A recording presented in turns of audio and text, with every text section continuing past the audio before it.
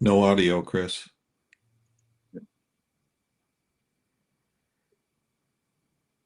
Either that or I've suddenly gone deaf. It's very strange. Sometimes sometimes that kind of stuff freaks me out. Yeah. Yes, I was aware of that. I'm back. Can you hear me? There we go. We got you now. Welcome to this special live. Man, I'm pressing every button and just going in different directions all of a sudden. Well, all I can say is I'm glad you're not running an ICBM silo, Chris. Amen. And it's a good thing there's not a countdown directly in front of us. Because at this point, I've pressed the button 4 times and nothing launched, John. Nothing launched. But it's good to see everybody on this Wednesday evening, as you can tell. I was down at our local street corner and I gathered these hoodlums up from the local post office poster and put them all in the same room. And I've got more captures than Cash Patel tonight. That's how it rolls. That's how we're going to roll. We're so grateful that each and every one of you are here this evening. And as you can tell, I'm just trying to figure out exactly how this is going to work tonight on one of the first ever live call-ins here on the interview room. And I couldn't have thought a better panel to put together than these, fugitives in front of you. Those of you who don't know the group, we'll start over here in the upper left-hand upper corner, who just got out of the river in wherever he was, fly fishing. None other than Bob Gilliam. Bob, introduce yourself. Tell everybody a little bit who you are. Well, good evening, everyone. Good to be back on the show. Good to be back with my fellow panelists here. Yes, I was on the river. I was over in Oregon, or as they say on the East Coast, Oregon. And I was doing a little fishing. Had a little bit of luck. Enjoyed it, but very relaxing nevertheless. And let's see. So I was a cop for 36 years, detective for many of those years, and retired as a command officer of a detective unit. So I'll keep it that brief. Awesome. And thank you for being here for your time. Very appreciative. John, in the upper right hand facing you is none other than my dear friend John Lamb, Sergeant John Lamb, former homicide guy, also an amazing author. His books will be down on the links below. If you haven't had a chance, run to Amazon, hit those links and get those books. John, tell them a little bit about who you are. Well, as always, it's great to be here, Chris. And I want to say also good evening to the mods. They do a wonderful job. Well, and thank you, Ask As, for buying the books. I've got over 3 decades in law enforcement, and among that, working robbery homicide. I was a hostage negotiator, and was a detective sergeant. I was very fortunate to be married to a crime analyst and fingerprint expert. I'm talking to you now from the Shenandoah Valley of Virginia, and it's a delight to be here, and I'm looking forward to the questions we're going to get tonight. Yeah, it's going to be a lot of fun, and what a great segue into my friend over here, Josh Diaz from the lab. Those of you lab rats that are here, we appreciate you being here. It was Josh who helped me set this up and gave me a tutorial on hopefully how this is going to go tonight. So, you know, Josh, if you don't know him, he has a YouTube channel called The Lab, LAB. Those that join that channel are called Lab Rats. And Josh, give them a little insight into who you are. Well, Chris, thank you again. I am the host of The Lab. I'm a podcaster, producer, and I do short documentaries. Actually working on my first full-length one right now, hopefully out by October, about a cold case here in my hometown from 1997. And I've made some great progress on that documentary and connected some major dots with some major people that a lot of you might even know. Robert Durst, you know, who lived here for a while, was traipsing around this part. And so we've got some exciting things coming up on that. And also, I don't think anybody's done more call-in shows than me. Also, Dr. Gary is a call-in show expert, but I've probably been doing call-in shows for 5-6 years. I thoroughly enjoy them, and been on a lot of shows with Chris and had you on. John has also been on. Bob, we're going to get you on as well. We can pull you out of the river, but I appreciate it. Thank you for inviting me, Chris.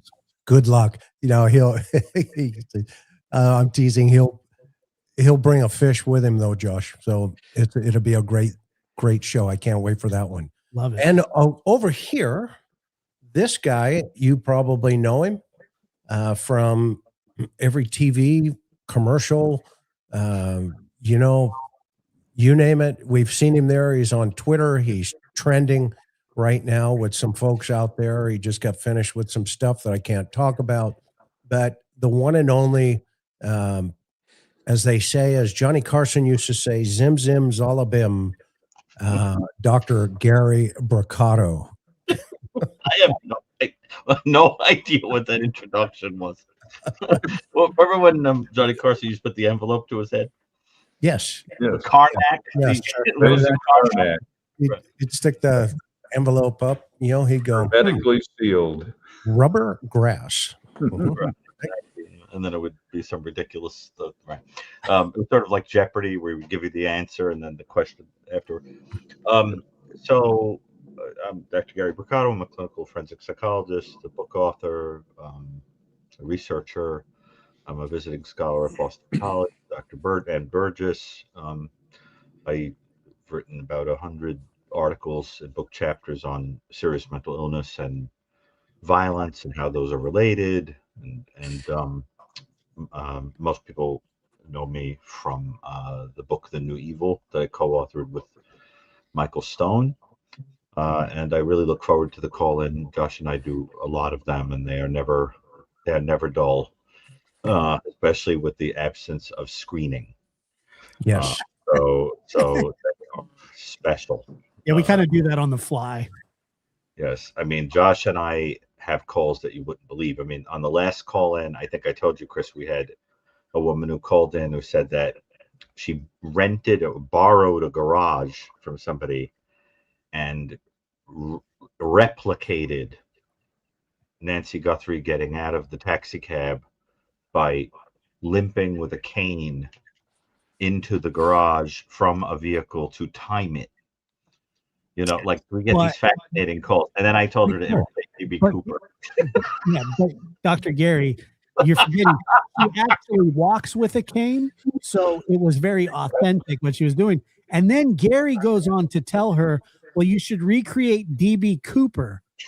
And I said, you want a lady with a cane to jump out of an airplane? He said, I forgot about that. How do you forget about jumping out of a plane? I told her to get the bag and the sunglasses. As you can tell, Playfully. on this is going to be one heck of a program. She's great though, Chris. She was a good sport. She knew we were kidding. Yeah, sure. But we get calls like that, and then we also get calls from people that have the most profoundly heartbreaking stories. Yeah.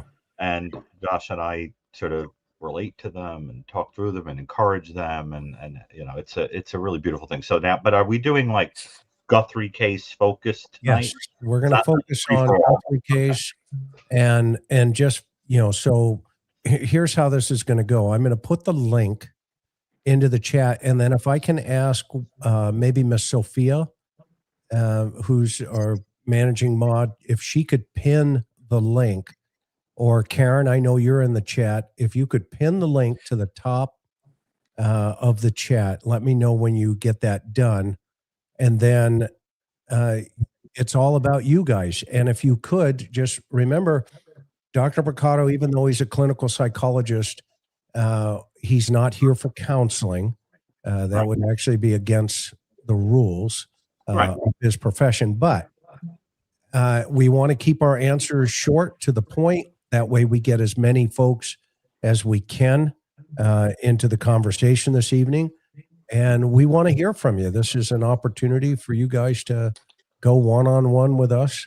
And let's be respectful to not only the victim here, but to the victim's family. But at the same time, let's be honest and open. And I'm going to put the link in now. So Miss Sophia, if you see the link here, if you could pin that, like I said, to the top, and then whoever wants to come up, just go ahead and grab that link, and we'll get you in here.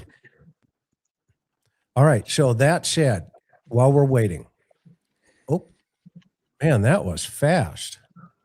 Lisa, hello. How are you? It's Lisa who replicated the car and the shed, isn't it? No, I'm the Lisa that you read the poem to. That's right. I know who you are. How are you? Hello, gentlemen. How are you? Hi, Lisa. Hi, Chris. I've had the privilege of talking to Gary and Chris and Josh. So I love Bob and John. You're fantastic. I do have, before I get to my Guthrie call, John, what's over your right shoulder where all of your animals congregate? They congregate there because there's a large pot of water. Okay. There's a pot of water which I fill just before the show because if the water gets too low, the ginger-colored cat called Gingerbread will begin squawking.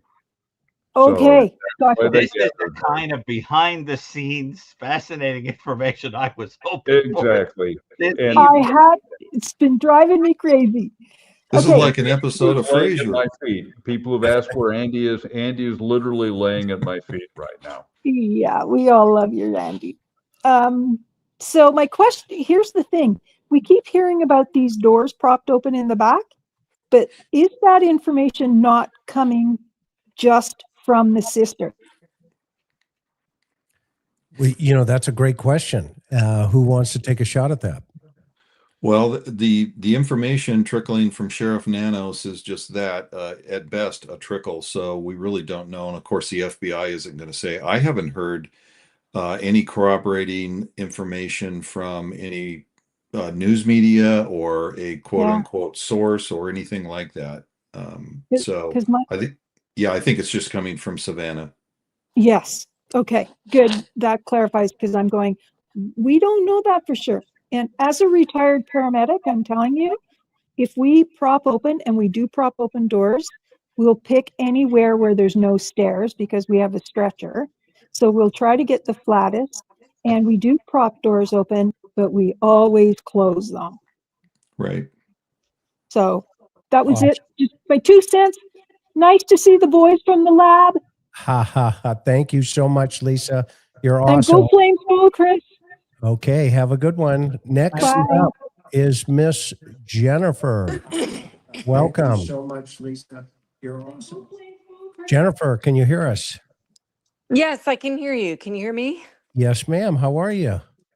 Great. I'm so excited to be talking to you all. I've been following you all religiously, and I'm very honored to be on here. I think all of you are amazing, but I think my Thank you. husband and my husband's really the only one that will listen to me on this. I just went back to Hawaii, actually. My family's from there. Oh, cool. And one of my dad's really good friends is an FBI agent, and his wife is CIA. So I asked them, I said, can I talk to them? And he said, absolutely not. I said, okay. I wanted to ask some questions about the case. And I think watching you all has been the most logical show that I've been able to see for what's been happening. I think I'm just kind of one of those people I'm a pretty critical thinker.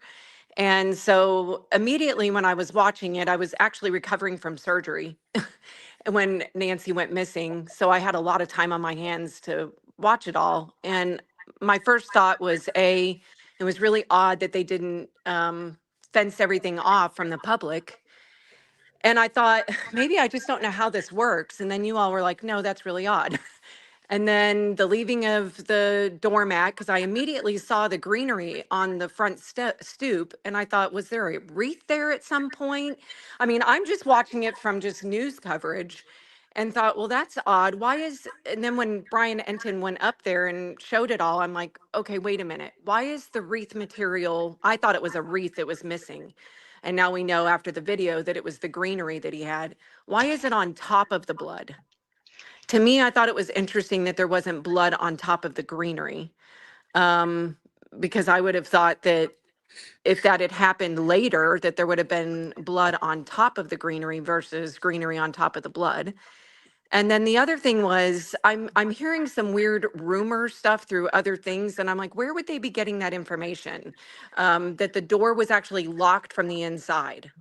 And I haven't heard Pima or any other FBI agents linked to the case say that. And I know there's a lot of stuff leaking, but I wondered if you all had heard that. And then the last question is, um, logically, I guess a lot of us are coming up with the same thought of who would do this? My grandparents actually lived about 5 miles from Nancy's house, excuse me, back in the 80s. So I'm kind of familiar with that area. And I thought it's not close to any highways. It's not like a place that I would think would be easy target for criminals. So if we're going with the fact that a lot of you had said that this has to be somebody that knew her, well, if it wasn't family, it wasn't friends, and it sounds like they've interviewed all the people around her that were workers, even so, if the initial thought is that there was some interest in ransom, why would they have not have tried? I, I heard one police officer say that it's very common in the area to burn bodies, and I hate saying it like that, but I guess that's how they get rid of some of the bodies. And I thought, well, then why wouldn't they at least say this is where she is? Because at that point, then there would be no evidence of her, DNA on the body. So I guess I'm just trying to figure out why. Obviously, it sounds like she died within 24 hours. And within 24 hours is when the first ransom note came in. So I'm very confused by all of this. And I just wondered if maybe you all can help me kind of sort through my confused thoughts. Okay, that was a lot, and I know, I'm sorry. No, you're good. You're fine. You're absolutely fine, Jennifer, and we appreciate it. So who wants to take on the blood on the porch, and then we'll kind of go from there. Well, What do you think? I'll take the vegetation part Okay. on top of the blood stains. We don't know what the original location was of the vegetation, just as we don't know what the prevailing wind was that evening. That's one of the things that when we used to work homicide scenes, we would take note of the ambient temperature, we would take note of which way the wind was blowing. it's altogether possible that the vegetation began away from the blood, but was then blown over the subsequently dried blood. So I'll cover I that see. part. Okay. Any other thoughts from anybody? Bob, Josh? You know, I'm not going to touch the blood. We've all seen the same thing I've seen, and I'm not a blood spatter expert, so I'm not going to go there and pretend to be. As far as the door goes, there are two ways that door could work. Obviously, we could see that it requires a key from the outside, of course. And the inside could either require a key or it just simply has a finger latch, and we don't know how that was configured. So it's very difficult to say with any certainty. And, you know, not really having much more information than that, all we can do is just speculate. And, Sure. and so it's very difficult, you know, with respect to that door. So, and also the locks itself, we talked about it, as you probably remember, Jennifer, that there are 4 lock mechanisms on those front doors alone. And, you know, the suspect had to manipulate all 4 of those lock mechanisms. And so, It yeah. just didn't make any sense to me why anybody would prop open all these gates and doors and then go through the front door. And Yeah. I mean, I guess it's, you know, in my mind, again, you know, in the interest of getting out quickly, I would think a criminal would back the car up, put her in the trunk or whatever through the gate and have a less opportunity to be seen, especially with that natural screen from the neighbor's side and from the road. It doesn't make sense to make yourself more obvious even to the camera pulling up. Sometimes, But sometimes anyway, I appreciate that. Sometimes in the commission of these crimes, things don't always go as planned, and they have to improvise. Did I lose you? No, No. you're here. You're No, here. here. Yeah. Well, I think, you know, I really appreciate all of you giving your thoughts. And I guess that, like I said, the last question would have been, you know, just what you thought on motive or why, what they thought they would get out of her. I guess I just that doesn't make any sense to me, because I know people were saying, oh, well, it was ransom, you know, but the ransom didn't come in until that Monday, which is 24 hours later. But it sounds like some of the experts are saying that she probably was likely gone within that first 24 hours.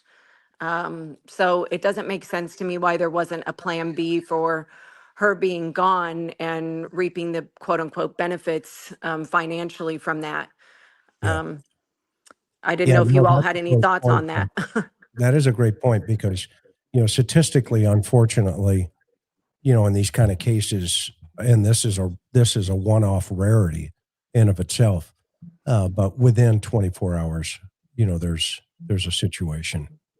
So, Well, and I mean, if we're saying it's not family, which I think all of us are hoping it's not, mhm. or anyone, you know, linked very close to the family, then I guess the question would be beyond thinking, oh, Savannah's rich, what would be the motive? It just doesn't make any sense to me.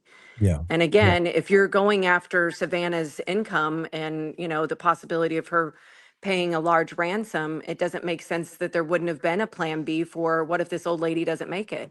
How do we get the money?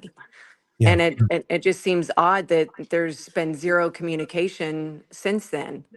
And there's been a lot of, you know, experts that have come out, you know, publicly saying, oh, I think it was, you know, a hit, and but I don't think it was family. I don't think it's that. And I'm like, well, then for somebody to go through that amount of effort to take in, you know, 86-year-old lady to get the money, I would have thought that there would have been a plan A, B, and C on how to get it, and especially if she didn't make it. But I just wondered if you all had any other insight into that. But those are solid points, every one of them. And we, like you, are at least I'm going to speak for myself. You know, there's more obviously behind the curtain here that we just don't understand yet. But to your points, exactly. There seems like there wasn't a plan B. And so you do have to question, okay, well, plan A went sideways.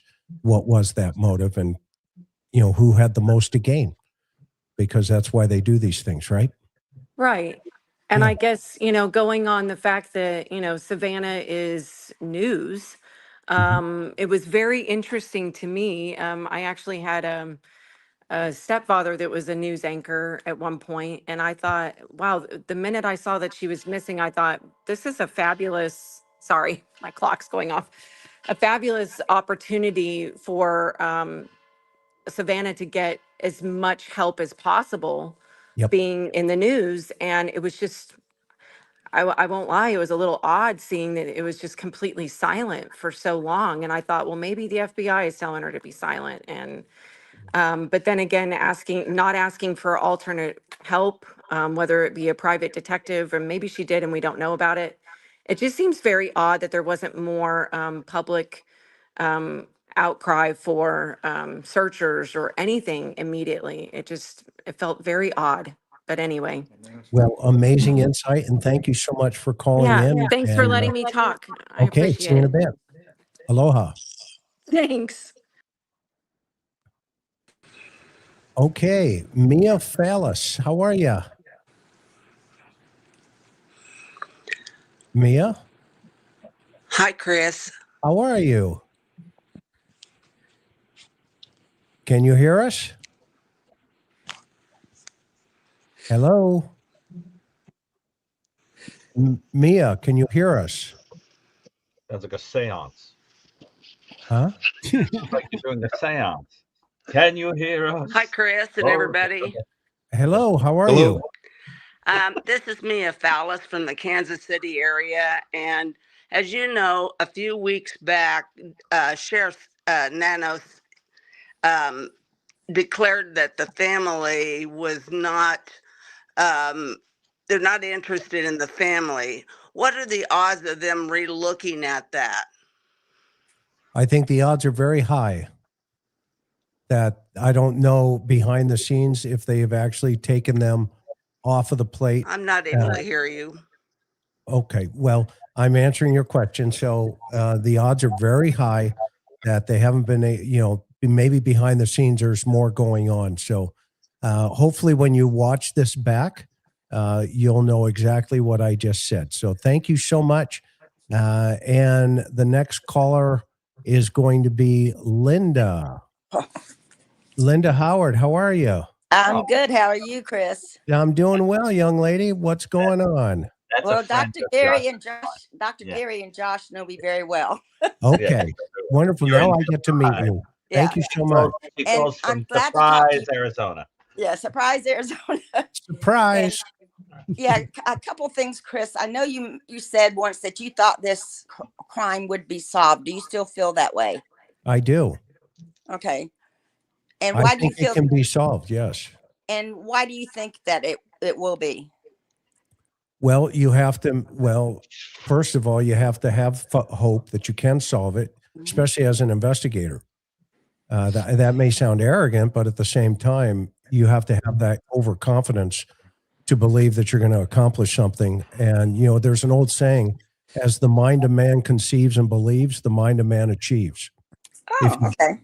If you believe it, you'll make it happen. If you don't, you won't. And so I've always had the philosophy that if you press hard enough, that you're not only going to get all the copies to see what you just pressed and wrote, but if they locked in everybody from the very beginning, it gives a great opportunity down the road to maybe cold case investigators to go back and find out what people were saying. And as you know, Linda, probably more than anyone, loose lips sink ships. So what's your thinking? What's your thought process? You think it will be solved? I don't know. It's I feel like it should have been by now, and I'm confused as to if she's been kidnapped or she just wandered out into the desert and the critters got to her or what. Sure. So I'm not sure. But on another note, Chris. Yes, ma'am. I don't know if Josh apologized to you from me, but I was on a live with you and I made the comment that Chris, you need to be more, I like you, but you need to be more humble. Well, And I you're want to apologize to you personally for that. And that's why I'm glad you Well, took Linda, my we all call. think that. Yeah. Linda, I And- did tell him. But Oh, Miss good. Linda, the way I look at that, Miss Howard, thank you. First of all, thank you for your thoughtfulness.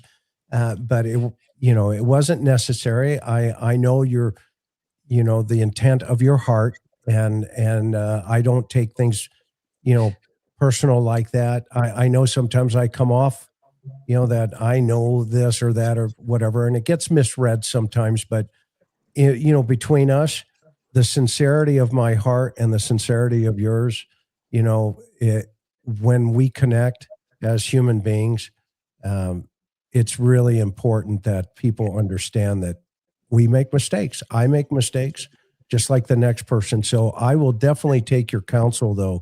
Well, no, I don't think you need to. I think you are a very humble person, and I think you're just proud of your record of being able to solve cases, and that's the way I should have taken it.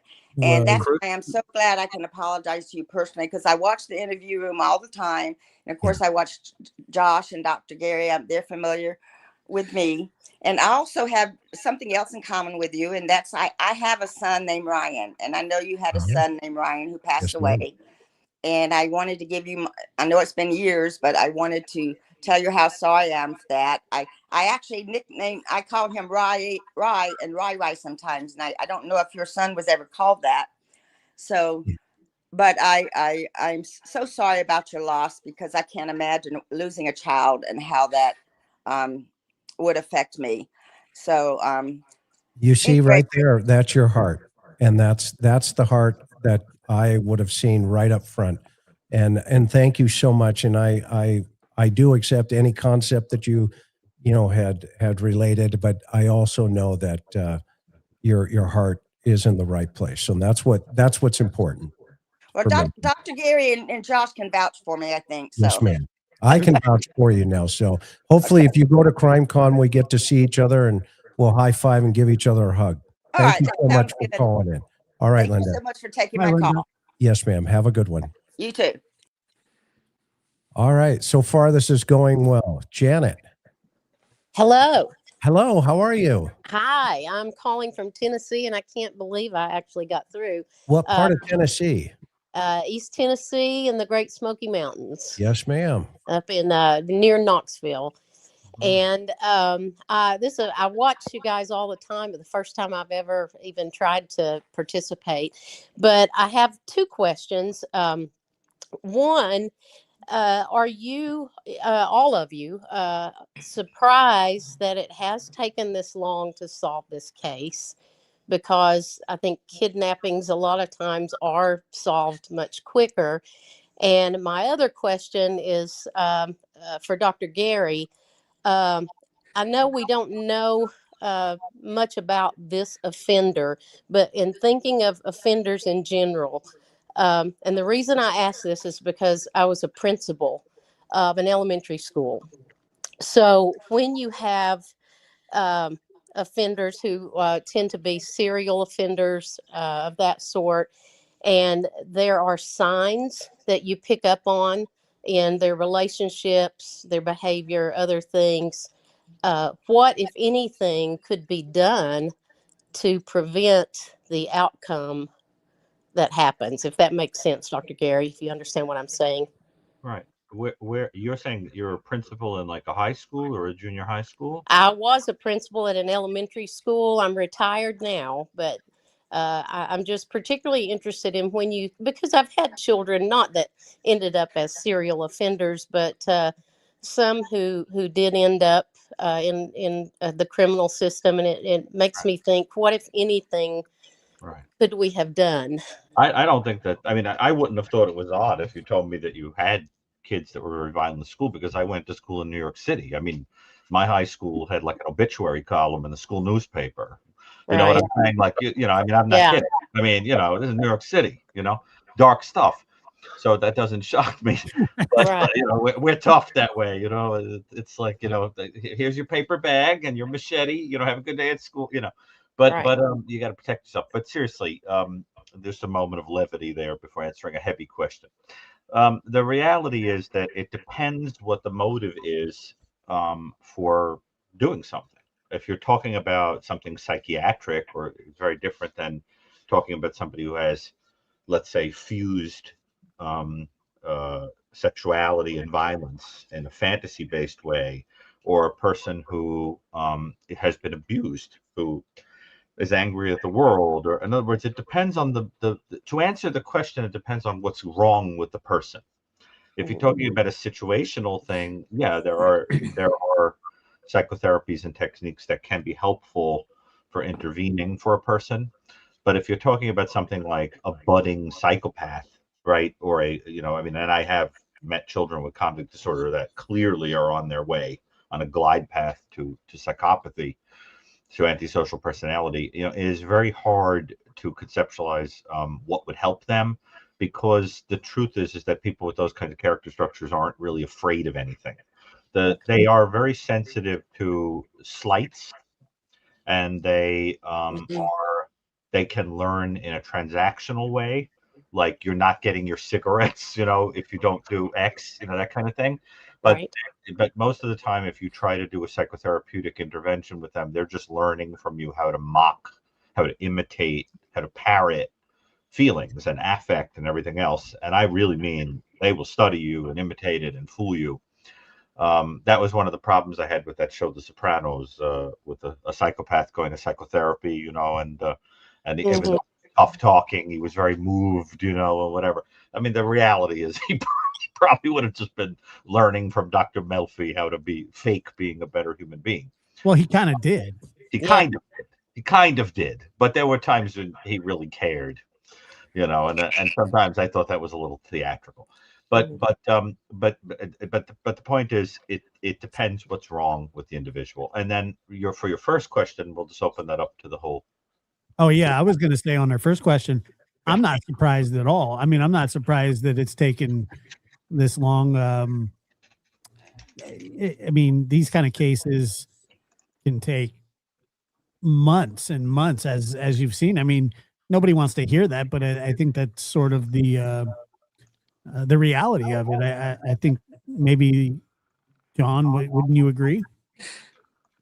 I would agree, and I would say that in part, culturally, Americans or people that watch American crime shows have been schooled to imagine that a crime can be wrapped up in 48 minutes, not counting the commercials. And the reality is that it can take us a long time. I've worked cases that have been solved in as little as a couple of hours, and I've worked cases that 6 months to solve. And so I believe that it will be solved, but it won't be on anybody's timetable. Imagining, that the tech stuff can be done just like that, and so I think part of it is people have been schooled, and in fact, they call it the CSI effect when they select juries, that they have to tell jurors, you do understand that the stuff on television is fake.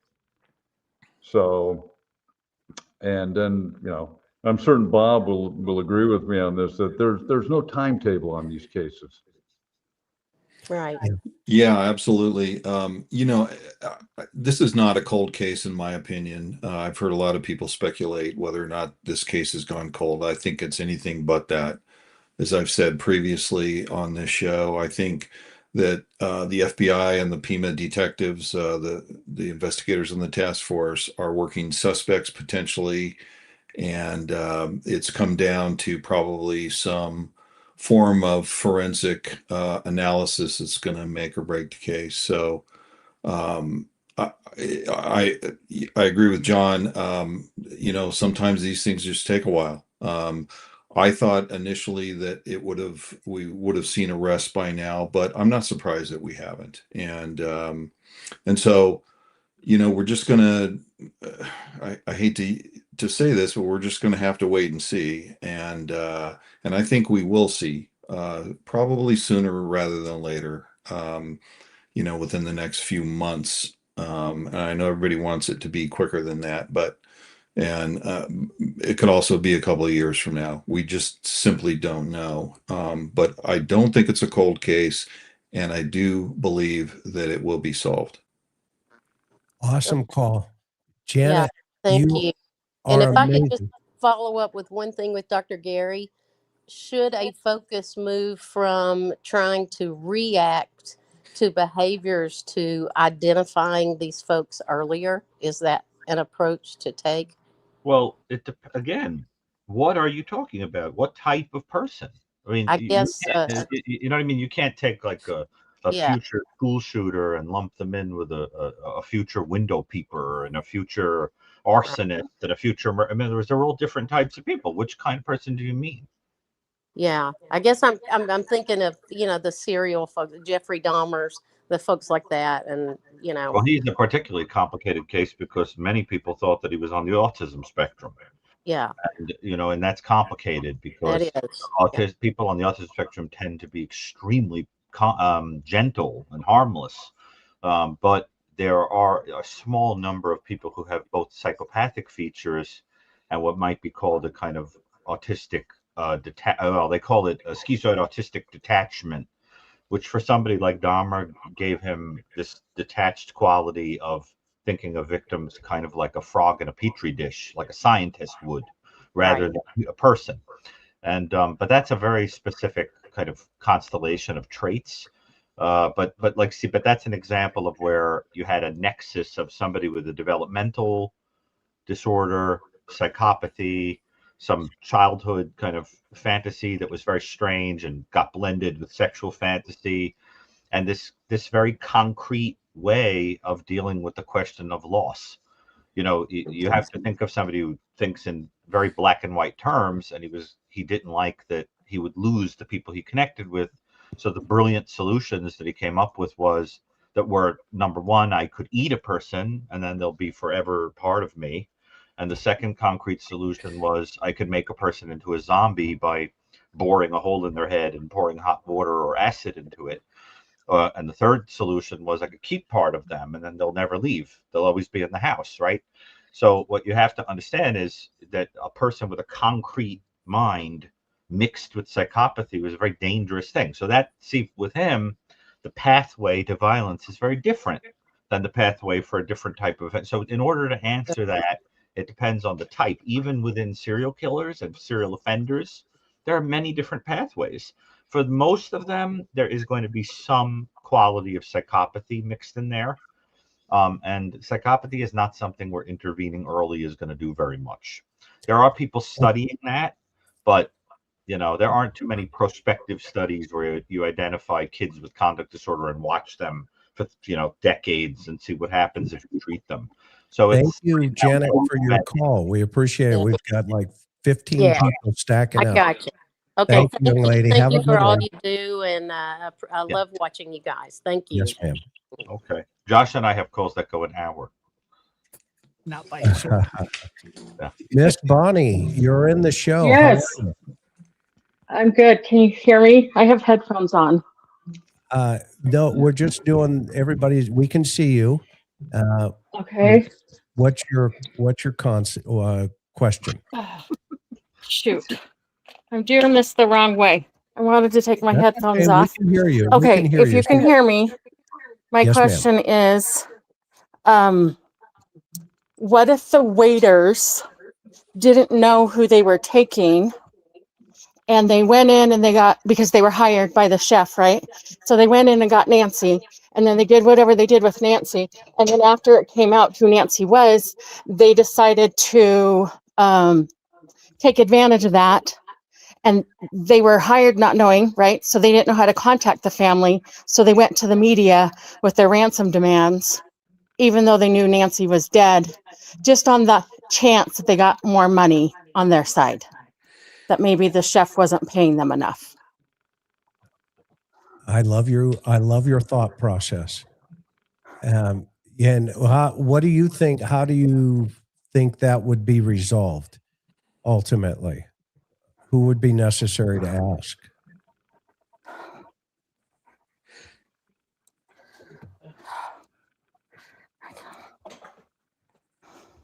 Bonnie. I can't even hear you guys. So I think she must. I hope you heard my question, and I'm just going to hang up and then watch it back, I guess. Yes, we can hear you. We don't know if do you have speakers in your computer?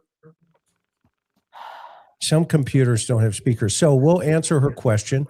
Who wants to answer that question? I will say that it's certainly plausible. It certainly works within the internal framework of what this event seems to be. But again, we can't say that for a fact, but you can see somebody potentially getting greedy. Yeah. But it presumes that we're talking about that everybody involved in this is that their connection is purely financial, and that they haven't had connections with each other before. And the other hazard to that is if the chef decides that the waiter or waiters are not acting in conformance with the plan, they might disappear also. Yeah. Brianna, welcome to the show. Thank you so much for calling in. Can you hear us? Brianna.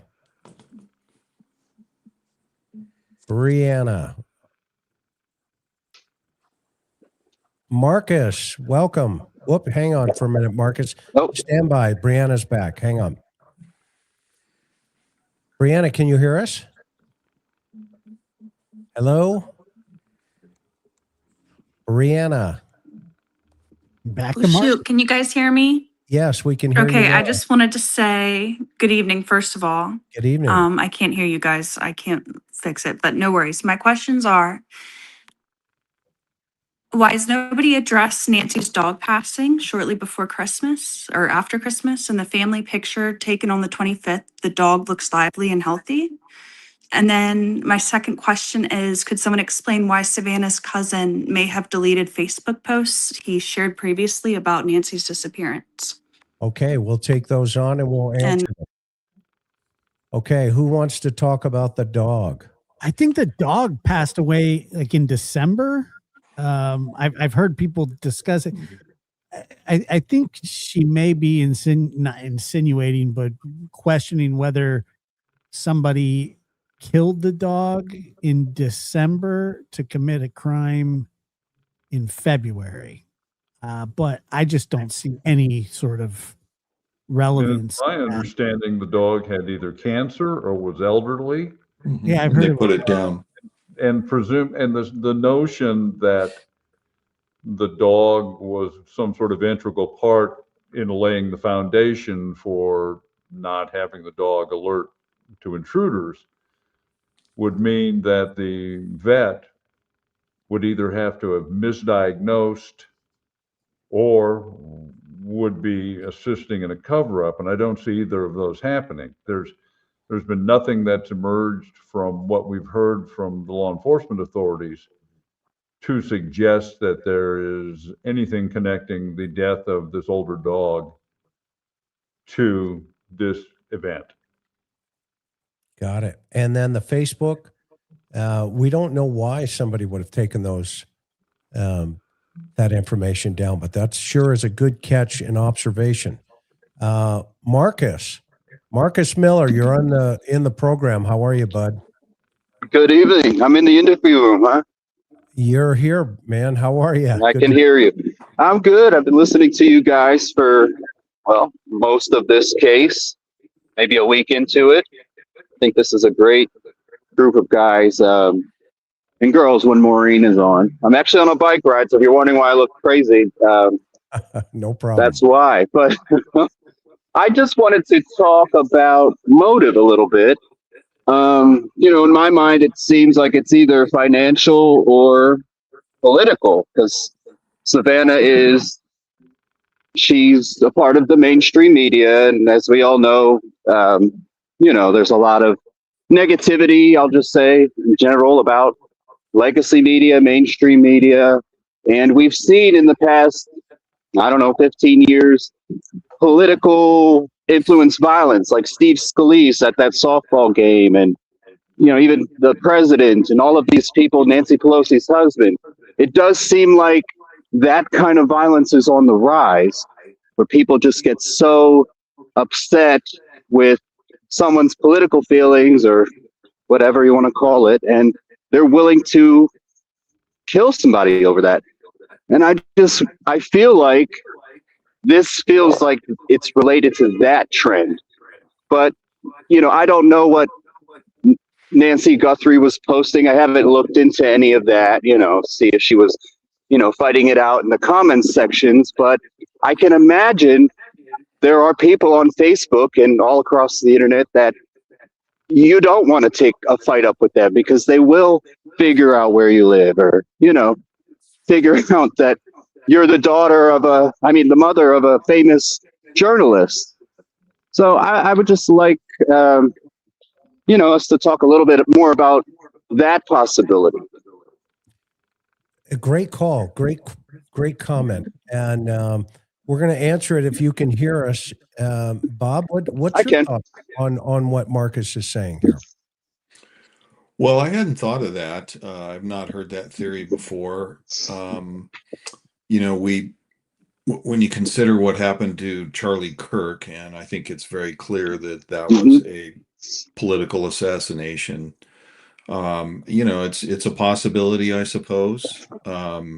It's a pretty elaborate scheme to enact some political vendetta or some, political retribution on whether it directed at Nancy or has some relationship with Savannah or anyone else in the family. I don't know. So yeah, but Bob, Kirk was a political, tycoon, I guess you could say. I mean, that was his whole identity. So I mean, it would seem that it would be almost, to kind of do a one-off of, well, since this lady Savannah or whoever you're talking about, I don't like her political views, going to kill her mother, just seems far-fetched to me. Yeah, I agree. Yeah, I don't, again, I don't think it's a theory. Is it possible? Yeah, of course it's possible, but I don't think it's likely. I don't think it's highly likely. I think it's because once again, it's a pretty elaborate scheme for some type of political retribution. And the whole purpose of that sort of political assassination, there has to be a message behind it. I haven't seen that there's been a message. I mean, is it possible that this is a theory? I won't gainsay that. But I will say, to me, it runs counter to the notion of what we're basically talking about as assassinating political opponents. Or people that speak on the opposite side of what you happen to believe in. And almost all of these instances where we've seen this level of violence, we've known there's been no mystery as to what the motive was. And we don't know, for instance, in the instance of Nancy Pelosi's husband, there doesn't appear to be at least an overt political motive. So is it possible? I'll grant you that, but it seems, as Bob said, unnecessarily complicated. So, yeah, it's good thought material, but I don't see it that way.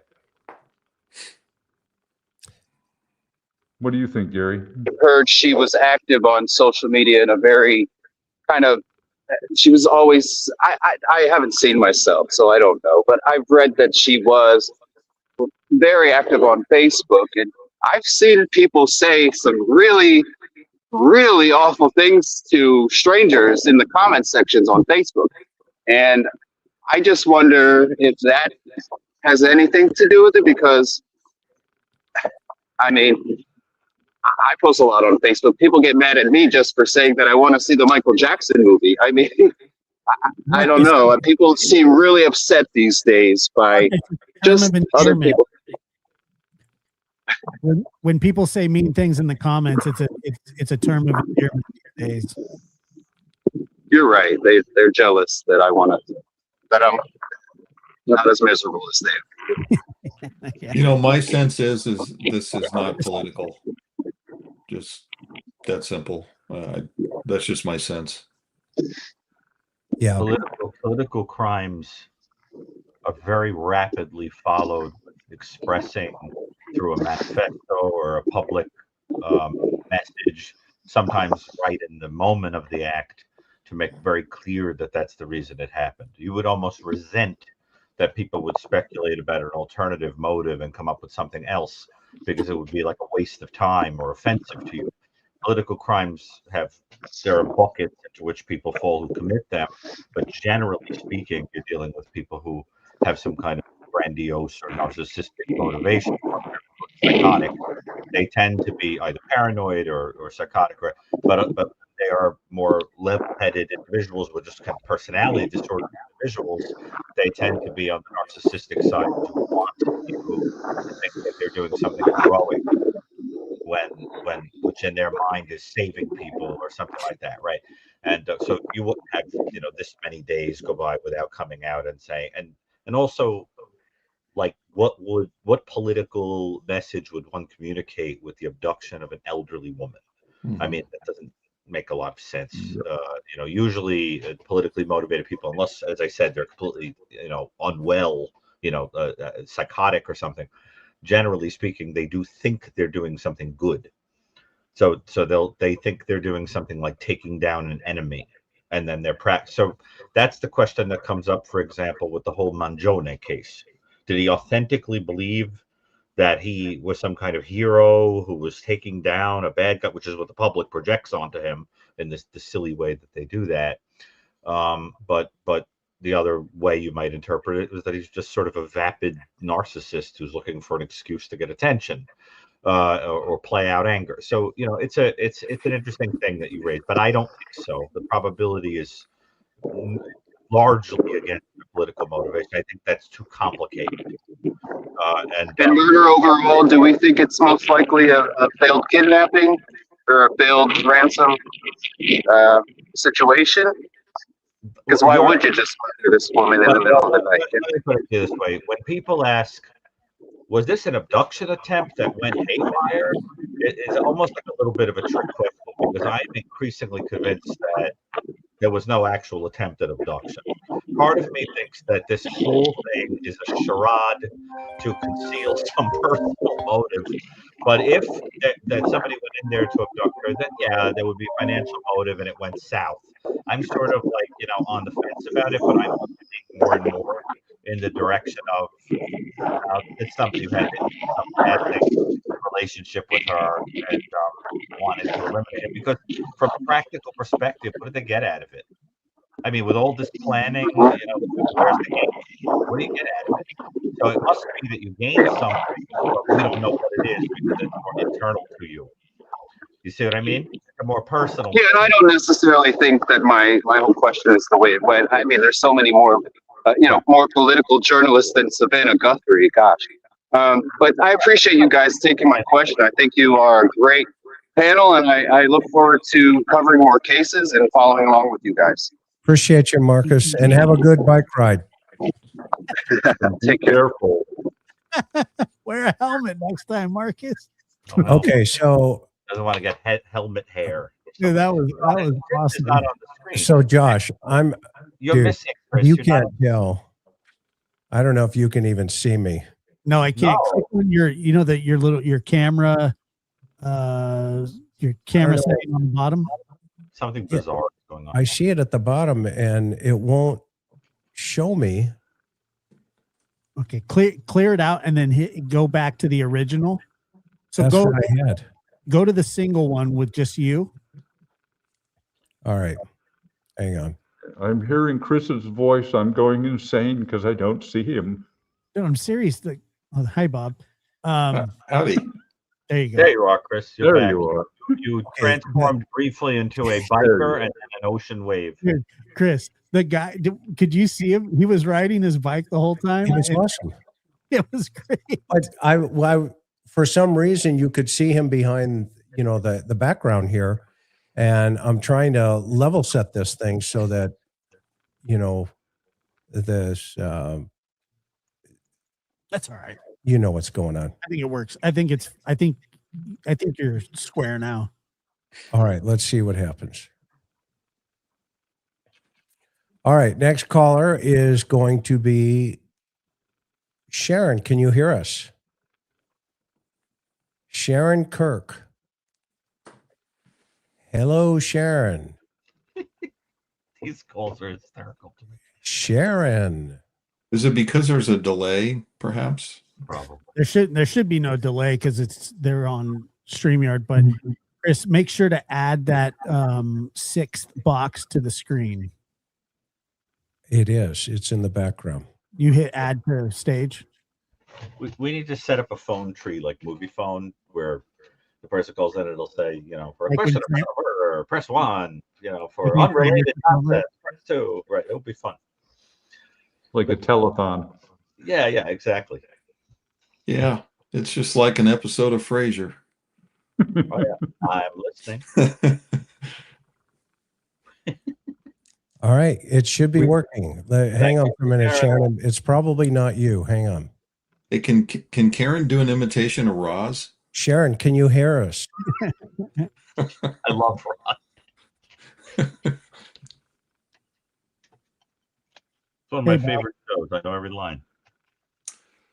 Yeah, what a great show that was. Can you hear? Let's see if it works now. Sharon, can you hear us? Hang on, let me see if somebody else. Janet, can you hear us? I can indeed. Okay, it's on Sharon's side. Thank you. All right, Janet. Next. Welcome. I know who this is. Oh, I know who this is too. Janet is one It's of a DB kind. Cooper, isn't it? DB Cooper. I draw the line at jumping out of airplanes. But the whole point of that experiment was to prove that even going very slowly, it only takes 37 seconds from opening up the garage door to get inside the house. And I felt it was necessary to prove it because every platform I visited, there were naysayers always saying the timeline doesn't make sense. How could she possibly do it in 2 minutes? Well, I thought it was awesome, and it was old-fashioned, out-of-the-box thinking. So It just was out of curiosity, gumshoe police work. Well done, young lady. so what was the answer? How long did it take? 37 seconds. 37 seconds completely from getting out of the car door into the house? It took 37 seconds? No. Because the Oh. 2 minutes was from the time the garage door opened. Oh, I see. And And I how long believe did she it was take? standing at the garage door when it opened. And how long did it take you from the door of the plane to the ground? I'm still floating around. Oh, are you? Well, welcome to tonight's program. What's on your mind? Okay. My question has to do with how many actors there were at Nancy's house. The reason being that I am all on board with there being multiple people there, 2 or 3. But there are so many people coming out these days saying only one because of a lack of footprints and stuff where the blood is on the porch and everything. So I would just like you to poll yourselves again and touch in and say what you are currently thinking about how many actors there were at the house that night. Okay, that's the question. Thank you. Thank you. Okay, well, we're going to answer it, and hopefully you can hear the answer as you're listening. Okay, guys, what say you? How many actors? Well, I think there was more than one, and at least 2, possibly 3. And I say that for a couple of reasons. First, I think it would be difficult for one person to get Nancy out of the home, regardless of what condition she was in, to get her out of the home, get her in a vehicle, and get her out of there without some type of discovery, whether it's from a neighbor or whatever. But the main reason that I think that it was at least two is because Porch Guy, in my opinion, had a radio in his pocket. And you don't take a radio to a crime scene if you're the only suspect, you're the only perpetrator. So I heard a very prominent FBI profiler today say, and I respect this guy. I won't say who it is. I respect this guy very, very much. His credentials and his experience and it is impeccable, but he believes that it was just one guy, and for a couple of reasons. But I think he forgot about the radio, unless he thinks it was some kind of a Wi-Fi blocker or some other device. But that's the reason I think it was at least. But those Wi-Fi blockers have multiple antennas. Yeah. Right. So I mean, it certainly, at first, I wasn't really sure, but I mean, I just don't know what else it could be, and it makes sense that they would be using walkie-talkies, because when they sweep, for the Wi-Fi and the cell phone towers, you would have people's cell phones in the area, and you would be able to trace that pretty easily. Yeah, and some other people thought it might have been a police scanner, and I don't think that either. And the reason I don't think that is it's very difficult. How is he going to listen to it? He didn't have an earpiece in that we could tell. He didn't have, wire running from the radio up to his ear. Now, could it be Bluetooth? Maybe, but very few of those scanners have a Bluetooth capability to them. And if you look at the antenna on there, the little bit of the antenna, it is very consistent with a a two-way radio that you could buy from Walmart or Best Buy, usually in a pair, and it was very consistent with that. So I just don't believe that it was anything but a walkie-talkie. And walkie-talkies are not going to leave a digital trace, so that they can do that. My belief is we're talking about certainly two, potentially three, two abductors, one person in a transport vehicle who is also acting as a lookout, who will also have a portable radio, who could conceivably call to report whether law enforcement is pulling into the neighborhood. I find it difficult, and I'm not going to dispute the agent's assessment, for one person to do the abduction, make the transport of a woman who we've acknowledged is physically frail, and then load her into a vehicle and expect that she's going to behave. If indeed this was a kidnapping, which I tend to agree with Dr. Gary, I don't believe kidnapping was the primary motive. Yeah, and Janet, thank you so much for your comment and also for your timing on the garage. Selma. Yes, hello. Can you hear me? Yes, how are you? Welcome to the program. Thank you. I have a very quick question. When the older brother, through Savannah, said she was abducted, most likely it might have been your fame and money. This might be directed at Gary. When I heard that, from my point of view, I heard like a bit of vengeance.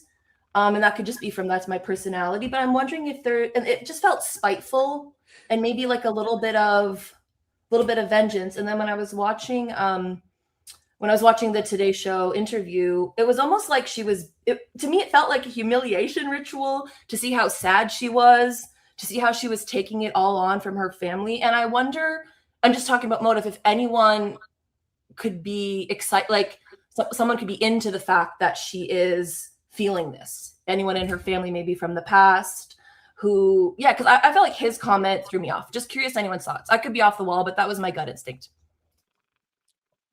Awesome comment, Selma. Gary, thoughts? I mean, I think that there are dynamics in the people, and I don't just mean immediate people, but the wider circles around Nancy that have to be understood to think about what might have been a more personal reason that any of this happened.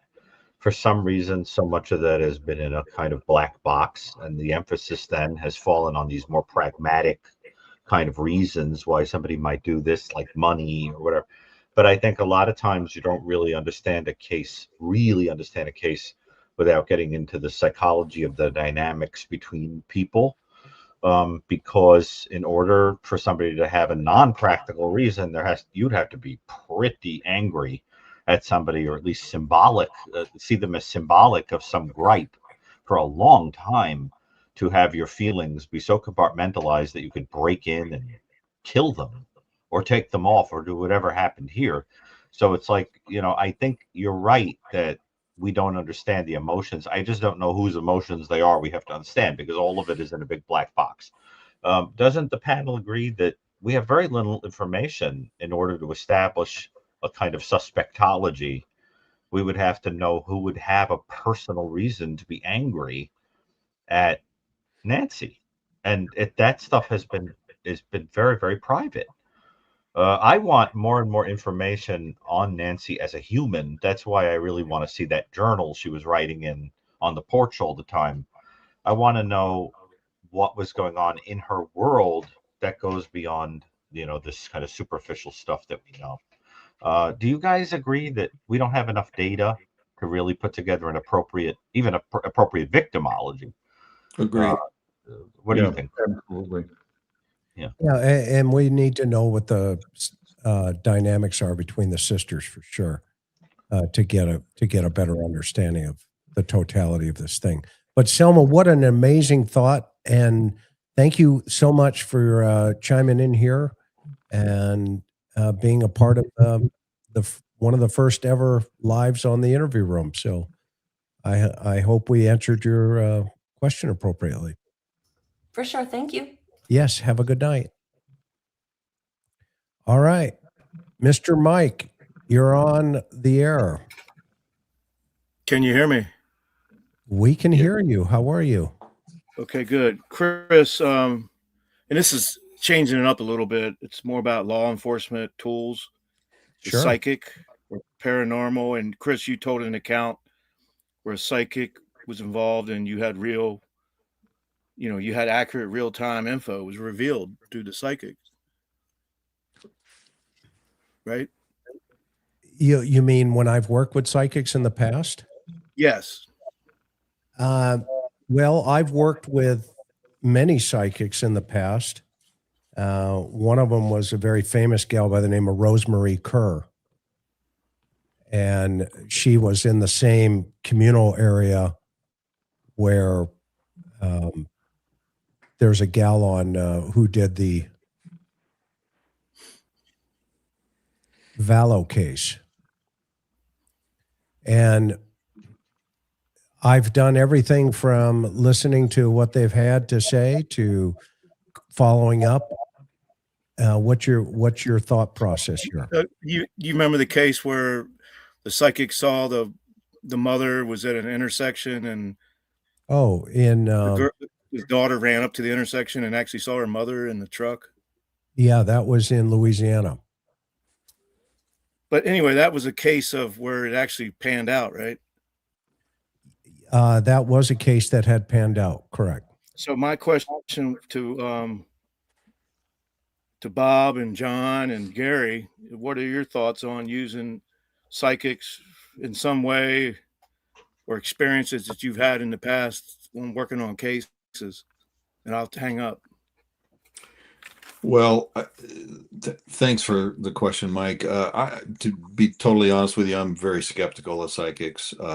But to be fair, I don't really have any experience using them in cases, but I am very skeptical. So I'll leave it at that. Mike, I'm going to say that I do personally believe that there is something that we'll call on occasion intuition or psychic ability.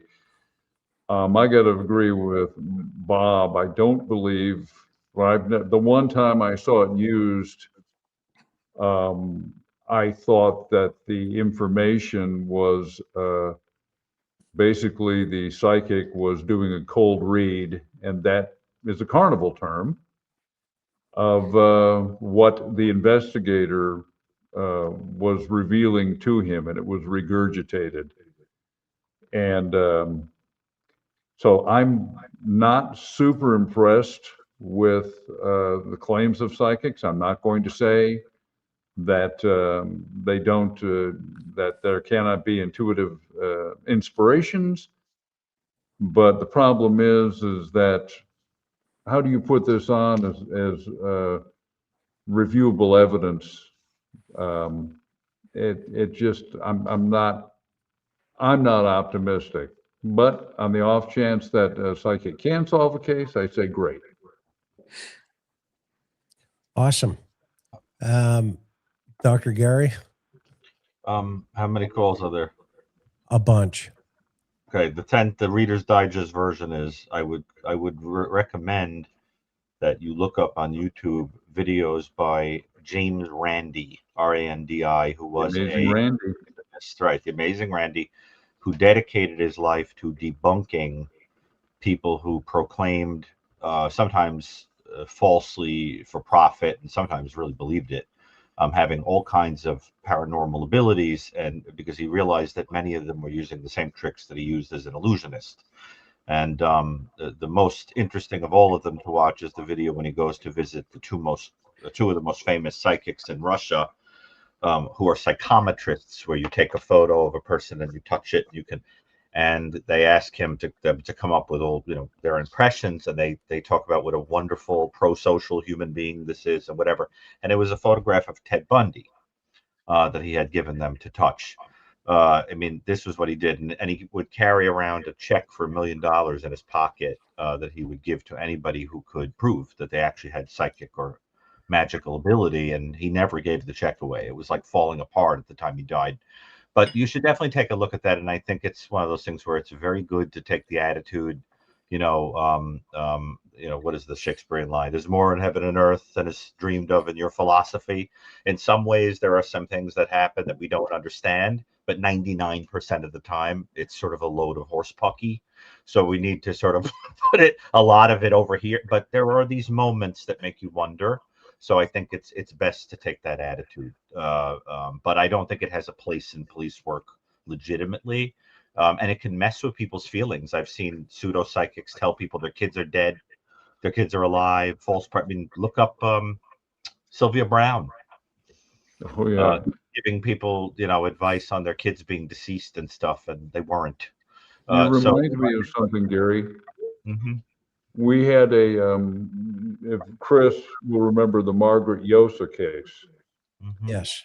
And there was a radio program of a psychic in San Diego County.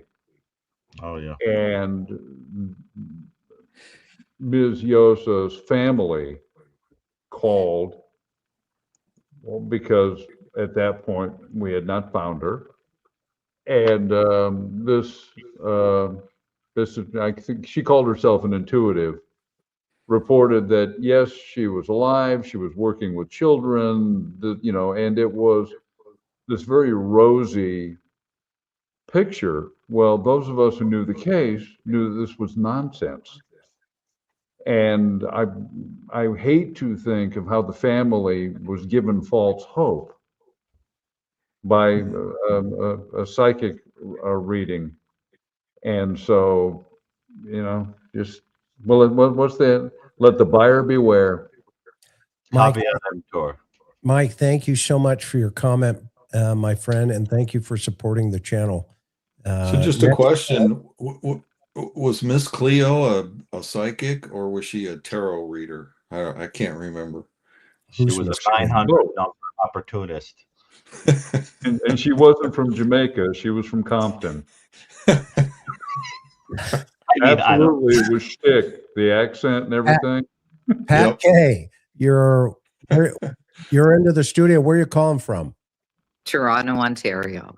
Well, Compton, California. Thank you so much. It's so great to have you here. What's your comment? I would like to know more about the notes that Savannah said she believes are real. I was wondering what would lead her to believe they were real. Because if they were, it sort of puts a slant on where I think this is going. My first thought, honestly, before I'd seen much of anything on the news, just heard that she was abducted, I thought immediately of inheritance. Because you guys say follow the money. So, but you know, and then I started listening to everything going on. But anyway, that was my first thought. But I was wondering if it could be the guy, porch guy. Like we all know, it was ridiculous what he did.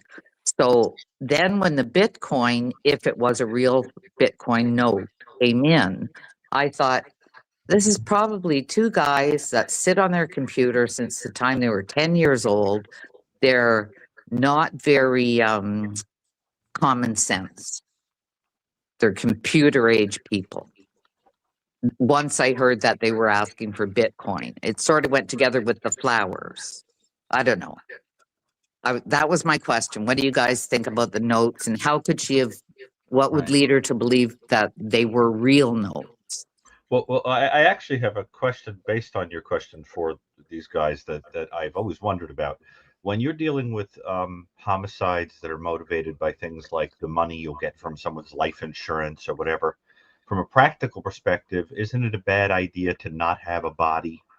Don't you actually need a deceased person to collect on life insurance, like an actual corpse? No, I don't think you do. I think you You just need a proof of death. You need What are you to gonna prove they're dead, right? But also, Gary, if like say somebody disappears in a plane crash, like DB Cooper, you can go and get special circumstances where you don't have to wait 5 or 7 years to get a death certificate. Like the people, remember the Malaysia flight? You know, flight. those people could have been declared dead after 6 months to a year, just based on the assumption of what happened. So, and no, you don't need a body to collect. Don't. It's hard to believe. I mean, that No, they'd you be do not. willing to pay out. No. For that. So a person could be, and I'm not saying that what this went on here. I just was always curious about that. And you know, if there were some situation like that here, I was just curious, you know, about if it's problematic, depending upon the source of money, that there is no proof that she's deceased. There are people still thinking she's abducted somewhere in a basement. I've worked one homicide related with the goal was the insurance payoff, and another conspiracy to commit. And there was no thought given whatsoever to concealing or disposing of the body. The entire purpose was to eliminate the person to get access to the money. Yeah. So if the entire purpose of this incident was to get access to insurance, there wouldn't have been a concern of removing the corpse. You would have to get a court ordered assumption of death that a judge would sign off on, and the insurance company cannot dispute that. But it would have sped it up and made life easier to leave her in place, deceased. Yes. If that's isn't that what we're saying? I mean, if it's insurance related, and then if it's a will, a different matter. But I was just, you know, it's an interesting thing to think about, actually, that if a person thinks it through, if the goal is to collect on life insurance, there's certain things you would do to speed it up. Yeah, you know, but anyway, but there were a lot of questions in that question that the caller asked. Yeah. And I'm curious, you know, so who wants to take why she believes some of them are real question? I think that comes from the FBI.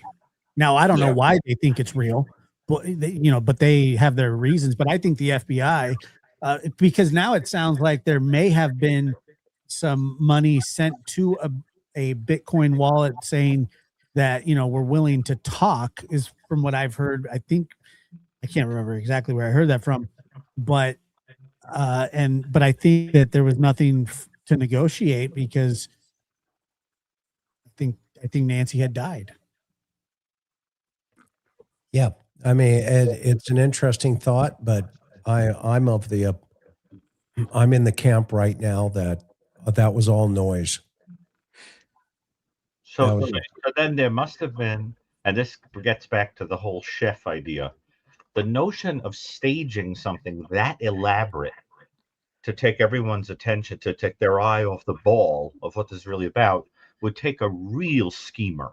I mean, a schemer who sat down for a long time and thought he was smarter than everybody else and came up with something that sounds like it's out of a bad 30s hard-boiled mystery book or something. Yeah. I mean, that, don't you think, John, as a lot writer? of a lot of moving parts. It's like something I would expect from a noir film of one piece intersecting with another piece, and behind the scenes we've got this sort of Moriarty character who's he's got people dancing like marionettes. It just seems unnecessarily complicated. So Gary, let me ask you a question. What do you make of the letter that had the apology in it? Well, I have a lot to say about that, because my biggest problem with it is that is not a behavior that you would see in an individual who was calculating and psychopathic enough to do something like this. I mean, how many killers, or abductors take or murder a person and leave a note saying, like you backed up and dented their car, I'm so sorry. I mean, how many people are Boy Scout like enough that they leave notes on someone's car when they back into it? And who lets you note when you abducted someone and they die? Finance a ransom too, Gary. Say that again, Josh. Who lets you finance a ransom payment? Oh, I will be more than happy to take it on an installment plan. Yeah, No, it gets back, John, to the point of it feels like bad writing. That's not. There's no consistency in the character, unless it's two characters and one of them is more sensitive than the other. A point that has been raised elsewhere that I've heard on that was raised on a podcast I appeared on was, is it possible that one person in a group wants to distance themselves from culpability, so that if it ever comes out what really happened, that was their way of saying this was an accident, this was more like a manslaughter situation than a murder? And what do you guys think about that idea? Because that's been put out there now on elsewhere. Do we honestly think this person has feelings? I don't. I think this is a cold blood.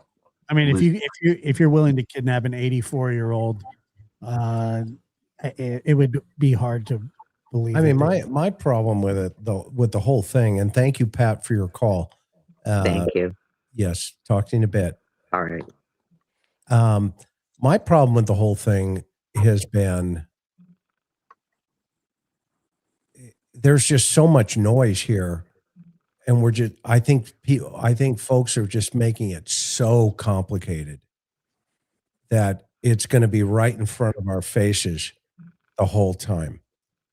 And, I mean, how do we know that there is an apology note other than it's an original concept that's evolved from the family? Well, the whole trip to their house evolved from the family. The whole searching for Nancy evolved from the family. It just keeps it. If you just do that, if there's more math in that than there is this hocus pocus over here, that now there's an apology letter. I mean, I want to find out why a suspect would, put pots, in a back door. And then again, decide, well, I'm not going to take her out that way. I want to go out that way, out the front door where there's 4 lock mechanisms. And I don't know. It's just not sitting correctly with me yet. And I'm not saying they're involved. That just for the sake of the chat and everything else down the line. But let's be honest. Well, not you guys, but just all of us. Let's just be honest about this whole thing. The whole narrative has not come from the sheriff's department. No. In this whole investigation, no. The timeline came from the sheriff's department, but where'd the timeline come from? The evidence, right? The evidence is not pointed to a stranger yet. The evidence is pointed to, yes, somebody who appears to be a stranger on the front porch, but we don't know if that's a stranger. There is no evidence of that person not being in the circle somewhere. And go ahead, Josh. And Bob, you know, a point that you made on a previous show that I've always thought was brilliant was that the sheriff has painted himself into a corner by giving that detailed timeline, you know, of, you know this by 2 minutes, and we know this at 3 minutes, and we know this at 1:25. And but Chris, you're right. I mean, there has been no evidence other than possible ransom notes that nobody, the FBI says that, or, you know, according to Nancy, that they believed that they're real, but they don't have proof of that from what we've heard. Well, and look at this one off here. I'm going to let Gina in here in a second. It says that, Gina, or, you know, can you hear me? Nancy, that they believe. Okay, here. Think of this one off. Okay, out of all the people the FBI does take down, they take off this guy in Hawthorne, California. Well, guess who's in contact with? Members of the family. The family. Okay. So has anybody outside of the circle here been, you know, taken down on this whole thing? Even the guy with the Range Rover, they gave his car back, you know, the Luke guy, they gave his car back. They said, oops, sorry. And then even the guy who was the delivery guy for, you know, anything else, the first guy that was taken down, they hit the house with a search warrant. They went, whoops, sorry about that. You know, have a good night. Oh, you're just a DoorDash guy. Okay, I can see how that could have happened because of the cast team, you know, threw a big net around there, and anything that came into it, they went out and connected it. Right? I mean, we've all done this behind the scenes. Okay. But guess what they haven't given us? Nobody has given us, and Karen and I were having this conversation today about Nancy. Okay, where did the medical concept come from? We thought mom was having a medical event. Really? Okay. And remember, I mentioned one thing. I said, well, guess who the first one to call 911 was then? Nancy. She had to call the paramedics for herself. And you don't think the very first officer, the very first deputy on the scene would have said, you know what, at 0330, we were here, ma'am, last night. Your mom is in, you know, such and such trauma center down in Tucson. Oh, okay. Okay. And then the other thing is when the second 911 call comes in, she's told, her sister is told, Savannah's told, it's chaos over here. The cops are here. Well, who's the chaos? Is it the cops? Because I've always experienced a very mellow, hey, what's going on here? All right. Okay. Things are controlled. Things are being operated. A command post. To describe it as what was the word again, Chris? Chaos. Chaos. Yeah. Is she describing her own personal feelings?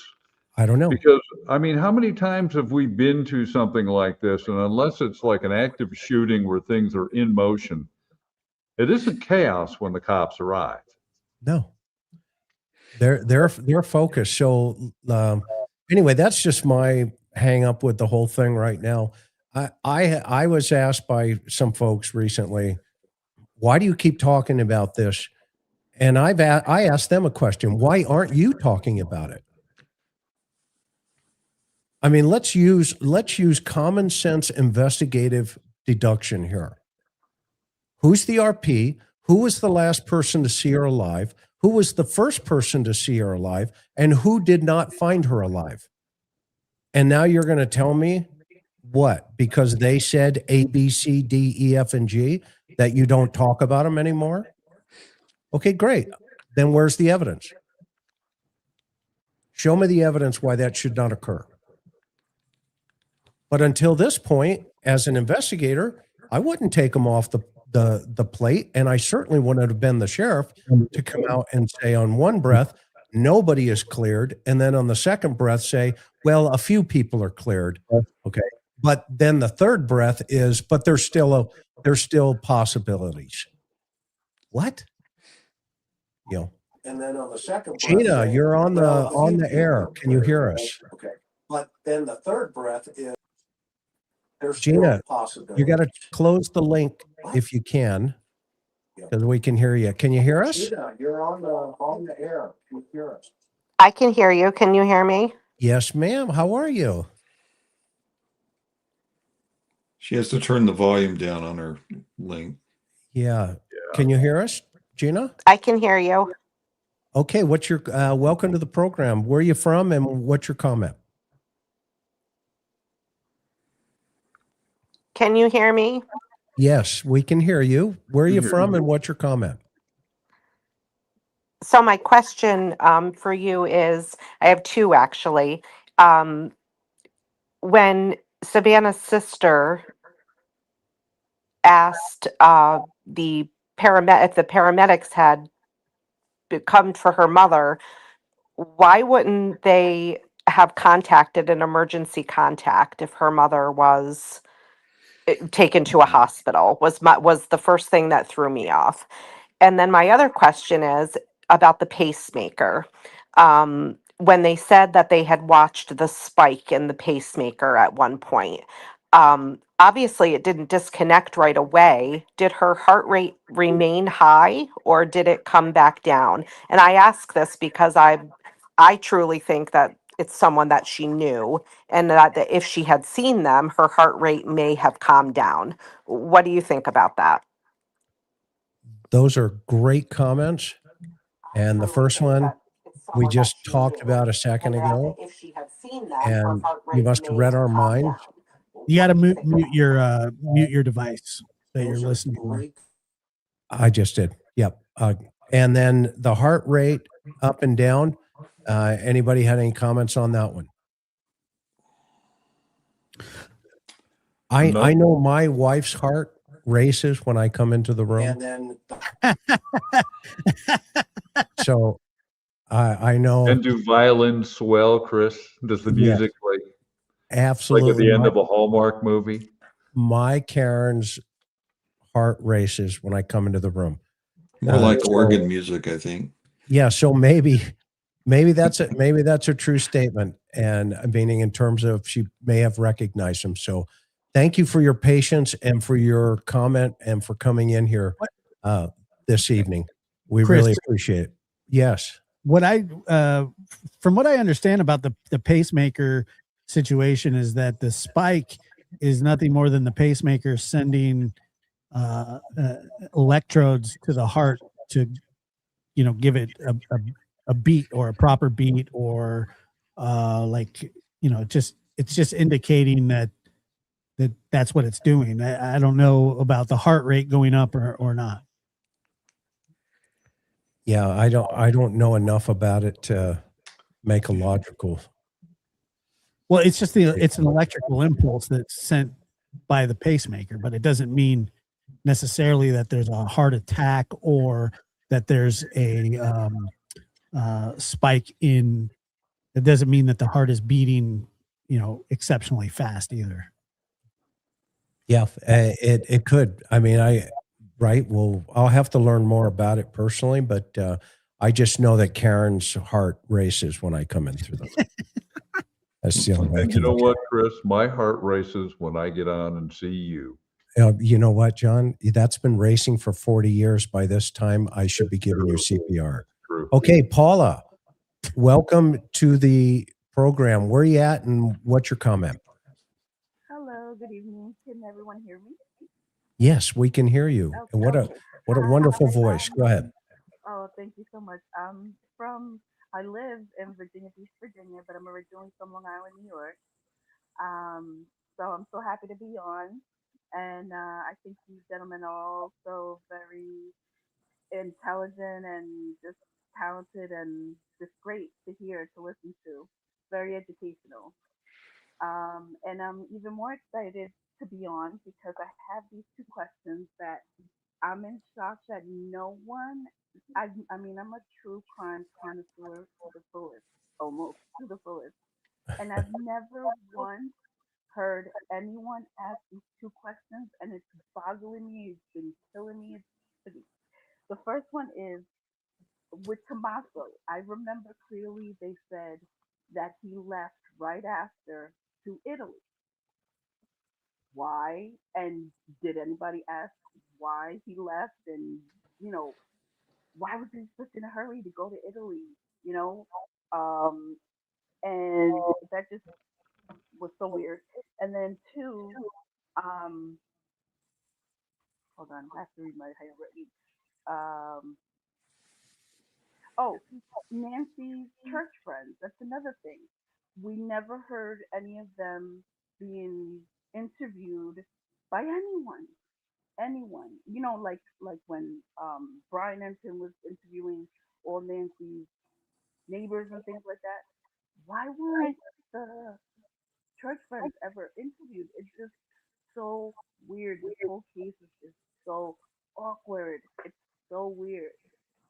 It's unusual the things that have been happening like from day one. Yeah, so two comments, right? One from about Tommaso going to Italy, and the second is have other people been interviewed? I think on the second one, I believe they let's hope, right? To great comments, by the way. Let's hope that those individuals have been interviewed in the totality of the circle, right? And of course, that always comes down to, you know, what we always talk about, the victim risk continuum. You want to get those people out of there as soon as possible. And trust me, I, like you, have tried my darndest to get everybody out of the circle, because that way you can move on in the investigation, right? And so if in fact he had gone to Italy, that is a very valid point. I don't know if I've heard much about that. Anybody else? It's not confirmed. From what I've understood, that it's nothing more than a rumor. Yeah, that's my understanding as well. Mhm. I haven't heard anybody confirm it. I heard it right after the case broke, and then it disappeared. So Oh, okay. Because I feel like I actually remember them saying when he came back, but you could be right. It could be just a rumor. But that was just so weird that no one ever brought that back up, even in just passing. You know, after that time, they just never brought it up. So I thought that was just shady. It's the New York thing. It was definitely just shady. Um, but um, but yeah, no, with Nancy's church friends, like I'm saying, not only um by the officers being interviewed, but I mean like on camera, just like um her neighbors were interviewed. They were, you know, I'm just used to seeing in other cases, you know, just family members or any, you know, people that are close to the victim uh, being interviewed on TV. Yes and no, but um, I just wondered about that. Like, what happened with them, with the church center? What do they think, and what are they, you know, saying? Yeah. Well, yeah, no, those are great comments, and let's cross our fingers that we get some of those answers. Are you going to CrimeCon by chance? No, sir. I don't even know where that. Oh, is that on the West Coast?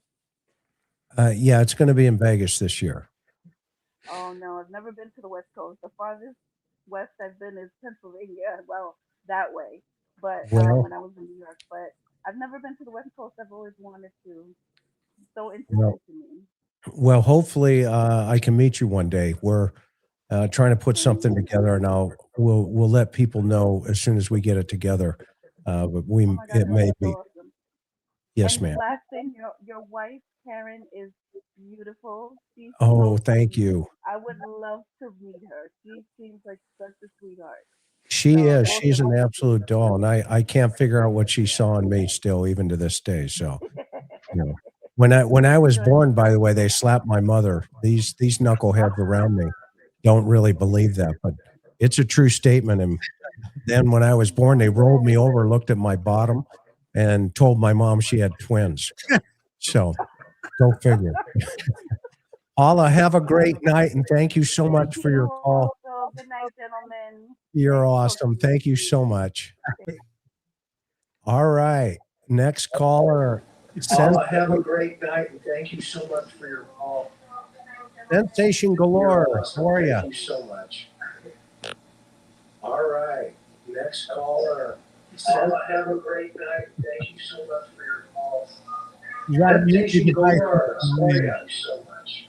This was like a sense Okay, of deja vu, Chris. I'm here. Mute your device. I'm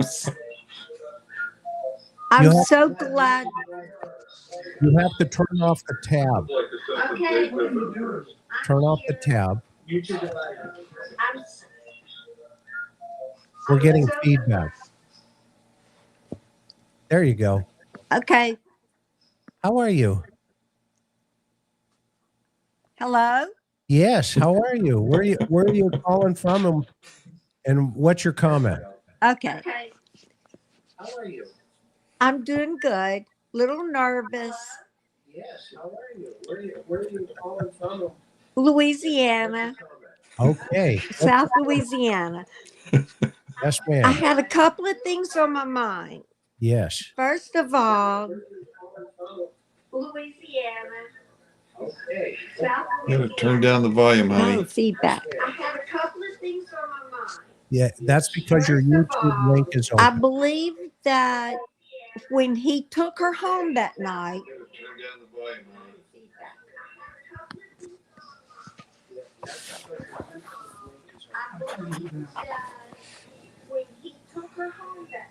Chris, welcome to the call-in game. my husband and I wonder if he ever left.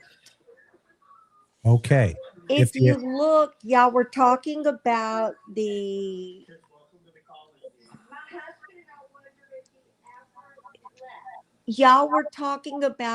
heart rate.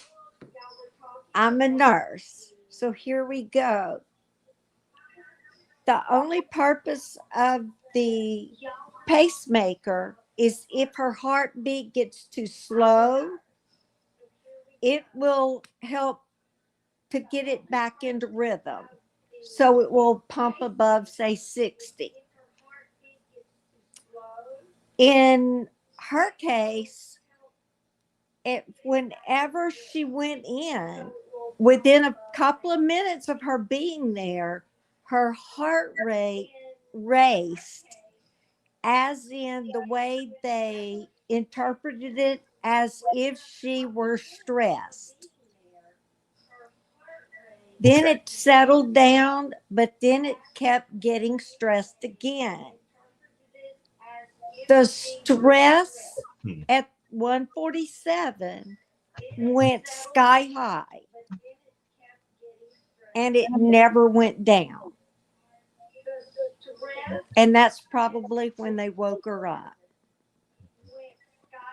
Interesting. As far as when they got a call and they went over there that morning, why didn't they immediately call police? I mean, why would they, first of all, do all kind of things around the house? Why would they wait to call the sister or the brother? It's not, something doesn't add up. There's way too much time that they are wasting. What are they doing? And I think they really need to look closely at this daughter and son-in-law, and need to really ask questions in the area, like the other lady said. Awesome. Thank you so much for the education. And thank you so much for those comments. Yeah. And also, thank you so much for being an amazing nurse. Oh, yeah. And welcome to one of the first call-in programs on the interview room. That was an amazing comment, and I did pick up something and learn something there. So, and hopefully you enjoy your next Mardi Gras, and that you find the baby in the cake. Okay, so you deserve the baby in the cake. All right, next caller, Monica. Welcome to the show. Welcome. Where are you at, and what's your comment? Hello, can you hear me? We can hear you. How are you? Oh, great. Well, I'm from Croatia. That's in Europe. Mhm. And some Americans have a problem with that. But so I, in advance, excuse my poor English. But I have to late, so I'm not really sure if there have been answered already.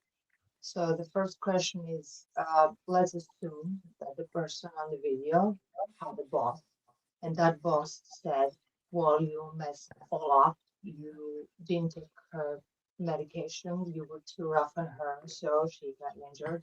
You practically gave us, let's say, not to be too cruel, but half dead person, so we don't have a leverage. And therefore now you are, how do you say, well, you're getting punished for that. So what are the chances that the person on the video is still alive? That is the first question. The second is if they actually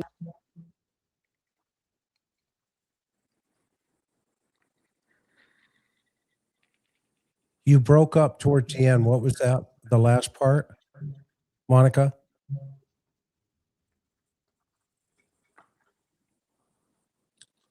I think we lost Monica. Yeah. We almost lost you. What was the last part?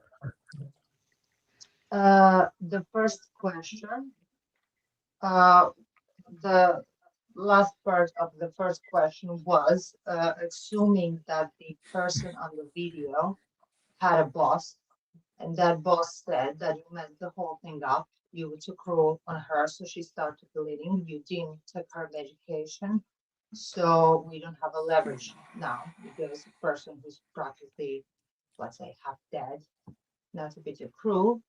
That is so. We are now going to, liquidate you, execute you. So, what are the chances that the person in the video is still alive? That is the first question.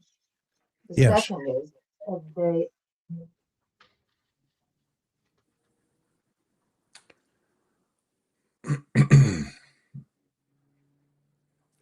Finish your thought.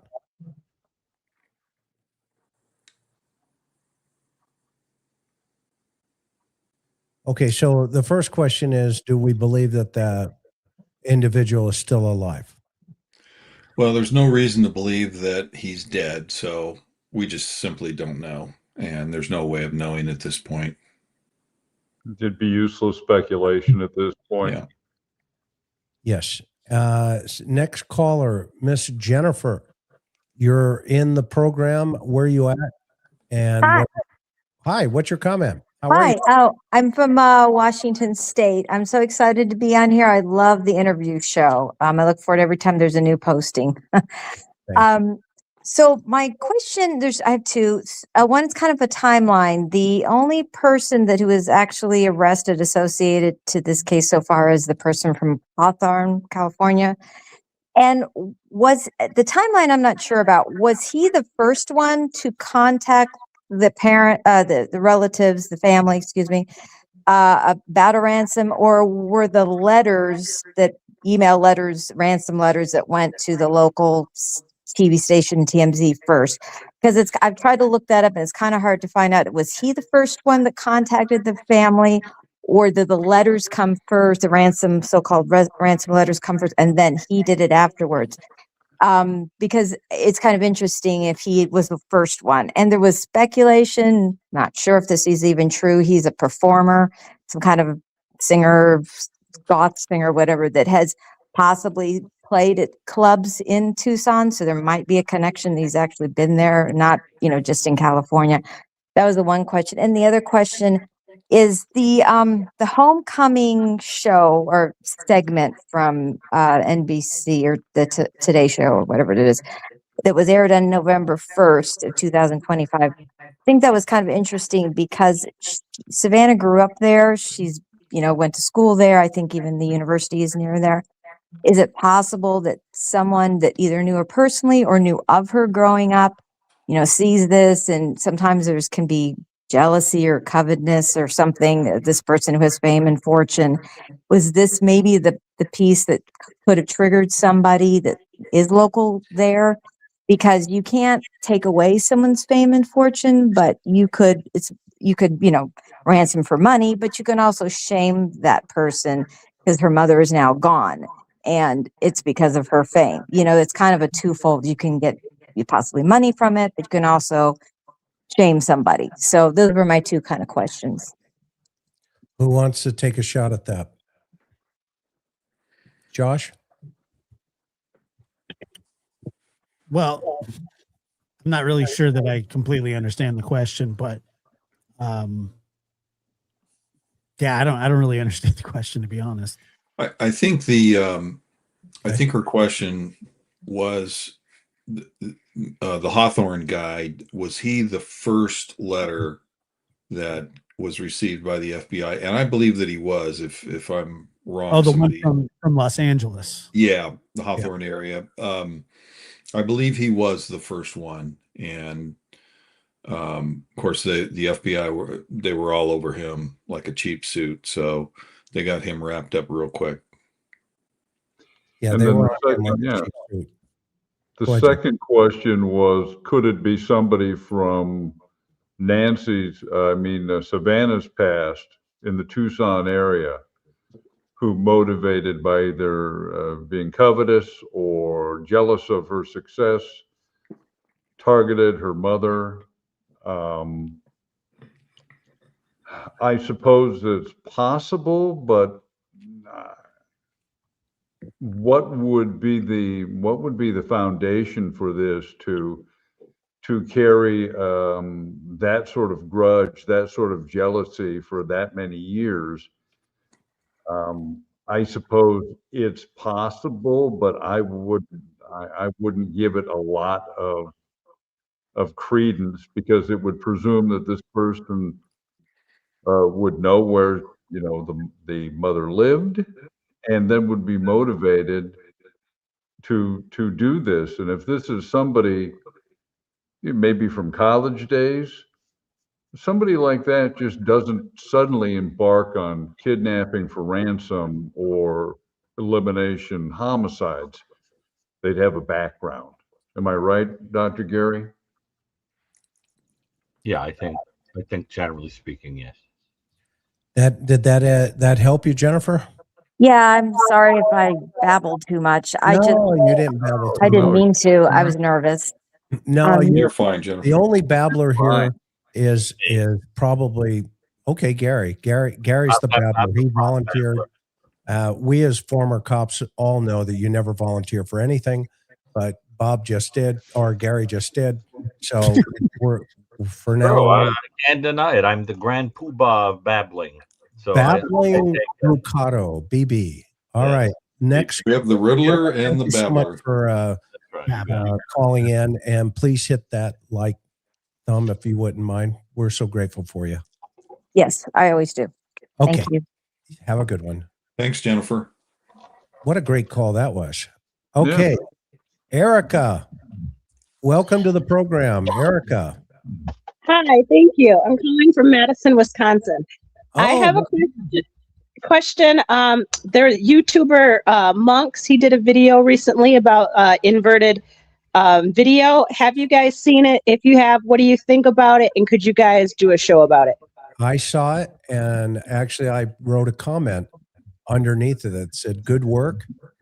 keep going. And if you know him, have him DM me. I'd love to have him on the program to talk about it. That he's a smart cookie. Absolutely, he's a smart guy. So yes, and thank you for that comment. Now, how many other YouTubers would do that, right, Erica? Right. Well, he talked about how the guy didn't blink, and so I was wondering if you guys could expound upon it. No, I saw the whole thing. He clearly showed that the guy was locked onto the camera.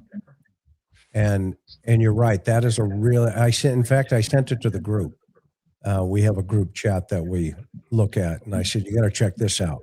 So yeah, and he's had some other interesting theories as well. So thank you so much for the call, and hopefully it's not cold in Wisconsin. And It was warm today, 76. okay, did you wear your cheddar head? No. No? No. All right. Well, all right, then I'll have a good one. Thank you so much for your call. Thank you. Bye. Bye. Okay, Cara. Miss Cara, Hi. welcome to the call. Welcome. Where you at and what's your comment? I'm calling from New Zealand. Oh, wonderful. And I've been watching you guys. And it's just, I had a thought the other day, and it might be, it's probably a bit random, but the porch guy, he's been there on several occasions to site survey.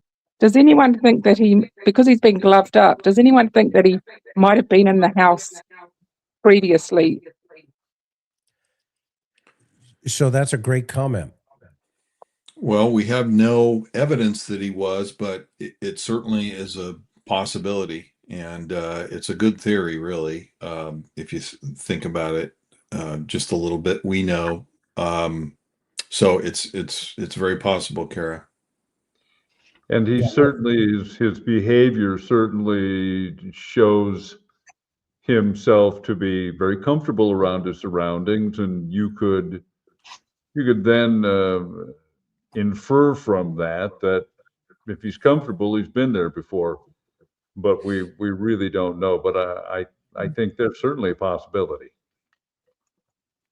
Yeah, most definitely. And it wouldn't surprise me, based on the victim continuum, the risk continuum, that that right now is telling us statistically somebody is associated to that environment. Now, what that means, I don't, we never know until we get that person in custody and they go, well, the reason I knew the layout of the house is because of just what you said. I was the painter, I was, whatever, the repairman, et cetera. Is that a possibility still on the table? Absolutely. And don't take off the table the offender not only hadn't been there before, but had been there a lot. So keep that in your mind. So thank you so much for your call from New Zealand. We certainly. Yes, I was more meaning. Yes, do the haka. I was more. Thank you. Thank you. Bye-bye. Sis, welcome to the program. Hi, guys. How are you from the Jersey Shore? Oh, Jersey girl in the house. Go. How are you? Doing So well. I Thank have you. a couple of things real quick. I want to know how Savannah didn't know her mom didn't have shoes on. And I want to know, I think this has never been said, if Nancy recognized the perp. And where is the 911 call? I know, right? The first comment, who wants to take the shoes comment? That's a great observation. Well, I mean, maybe it was just, maybe her shoes were just still there. Besides the Come bed, on, I mean, how many pairs of shoes? I mean, really, though, that's kind of like, well, we're you not know what we're I not mean? talking about a fashionista. We're talking about I mean, come on, 84 84-year-old. years old. You know she's got more than one pair of slippers. Look, most 84-year-olds, trust me, I'm very familiar with my grandmother is 82. She has two pairs of shoes. One of them are her church shoes, and one of them are her everyday shoes. I would realize if her shoes were were still there. I mean, I don't think we're not talking about somebody who's going to Coachella, and things like that. I'm just saying. So I think that they could know because there weren't that many shoes. Okay. I think that it's just the person envisioning a scene and saying it as if it's factual, but you mean it more like what you're imagining. Like a horrified woman waking up in the middle of the night, taken with it. It's like you say it that way because in your mind it's just probable that that's what happened. You know what? But I'm on Sis's side here on this one because think about that. This perp had 40. Take Sis's side. This one had 41 minutes. This suspect had 41 minutes in that house, or around the house. Okay, or around the house, but either way, 41 minutes has to be accounted for. And how would they have known that mom's shoes weren't there unless obviously there's an inventory, like you just said, Josh. There's 2 pair of shoes and one's missing. But Or they're withholding information on foot impressions. But Chris, what I mean by that is, how many people wear shoes and put them in the closet before they go to bed? They don't. They're next to their bed. So if they go in there and they say, well, her shoes are next to her bed, it would stand to be accepted that he didn't leave with shoes. Okay, I agree. Yeah, I agree with Josh. Yeah, or there's the possibility that this is another instance where case-specific information has been given to her. That there were maybe there were foot impressions observed at somewhere within the house. This was said in confidence, or maybe it wasn't made clear enough that it was information that needed to be held back, and it came out. But I think whatever theory we're talking about, it's purely speculative. We don't know. Yeah. Well, Sis, thank you for the call. Wait a minute. I want you guys to think the second part of my question is the most important. Do you guys think that Nancy recognized the perp and things went a different way? Okay. Oh. That's why we love Jersey Girls. Go ahead. Who wants to take that piece of the puzzle? Well, I think that that's part of the reason. Well, I mean, I've always speculated that if she woke up and recognized who it was, that's why they had to take her out of the house. Right.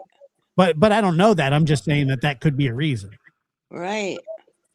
She recognized Tommaso's boy for sure. Well, we don't and know. I want to say, You're on a this roll. guy's a mastermind. Anybody that fools the feds for this long is a mastermind, and he is in Vietnam by now. He don't have to come back in Vietnam. He ain't getting extradited for nothing. That boy is gone. Are you going to Crime Con? No, but I do have a page on TikTok. It's called First Class Media. I am all up on this. All right, young lady. First Class Media, everybody. This Go to TikTok and hit that. That boy is gone. All right, you're awesome. Me PTSD from dinner conversations with my family. In New That's what Jersey. you get from a You sound Jersey girl. exactly like them.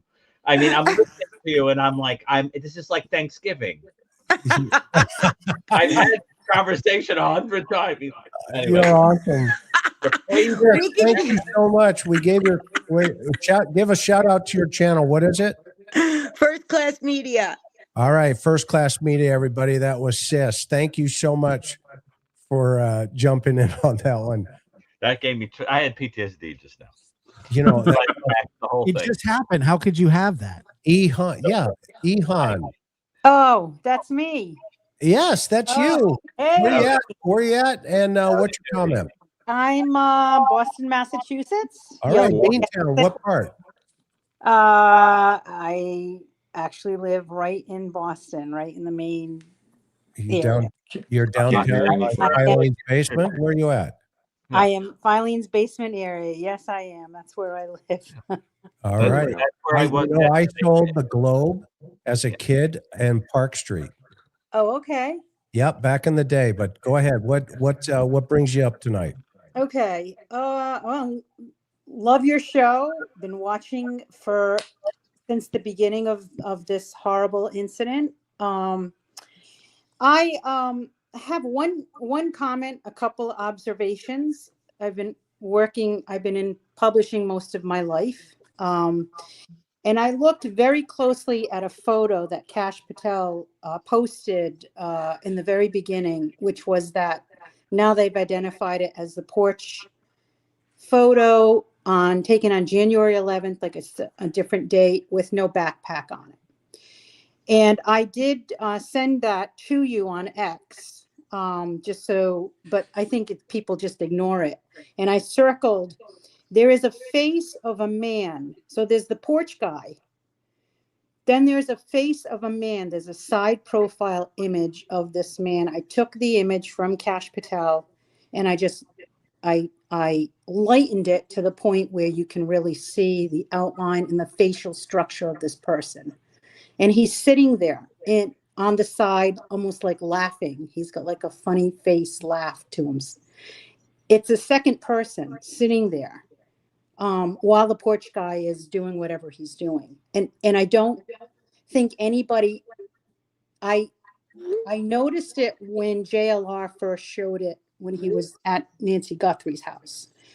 He was showing a picture on his phone and I'm like, oh my God, there's another person there. So then I went on to Kash Patel's website, and I grabbed the image and I brought it into Photoshop and I lightened the pixels to the point of like almost no return. But I did send you that image on X, Chris, but I don't know if you have an email address. I could send it to you. I circled the image of the second I did. I saw it. I saw that you sent it. Go ahead. So what I'm saying here is some people can see it, some people cannot see it, but I think it's a very valid image. I've spent my whole life with Smithsonian and Time Life. I look at images all the time, and I think there is something there, and I think it's been overlooked. And I'm just bringing it up. There's so much going on with this case, and it's very distracting. But like you were saying earlier, it could be right in front of our face and no one is seeing it. And I don't know if this person could be brought up. I actually sent it back to the FBI, was wondering if this side profile of this image of this person could be brought up and identified, and perhaps something could be done about, that. I believe truly there's a second person on the side waving, like he's literally right, his face is right there, his profile on the side of the other guy, of the porch guy. Can you tell if the person has a disguise on like the first guy? No. You see his whole face. You see his face, his hair, his eyes, his neck. He's kind of in a bush. Talking about, but it looks to me like it is just shrubbery. That's you've got to see the lightened image that I sent. I could email it to whomever sends me an email address on your, So below in the description of the show is my email, my contact email. Okay. Send it to me that way. It's info at the interview room at Proton Mail. And I look at every one of those that come in. Okay. If you could do that. And then, can you say park the car in Boston Harbor before you leave? Park the car in Boston Harbor. You're awesome. Thank you so much. Have a good Thank you. We appreciate your call. And I'll take a look at it and call back in again when we have another show. Okay. Very good. Thank you. Thank you. All right. Pat, Miss Pat, you're in the program. Where you at and what's your comment? Hi guys, I'm calling from Eastern North Carolina. Oh, and I have a quick question that I'd like to hang up and hear your discussion. I have heard many times they have made Savannah almost feel like this may be because of her notoriety. This may have occurred to her mother. But I remember when this first happened, Cameron, it was said that he was a fighter pilot and he was also in intelligence. Could this be retribution to his intelligence activities, especially in lieu of the 11 missing people now in Southwestern America? That's a great question, and I'll let our former military guy answer that one, John. And thank you for calling in, Pat. We'll let you go. I'm not quite sure how to hang up, but thank you. I'll hang you up. Don't worry, young lady. Thank you. Yes, ma'am. John, thoughts? It is an interesting question. I'm not seeing the nexus between the her son and his intelligence activities, and saying that somebody worked in military intelligence can mean something as simple as they answered telephones, or they reviewed reports from the field, or they were in photo analysis. So I would find it difficult, barring the acquisition of additional information, to make a connection to that. Because again, if we're looking at something that potentially is intelligence related, you'd have to ask yourself, why not just him? Because you've cited the episodes in the southwestern US. The people that are going missing there are all actually involved in, apparently, the space program. So this would be anomalous in that his mother would be targeted. So Well, it's interesting thinking out of the box, and I think that's what is needed here. But I just don't see a connection. And John, that's kind of what I was thinking, because there's a lot of people that think that this could be, retribution or, payback of some kind. And I just don't see why they don't go after that person. Exactly. That person that they have the beef with. And, and I just don't see, I don't see a connection, but I've been wrong about a lot of stuff before. Diane, DEA 56, welcome to the program. Where you at? Hey, how are you guys doing? Doing great. How about you? Oh, any better? There'd be two of me. Man, you can't blow out a light bulb. Love hearing it. Go ahead. What do you got? Well, I've been dwelling on this Can't hear anything. grudge possibility. Can you hear me? Yep. I can hear. Well, there's a couple of things come to mind, actually 3 of them, but the first one would be from Charles and his mining expeditions in Mexico, and the possibility that someone who had a family member that had a grudge against him, and it became inherent. And because he died in 1988 in, I don't know how to pronounce the name of the city, but the capital of Sonora, the state of Sonora, Mexico. And he worked a lot with the Phillips Dodge Mining Company, and I couldn't find any disputes or any land disputes with them and any Mexican landowners or anything like that. So I don't know. He did work at the mostly in exploration, because the Phillips Dodge Company was only doing that at the time when he was working down there. They were working in exploration rather than working a live mine that was already in existence. But there was a labor dispute in 1980 over in Kentucky, in the Guthrie family business. It was part ownerships of the Harlan Fuel Company over in, and it was a union dispute. So I don't know. That's a possibility, but it doesn't. Depends on if something happened to someone during the dispute, or some perceived hardship that could be carried on in another generation. The other one, I'll move on from that. I'll leave it with you. The other one is the healthcare worker that stayed in Nancy's bathhouse, or not bathhouse, guest house. Now, she did magnetic therapy, and she was staying there periodically. I don't know if it was an ongoing thing, but she was fired in 2023 from her job working with Nancy. And The FBI, this is an interesting connection here. The FBI took a list of names, a list of surnames to all the gun shops. Now, her surname, the healthcare worker's surname, shows up on that list. But everybody who is related to her is also on that list. I found that rather odd.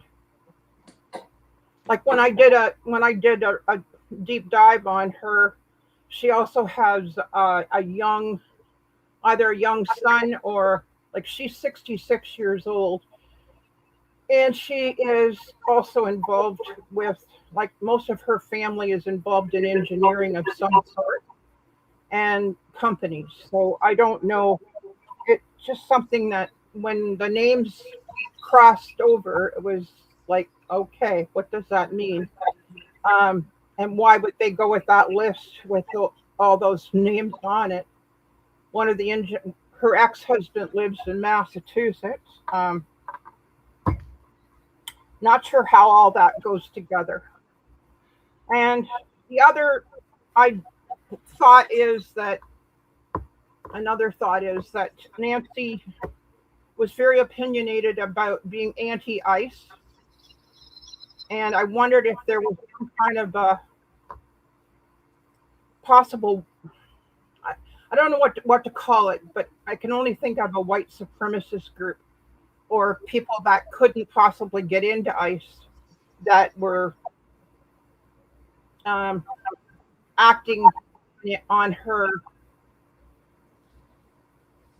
anti-ICE remarks. And the other one was, I don't know if you guys have heard about this Richard Nolette, who called into one of the... Yes, his brother. Yeah, go ahead, John. What were you going to say? Well, can I address the gun thing? Please. Yeah.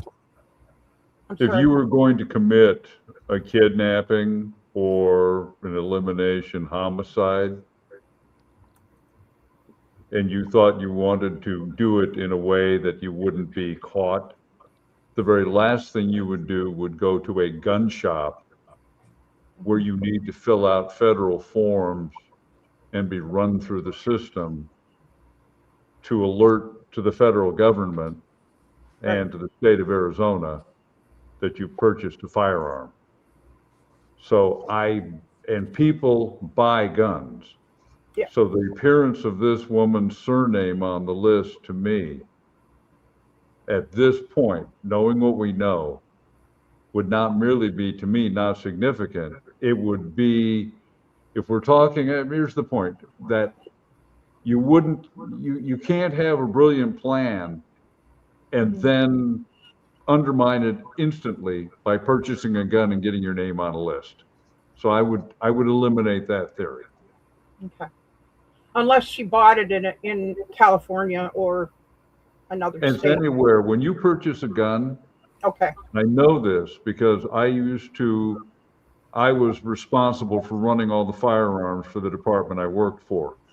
Wherever it is you buy a gun, if you query the U.S. Department of Alcohol, Tobacco, Firearms, and Explosives, the information will come up. If you buy a gun in Lincoln, Maine, and they run the information in Tucson, it's going to come up.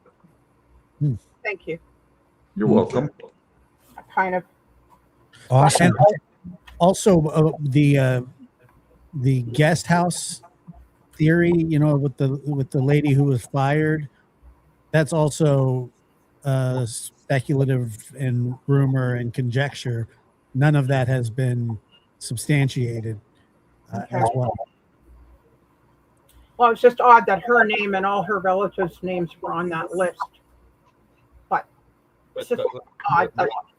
But what I think is great about your call is that I think it's smart to think outside of the box in terms of dynamics between people who might have had a gripe against the victim.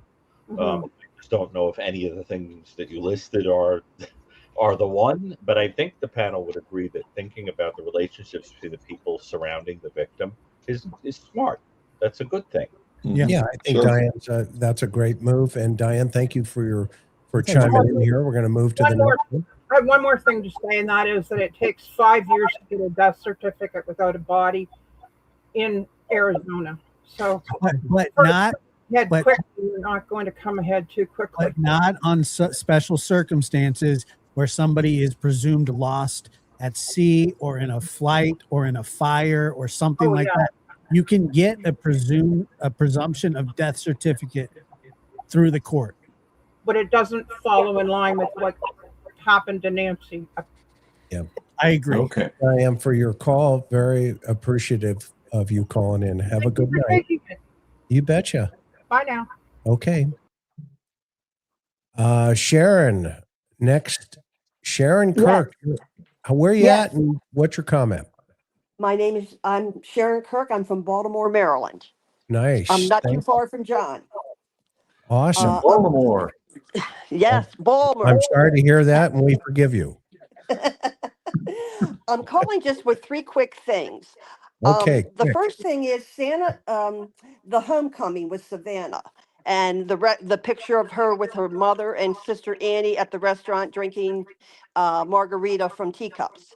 I think that was the catalyst for this whole thing happening, because one of the things I learned from watching all the interviews and everything, even the people in Nancy's neighborhood did not know that Nancy was Savannah's mother.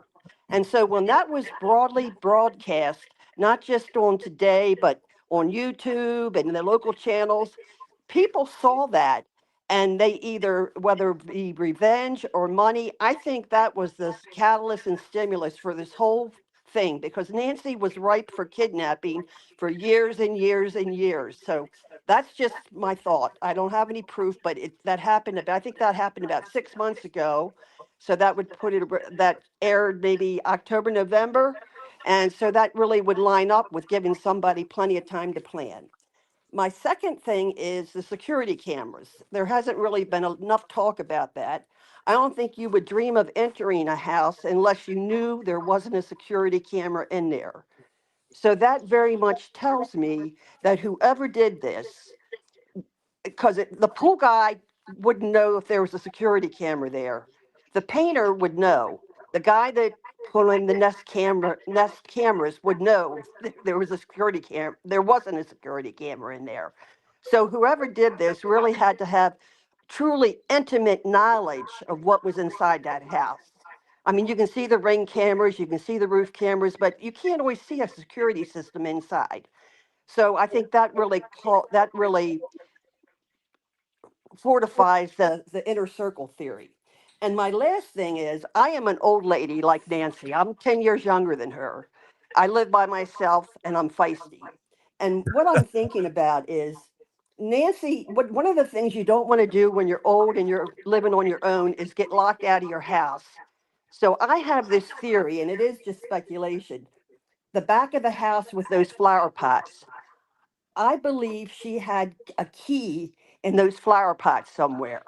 And I believe that when they came in from the back, whoever was doing the surveillance, I believe they found that key. And I believe that's how they entered the house, that they probably, I agree with you wholeheartedly, that they were inside that house to know what was going on.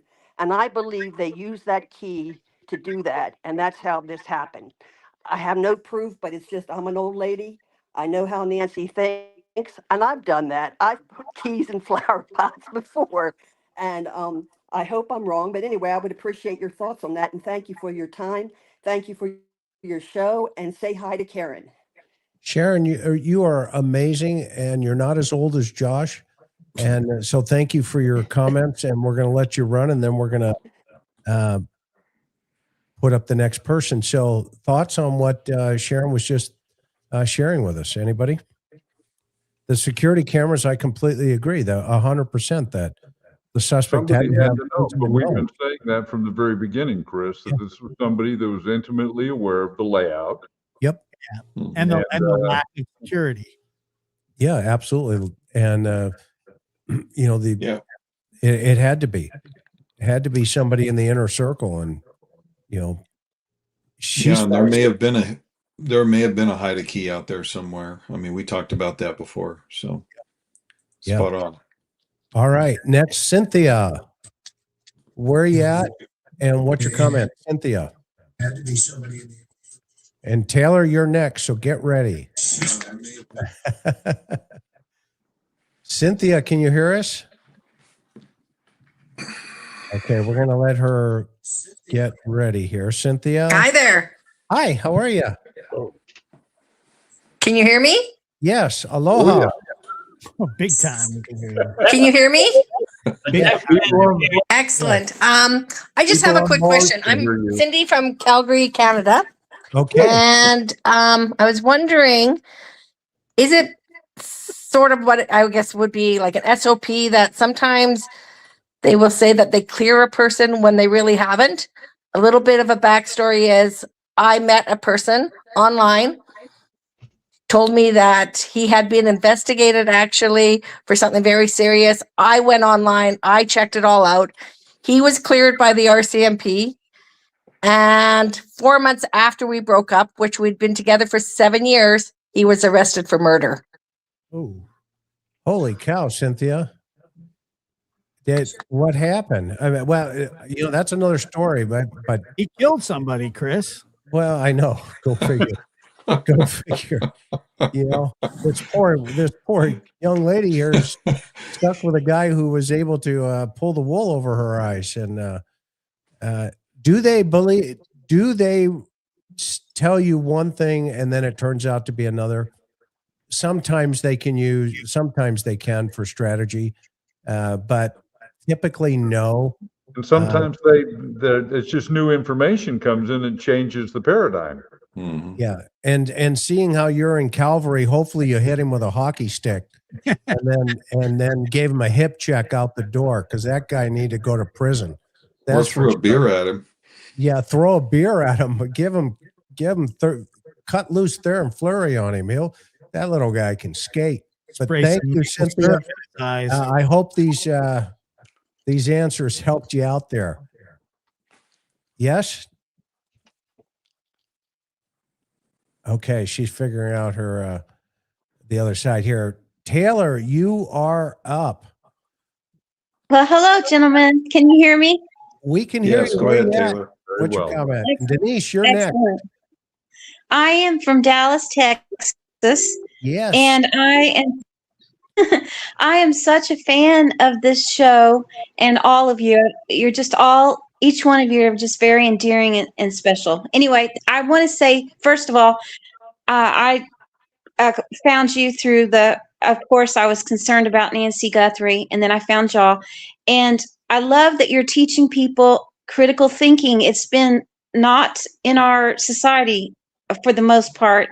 And so I'm glad that we're all doing this critical thinking and trying to figure this out. Josh, thank you for helping Chris to do these lives. I think this is wonderful. Yes. And my question goes to the lady before. When do they do the 911 calls? I know with the Human case, that's that lady who did the 911 calls, what kind of helped get them started, and they found those bodies. But I was just curious about at what time do they release the 911s? I'd like to hear if there was a 911 call for Nancy. I don't think we're going to hear the 911 calls for a while. And there could be a myriad of reasons for that. There's probably some investigative information in there that the detectives don't want out to the public. So don't hold your breath. I think it's going to be quite a while before we hear anything like that. Yeah, so it'd be closer to the trial date. Yeah, a trial date. And then the other thing is with Nanos, when is he supposed to answer? And do you guys really think that I know he won't resign because of his personality, but I just hope that in my heart that if he was to leave office, that would free up to where, it would help people use his law enforcement officers be able to do more. I just feel like he doesn't need to be there anymore. And are you talking about responding to the Inquisition? Yes, I don't know what the date was. I forgot what it was. I believe that just dropped just recently within today. Yeah, we're going to Oh. talk about. Yeah. Okay. Well, I don't want And to keep everybody. Are you I going to really talk about appreciate you. Yeah, we've got a statement from the PIO, actually. Karen, you know Karen. She's Oh, yes. and Taylor, by the way. Do you go watch the Rough Riders there in Frisco? Of course. Yeah. I mean, the reason Josh is here, right, when you talk about 10-pound brains and stuff, he is a Giants fan. Okay. And he doesn't realize that the Rangers and the Padres and other ball clubs exist out there. So don't hold Right. that against him, young lady. And, we'll hook 'em horns right there. I realize There it. you go. There you go. All right. Well, thank you for your call. And hopefully we answered your questions correctly. And thank you so much for your Thank kindness and, supporting our channel here. And I'm not going to be Thank you. lectured by Dallas Cowboys. I don't hear him. Do you guys hear him? I don't hear him. Anything about the Giants. I love the banter too. Okay. Bye-bye. Oh, yeah. Denise, you're up here. Welcome to the Hi. program, Denise. Where you at and what do you got? I am in Idaho, Okay. a very little small town just outside of Caldwell. Oh. So a couple of things. Number one, I feel like I'm amongst royalty with all of you on this panel tonight. This is like amazing. I'm the court jester. Right. You look the part, Gary. Yes, definitely with the ridiculous hat. Definitely. Oh yeah. I saw, and I was late to the show tonight because I was in a meeting, but I wanted to know if anybody saw Brian Enton's interview earlier today. He posted it with Jim Clemente, who's Yes. a former FBI profiler. Yes. That was a fascinating interview about the blood spatter outside the front door. I just completely captivated me. And I didn't know if anybody on the panel had any thoughts about what Jim said. And like specifically the potential position that Nancy was in, either hunched over or on her knees, but basically her face fairly close to the ground based on the spatter patterns and stuff like So, that. yeah, to help you, one of the first things that we talked about a couple of months ago on this panel was we thought that she had tripped or was pushed coming out of that threshold from the front threshold, I remember that. and that she could have been down, to the ground, close to the ground, and that would have been Yep. some Yep. type of cough or something like that that would have been consistent with that type of what appears to be aerial spray. And then we also sent it out to I sent it out to some of our members at the Cold Case Foundation.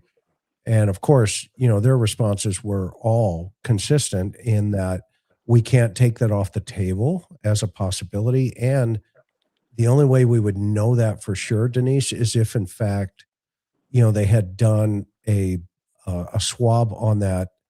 And of course, if they sent it to the lab and there was saliva in it, then that would tell us definitively or something to that effect. So there are two possibilities. And I have not seen Jim's assessment of it, and I agree. He's a great person, and he was a great profiler with the FBI. But that in of itself, we have to lean more towards the blood spatter experts, and let them tell us a little bit more. So hopefully, that could be a theory in play. John, what do you say? I saw you bouncing your head up and down there for a second. I have to lean in the direction of the people who are schooled in blood spatter analysis. That is, I mean, certainly a profiler can bring opinions into it, but we've talked about this, Chris, both on camera and off camera, that your analysts via the Cold Case Foundation have been uniform in their assessment of this. So, I just have to lean in that direction. Yeah, and one of the gals is Karen. We've had her on, not my Karen, but another Karen Elliott. She's amazing. I mean, she is amazing, and maybe I'll have her on. Now that you've brought that up, Denise, to maybe have her give her a little more insight into it. The problem, as you know, once there's a real reluctance sometimes until you have the totality of all the photographs and the measurements and all of that. So it's hard to get them to say, hey, come on, I want to talk to you guys about this. And they're like, what do you got? Meaning, how much information do you have other than just a couple of photos on the porch? So anyway, so thank you. Right. Yeah, thank you so much. absolutely. I wanted to also say that this community, like, we could solve this as a community if they would let us. I have no doubt about it. So, also, I'm not going to be at CrimeCon, but I'm hoping that if you happen to be in town for Stacey Wondrous trial, we will probably get to meet because I plan on being there. I'm like 15 minutes from Fruitland, and if they move it, I'll be even closer. You're awesome. Denise, thank you for supporting Brandy and Tyler in that case. So it was a treasure. Absolutely. And let's pray that they get closure with little Michael. Yep, absolutely. Thank you guys. Have a great night. Thank you so much. Take care. Donnie NH, you're up. Hello, how are you? Outstanding. Where are you at? And what do you got? I am in New Hampshire. I live on Lake Winnipesaukee, the big lake. Say that 5 times. Right? Part of it Even feels try and right, spell it is worse. So I don't believe anything that comes out of Nanos's mouth. I don't believe the timeline. If you watch his news conferences, the 2 that he did, the FBI guys standing behind him, the looks that they gave when he was were those speaking. amazing or what? Yeah. Yeah. Who really knows if she even went to dinner? Maybe Tomato did something beforehand, but dinner was planned because it was her birthday. Because Savannah had vocal surgery and she couldn't talk for weeks. And then, so she wasn't on the phone with her mom because she couldn't talk. So when was the last time anybody heard from Nancy before they say that she went missing? And why is the family being so quiet? My mom passed away when I was 7, so I don't know what it's like to have a mom, but I know that my mother-in-law has been in my life for 35 years, and if something like this would happen, I would be screaming from the rooftops. I would be on every YouTube channel, every news channel, all over the internet, begging for help. And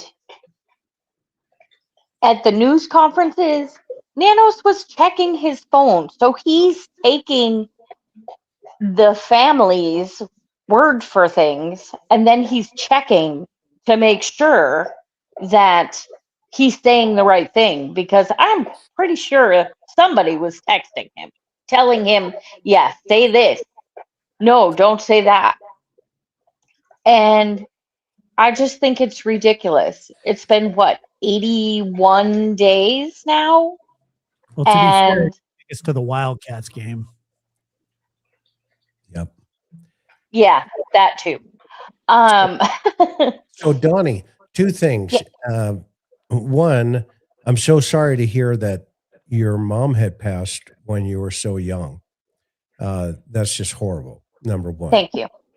The second thing is I just love the fact that you're taking, liberty of just saying, hey, what's up with this guy? And I'm talking about, Nanos. And I agree with you. He was taking text messages during the press conference from somebody or something. In fact, he even said it. Did you watch our program where he read that he had talking points? Yes. Yes. Yeah. What did you think of that? I have a brother who was in law enforcement for 35 years. Oh, cool. I also have a brother who's been a criminal his whole entire life. So really cool. Yeah. So I have the best of both worlds, I guess, or the worst, I don't know. But I just can't wrap my head around knowing Nanos is past now and trying to believe anything that comes out of his mouth after watching the 2 press conferences and seeing him answering text messages on his cell phone during them. And it just makes no sense to me whatsoever. What are they doing? You have all these YouTubers out searching. You have I don't know who he is, but a guy like riding his motorcycle out through the desert, and all these young YouTubers that are out there searching for this 84-year-old woman who they've never met a day in their life.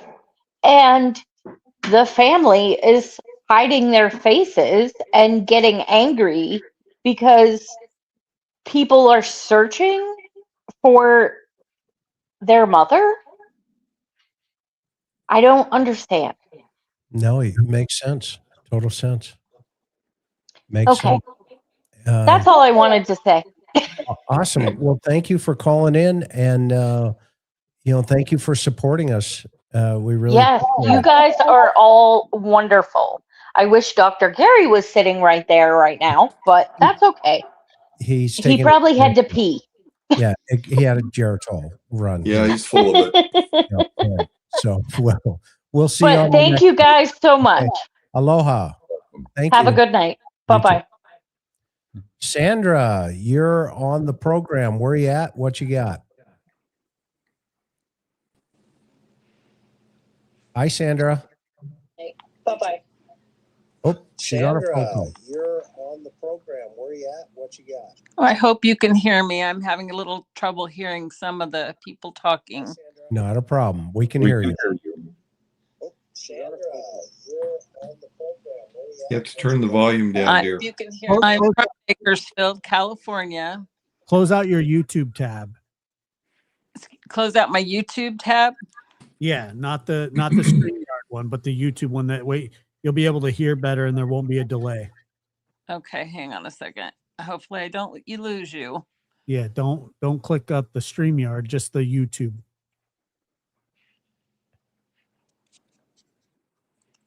You there? Hello? Okay, now I'm having a hard time getting the StreamYard. Don't close out StreamYard, just the Yeah, YouTube. don't. Hopefully that's better. Go ahead and try your You question. can hear me okay? Yes. Yeah. Yes. What's your question? Can you hear me? Yes. Yes. Hello? Yes. What we can, there Can you you go. hear me? Yes. We can hear you. Okay. I can't hear you. I'm just going to go ahead and say what I need to say. Okay. Then I'll get off and let you guys respond. Okay. Basically, I think this is one of the weirdest cases I've ever heard in the whole crime area in my entire life. They have family and friends. Nobody is humanizing this woman at all in the media. And she's is kind of two-dimensional. It's weird that friends or families or even like her nail person, nobody is being interviewed, nobody's talking about her. Law enforcement is not allowing searches, in fact, very heavily discouraging them, almost as if they already know what has happened to her and where she is. It's the only logical explanation that I could think of for why they would not want people out looking. I think they could tell them stay on public property and things like that, but they don't. They say don't look. There's no police sketch of this individual. It was done by somebody who was retired after 40 years of this experience. Is the only sketch we have. There's no profile at all that's been put out. Nothing as far as possible clothing that she was wearing. Nothing that could help the public help them solve this case. It's almost like it's being managed for maximum confusion. The sheriff's lack of integrity is allowing for corruption and these wild theories. They're also not taking key evidence, potential evidence. I've heard this example taken on several, from several different people. There's really a lot of people. Example is there was the whole thing about the occult part of the linkage between people from Tommaso to a lot of the people in the music industry and Annie and some of her different writings and things like that. They kind of like dismiss things before they are even really investigated or looked into. One of the things that bothers me is how the sheriff's department very quickly says not related to this case, not related to this case. Example is the 84-year-old that was life flighted to the hospital, who they said was talking and said it was reported it was Nancy. All those, there's just tons of questions that come up to me with that, because that was the same time that the Rio Rico thing happened, same night. The utility box being destroyed and right away saying not related, but then we're hearing about jammers afterwards. It seems to me that this is being managed for actually trying to cause confusion. The fact that they've not put out any kind of car that they're looking for, a getaway vehicle of any kind on any street, is suspect to me. For me personally, I think it was murder, not a ransom case. I don't think dollars are part of this equation. I do lean towards anger, revenge, bitterness, maybe even stress for caregiving, which landed on two people in the family.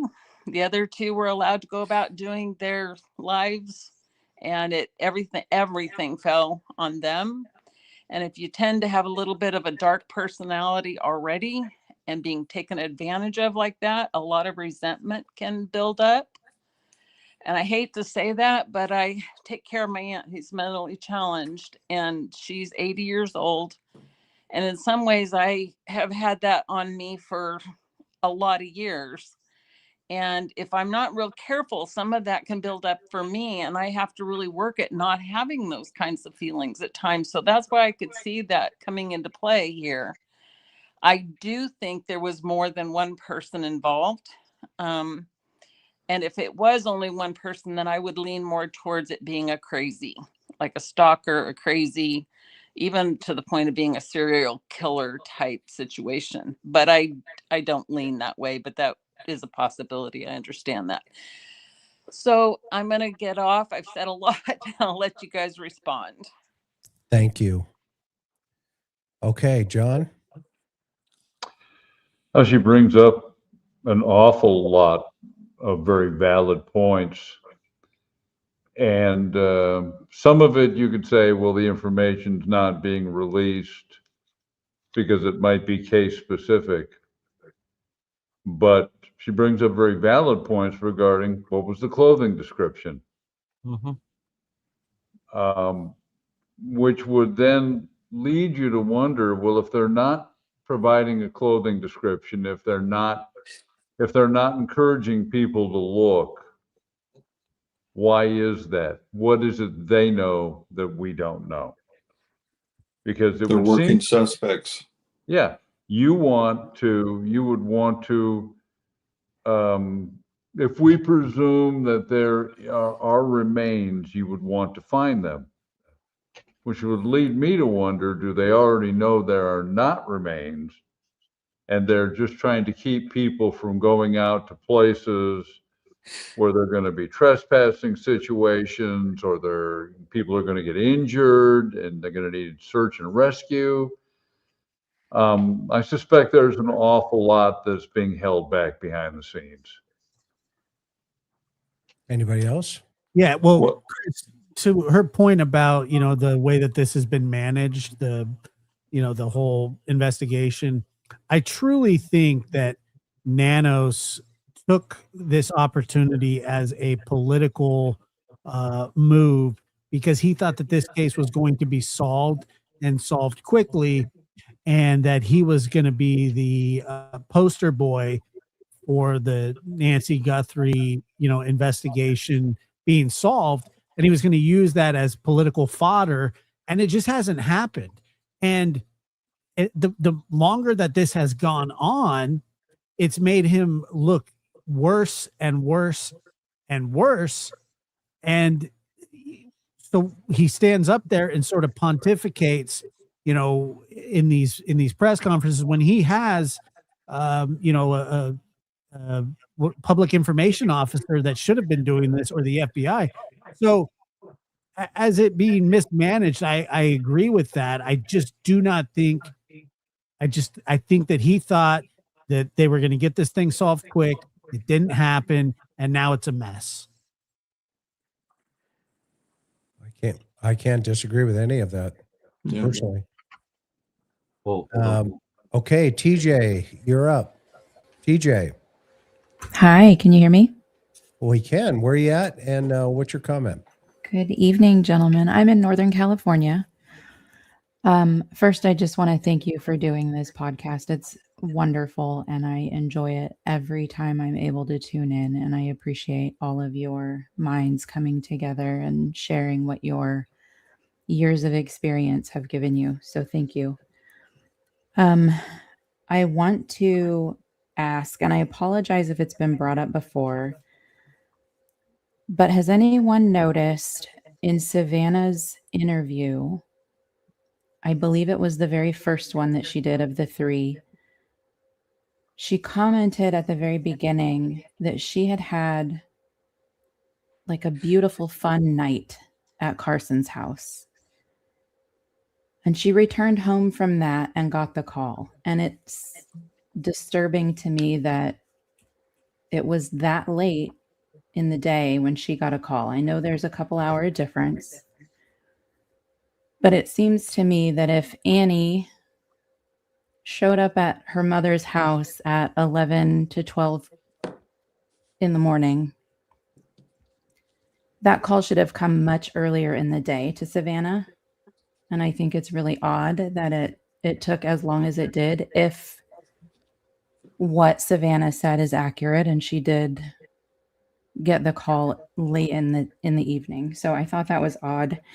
And my question is, has anyone made note about when Cameron was called, or do we have that information at all?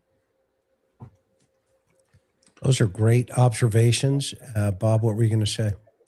Yeah, I don't think, I haven't heard any information with respect to when Cameron was notified. And then I think you're correct about Savannah being notified later in the evening. Especially when you consider the 2 hour time difference. I don't know. This is one piece of a timeline that we really don't have nailed down, and Savannah didn't really nail it down. She was, just very general in her description of what she said. So, yeah, I don't know. Anybody else remember from the interview? Bob, or excuse me, John, anything? No, I don't recall that. So, I thought it was very revealing, again, to your point, TJ, that this whole narrative concept comes from, a phone call that's made well after the family's been there, well after the police arrived. Yeah. Okay. And what's the context of the phone call, right? Mm-hmm. The context of the phone call is it's chaos over here. And, mom's missing, she's gone, quote unquote. Well, Yeah. What does that mean? Yeah. And to your guys' point, I did watch, you had one podcast recently where you discussed the calling of all the hospitals after she was told that Annie and her husband had already done that. And to me, that's a huge red flag. I agree with all of you that there are evidently some trust issues there, because if my brother had told me that about my mother, I would take it at face value because I have a high measure of trust with that person. So I think it's very suspicious. And I just wondered about that. It seems odd that a call would come in that late. So that's all. Are you a San Francisco Giants fan? I try to be a baseball fan. I'm much more of a football girl. I am a 49er fan. Okay. All right. Yeah. That's Yeah. acceptable. Thank You you. have a great voice. Oh, I'm sorry thank to you hear so that. much. I appreciate it. And thank you again for this podcast. It's wonderful and I appreciate it. Maureen is my favorite. Don't get me wrong. Oh, She's she's my awesome. favorite person to have on, but she's I think she's brilliant, and I'm 100% sure she's my best friend, and we just haven't met yet. Okay. Bob, my favorite. Thanks, guys. Bob's the FBI's favorite. Thank you, TJ. Let's see here. Next in line is our one and only Holly. Holly, thank you. Hey y'all, how y'all doing? How you doing? Where you at? And what's your comment? Houston, Texas. Yes. What I part have of, one what part of question. East Texas? What? Sorry? Where at in East Texas? Houston, Texas. Oh, Houston. Okay, I'm sorry. I thought Yeah. Yeah. Got the accent and all. Born and raised here. Okay. So, longtime fan of the interview room, the lab, and all y'all. New fan of John Lamb and Bob. You guys, I just love it. Josh, you need to have Bob on soon. I'm just going to say it right now. No doubt about it. There you go. Yeah. So, my one question is this, because I've been thinking about it, but I've been sick, so I apologize. I haven't spoken up. I got a reason.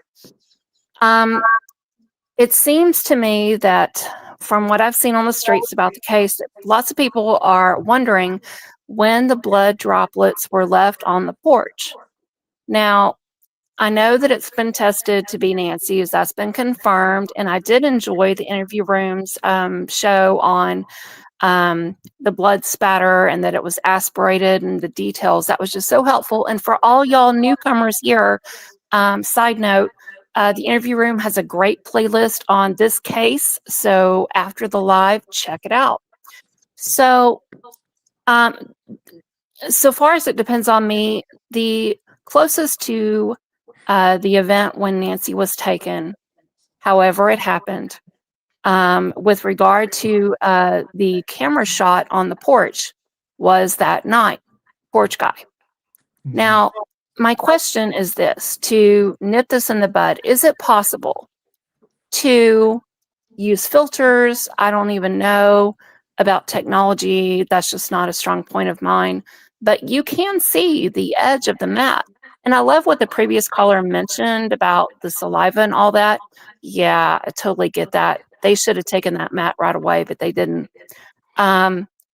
As a side note, also, just part of my chronic health things, I do need to sleep with a mouth guard from time to time. And I can say, as comparison to the bite light in his mouth, it is very likely there was saliva on that mat.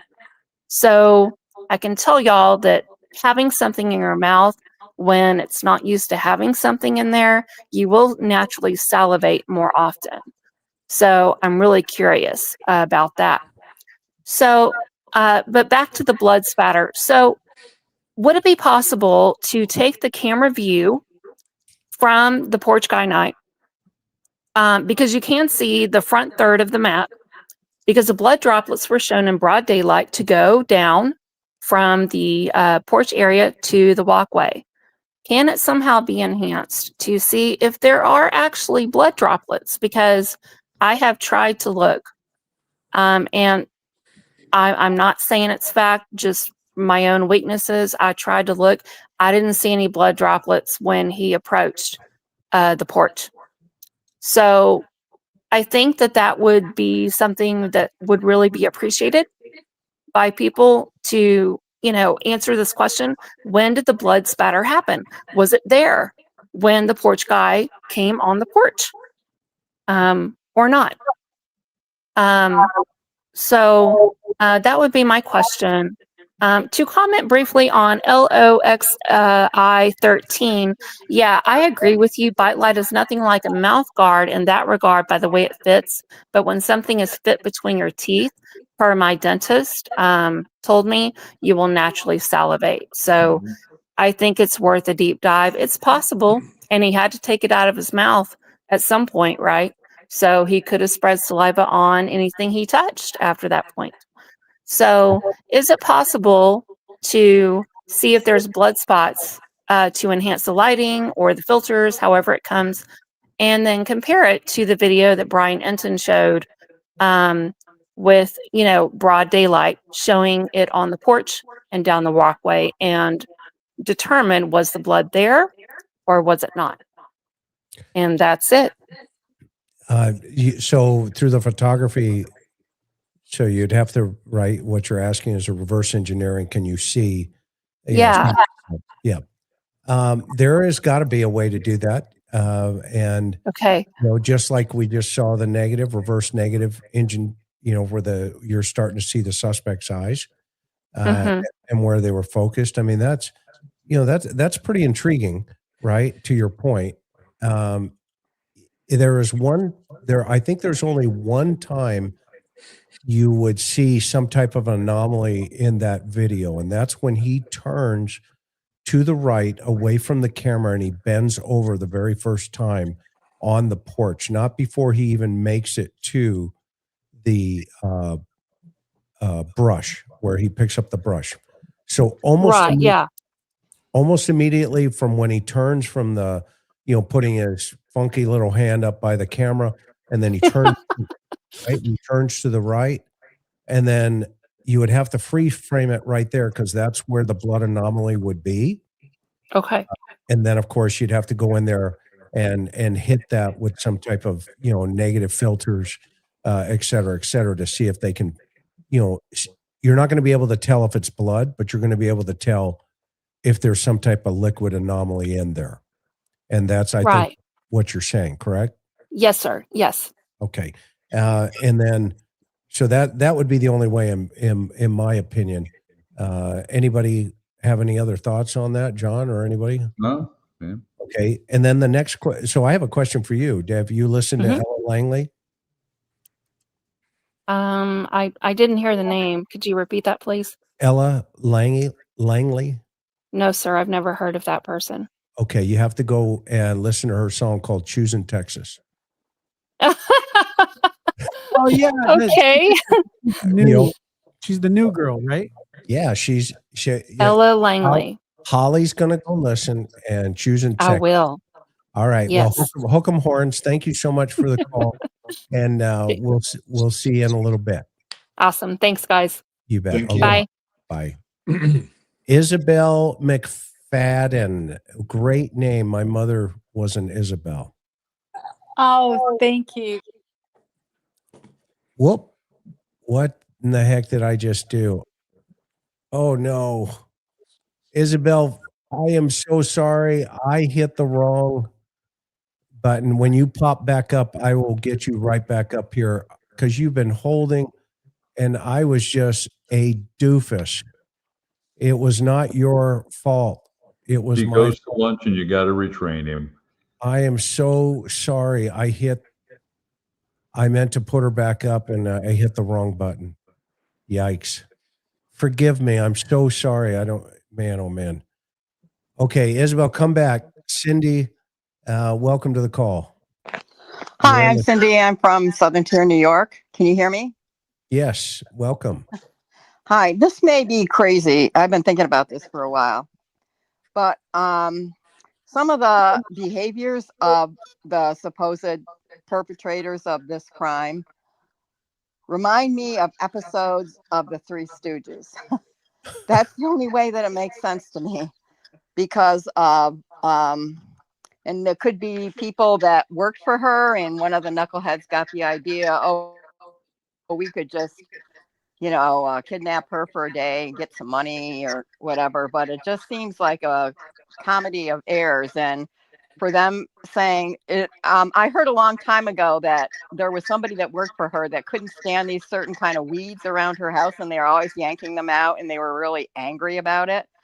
And that porch guy acts like he would, he stopped and looked and saw the weeds and pulled them out. But then,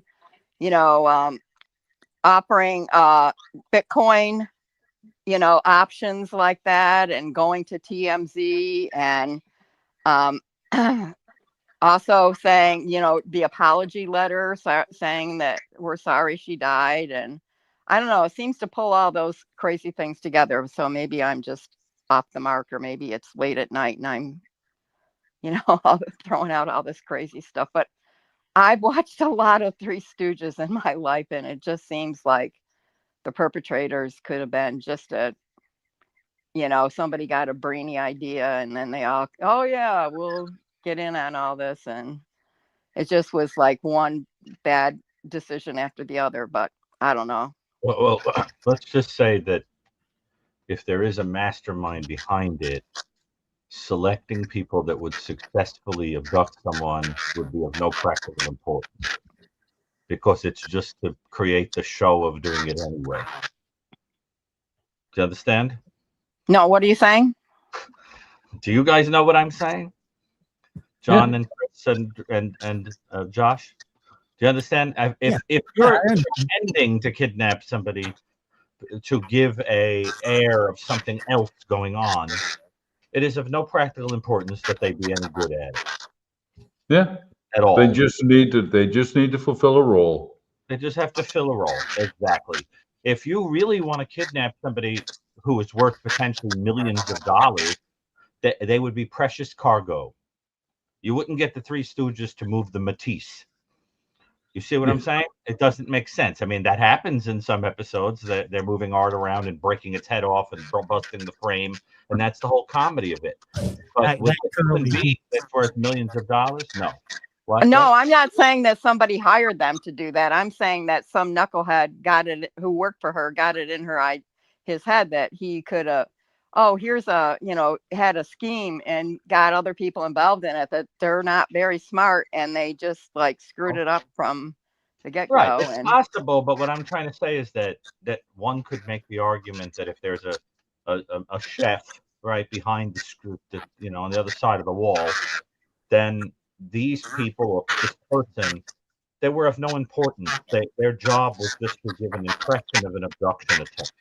So you're saying that there could be, you said it before, that there could be a chef, and what I'm saying is that I don't think there's any chef. I just think it's a conglomeration of knuckleheads. Well, that's the other of the statistics based, the likelihood based hypotheses.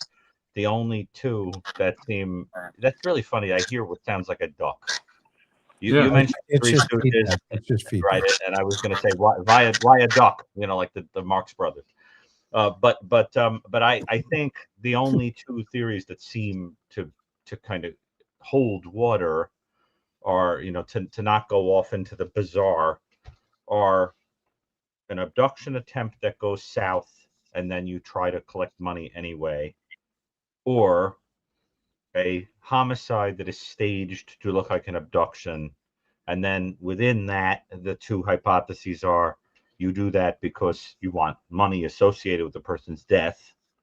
And the other hypothesis, you have a personal motive to do it and you just want them gone, and it masquerades as an abduction.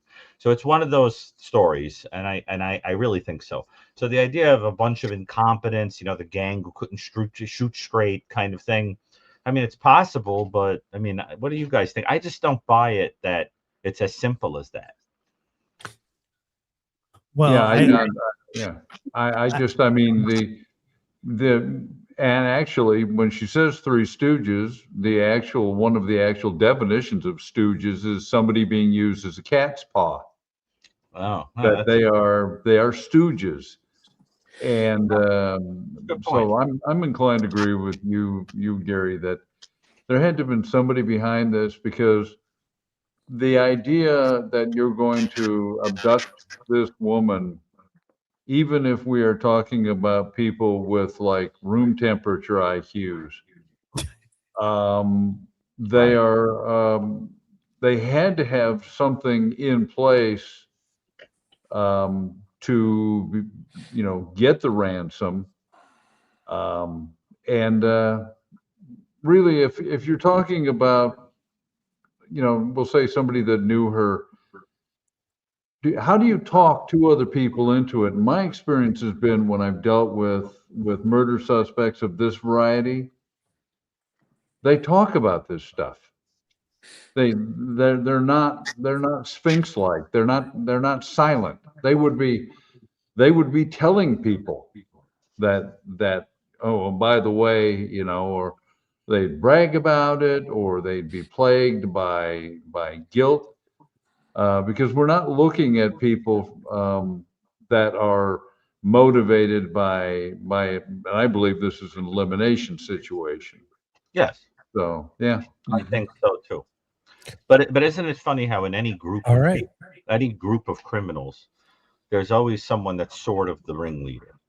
I mean, even with the Three Stooges, every one of us would say one of those stooges was the leader of the group, even though it wasn't formally said, right? Who was the leader of the Three Stooges?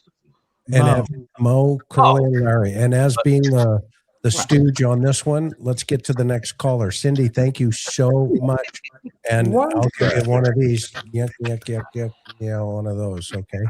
We'll see you on the next one. Appreciate you. Yeah. All right. Oceanside Lady.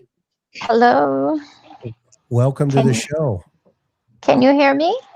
We can hear you. How are you? Oh, hi. Hi. Well, I waited a long. You guys, first, Josh, you're new to me, and I'm enjoying very much getting to know you. And Gary, I'm fascinated with everything that you do. But I'm from Oceanside, and I'm from the era when the Samoan streetwalkers and I watched the Oceanside Pier fall off into the ocean in that massive storm, and I'm from the era of you guys working the streets in Oceanside. Awesome. And I just admire you. I admire you so much. And I listen, my friends all go, "Oh my God, you're going to listen to another 4-hour show." And I go, "Yes."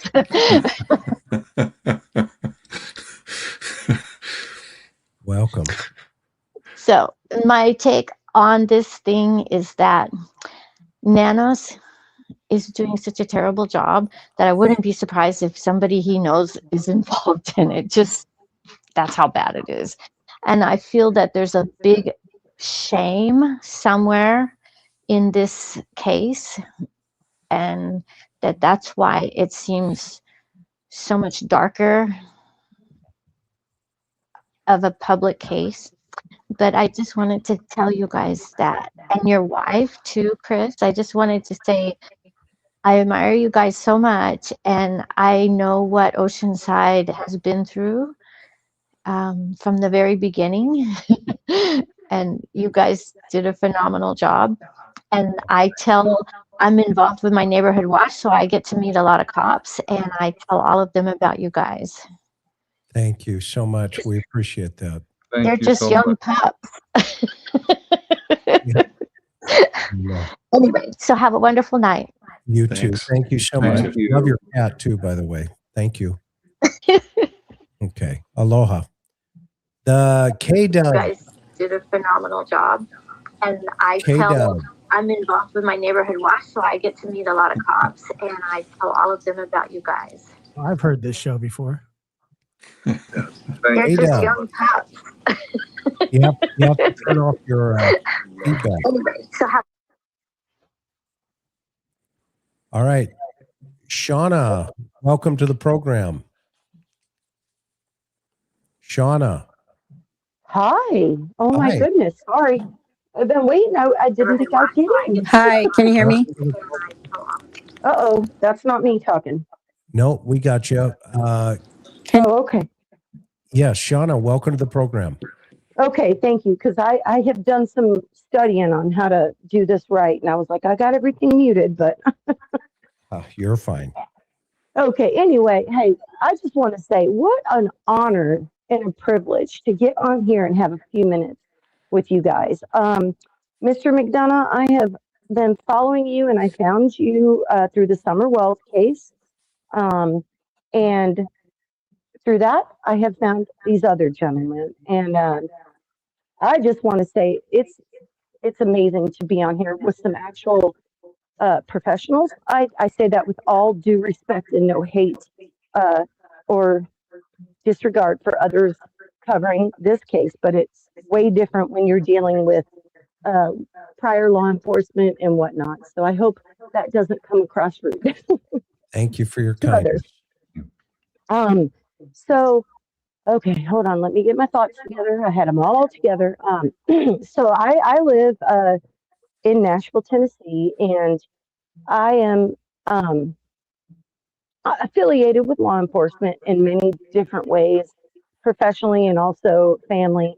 And you know, I kind of had to take a step back and just stop like following this case because I completely appreciate and respect everybody's theories because I mean, who else is going to give us answers? But the biggest thing that frustrates me is that I feel like I get stupider every time I listen, you know, to anything about this case. I feel like, and that's why I'm excited to be on here with you as prior law enforcement. Thank you so much for your service, Mr. Bob, and oh God, I probably messed it up, Mr. Lamb, Mr. Chris, and is Bob and Lamb the same one?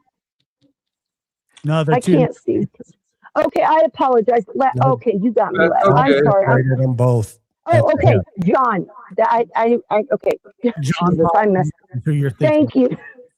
I messed that all up. Okay. You're fine. Mr. John, Mr. Bob. John Bob. Yeah, John Yes, Bob okay. was the fourth Walton. Yeah.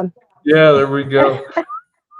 Hey, if you can't tell, I don't get on these calls ever. But You're fine, young lady. Don't worry about it. well, so first of all, thank you guys for your service. I wonder, with you guys and your background, do you feel? I mean, I know you guys can be honest and forthright because you're retired, correct? Yes. It's not like you have to. Okay. So I think I've dealt with a similar case. Well, a case that reminds me a little bit of Miss Nancy's case here in my local area, where our sheriff, he's in the neighboring county. He has dropped the ball completely. And do I think Nanos dropped the ball? absolutely. But I also think it's beyond that. I've never seen anything like this in my lifetime, and I'm in my early 50s, but the closest thing I can think of to anything like this, not even in my lifetime, but just that I know of, is the baby Lindbergh case.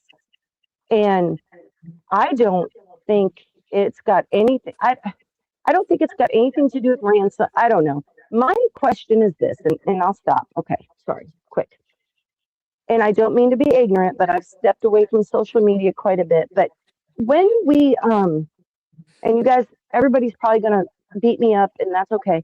But when did Miss Nancy go missing, before or after we got the president from, was it Venezuela? Yes. Okay, so was it after that? Yes. Okay. I only bring that up because nobody's talked about it, and my little brain just goes off here and there. I mean, okay, I know, being, prior military, you can only get so much in the public, on public records, of what someone's security clearance was in the military. And I'm not saying that Cameron has anything to do with it, but what was his security clearance? What were his contacts? Well, I know he was special ops and whatnot, but was this the closest thing they could do, to maybe be like, you let our president go and we'll give her back? I don't know. Is that too far-fetched? That's my question. Yes. Yes. It's too far-fetched? Yes. Okay. Yep. Okay. Thank you for shutting that down. I appreciate it, because that's been on my mind, Mr. John. Thank you. But anyway, I'm sorry. That's John Bob. I should. John Bob. John Bob. I'll just call y'all John Bob Chris. There you go. John And Bob Dr. Chris. Gary. And we're going John to Bob NASCAR. Chris, Dr. Gary, and Josh. Anyway, Just call I us really the Pretzel Boys. That's a new band oh, really? out of Hey, Nashville. I can be your drummer. I'll There be you your go. drummer. We'll take it. Hey, listen, honestly, I should have taken notes. Like I said, I don't normally do this, but I really appreciate y'all so much. Thank you. And there's just, this is, it gets annoying sometimes when you go on certain channels and people, and like I said, I respect everyone's theories and coming from, whatever background you have. But the biggest thing that bothers me is the platform that this family has. Why are they not speaking? Why are we not looking? Now, by we, I mean, and I know law enforcement, they got to keep a lot of things close to the vest, because if they do find and catch the perp or the suspects or whatever, they don't want them to know what they have on them. They want them to be able to, if they answer something the public doesn't know about, well, that's a clue or a red flag or whatever. But all I know, and we hear so many people saying, I'd be screaming from the rooftops. And Mr. Chris, as you know, with the Summer Wells case and the Sebastian Rogers case, I mean, there are a lot more people out there screaming from the rooftops to find those children other than their loved ones. To me, that's suspicious. I can't help it. But if you've got a platform like the Guthrie family does, not just Savannah, especially Savannah, because she's got more of a public platform, but just something seems off to me. I feel like it's right under our noses, and I'd be curious what you guys think about that. I really feel like when the truth does, and it will come out at some point, it's going to be a complete poop show. And I don't know. I guess I should stop there. And by the way, choosing Texas, I can tell. Just FYI, Mr. Chris, I'm very personal to that song. Just look up the lyrics and look at the writers. I'll just say that. There you go. If you're that close, I appreciate you very much. That's a great song. Hey, And I really appreciate y'all being so kind, and I'll make sure I tone it down next time. I apologize. You're fine. Welcome to the first. Welcome to one of the first times here. And so, I am so excited. I'm going to be an OG. We'll figure it out together. And so, don't worry. Well, Shauna, thank you. And there's a lot of information there from that young lady. So, I don't have anything to say, to be honest with you. I love that caller. That was awesome. Adriana, I'm sorry. Yeah. I pronounced your name wrong. I apologize. Where are you at? And welcome to the show. What do you got? Hi, guys. Nice talking to you again. My name is Adriana. I'm from Argentina, but I live in Minnesota. Nice. And I have a question. I know Adriana, Chris. Oh, yes. Okay. Yeah. I have a question for you guys. So it seems to be that you guys say that this case is solvable, that it will get solved. Am I correct? I believe Yes. it's solvable. Yeah. Yes. Whether it gets solved or not is, for me, it's still up in the air. Yeah. So I wanted to ask you, so in the cases that did not get solved in your career, did you notice any consistent patterns early on that made them hard to close? Or at what point do you personally start to feel a case may fall into that category? And do you think that most cases are decided within those 48 hours, or just the long-term factors end up being a bigger barrier to solving them? All right. So I'll let John start, and then I'll give you my 2 cents in Bob. But there are certain cases that going in are going to be extraordinarily problematic.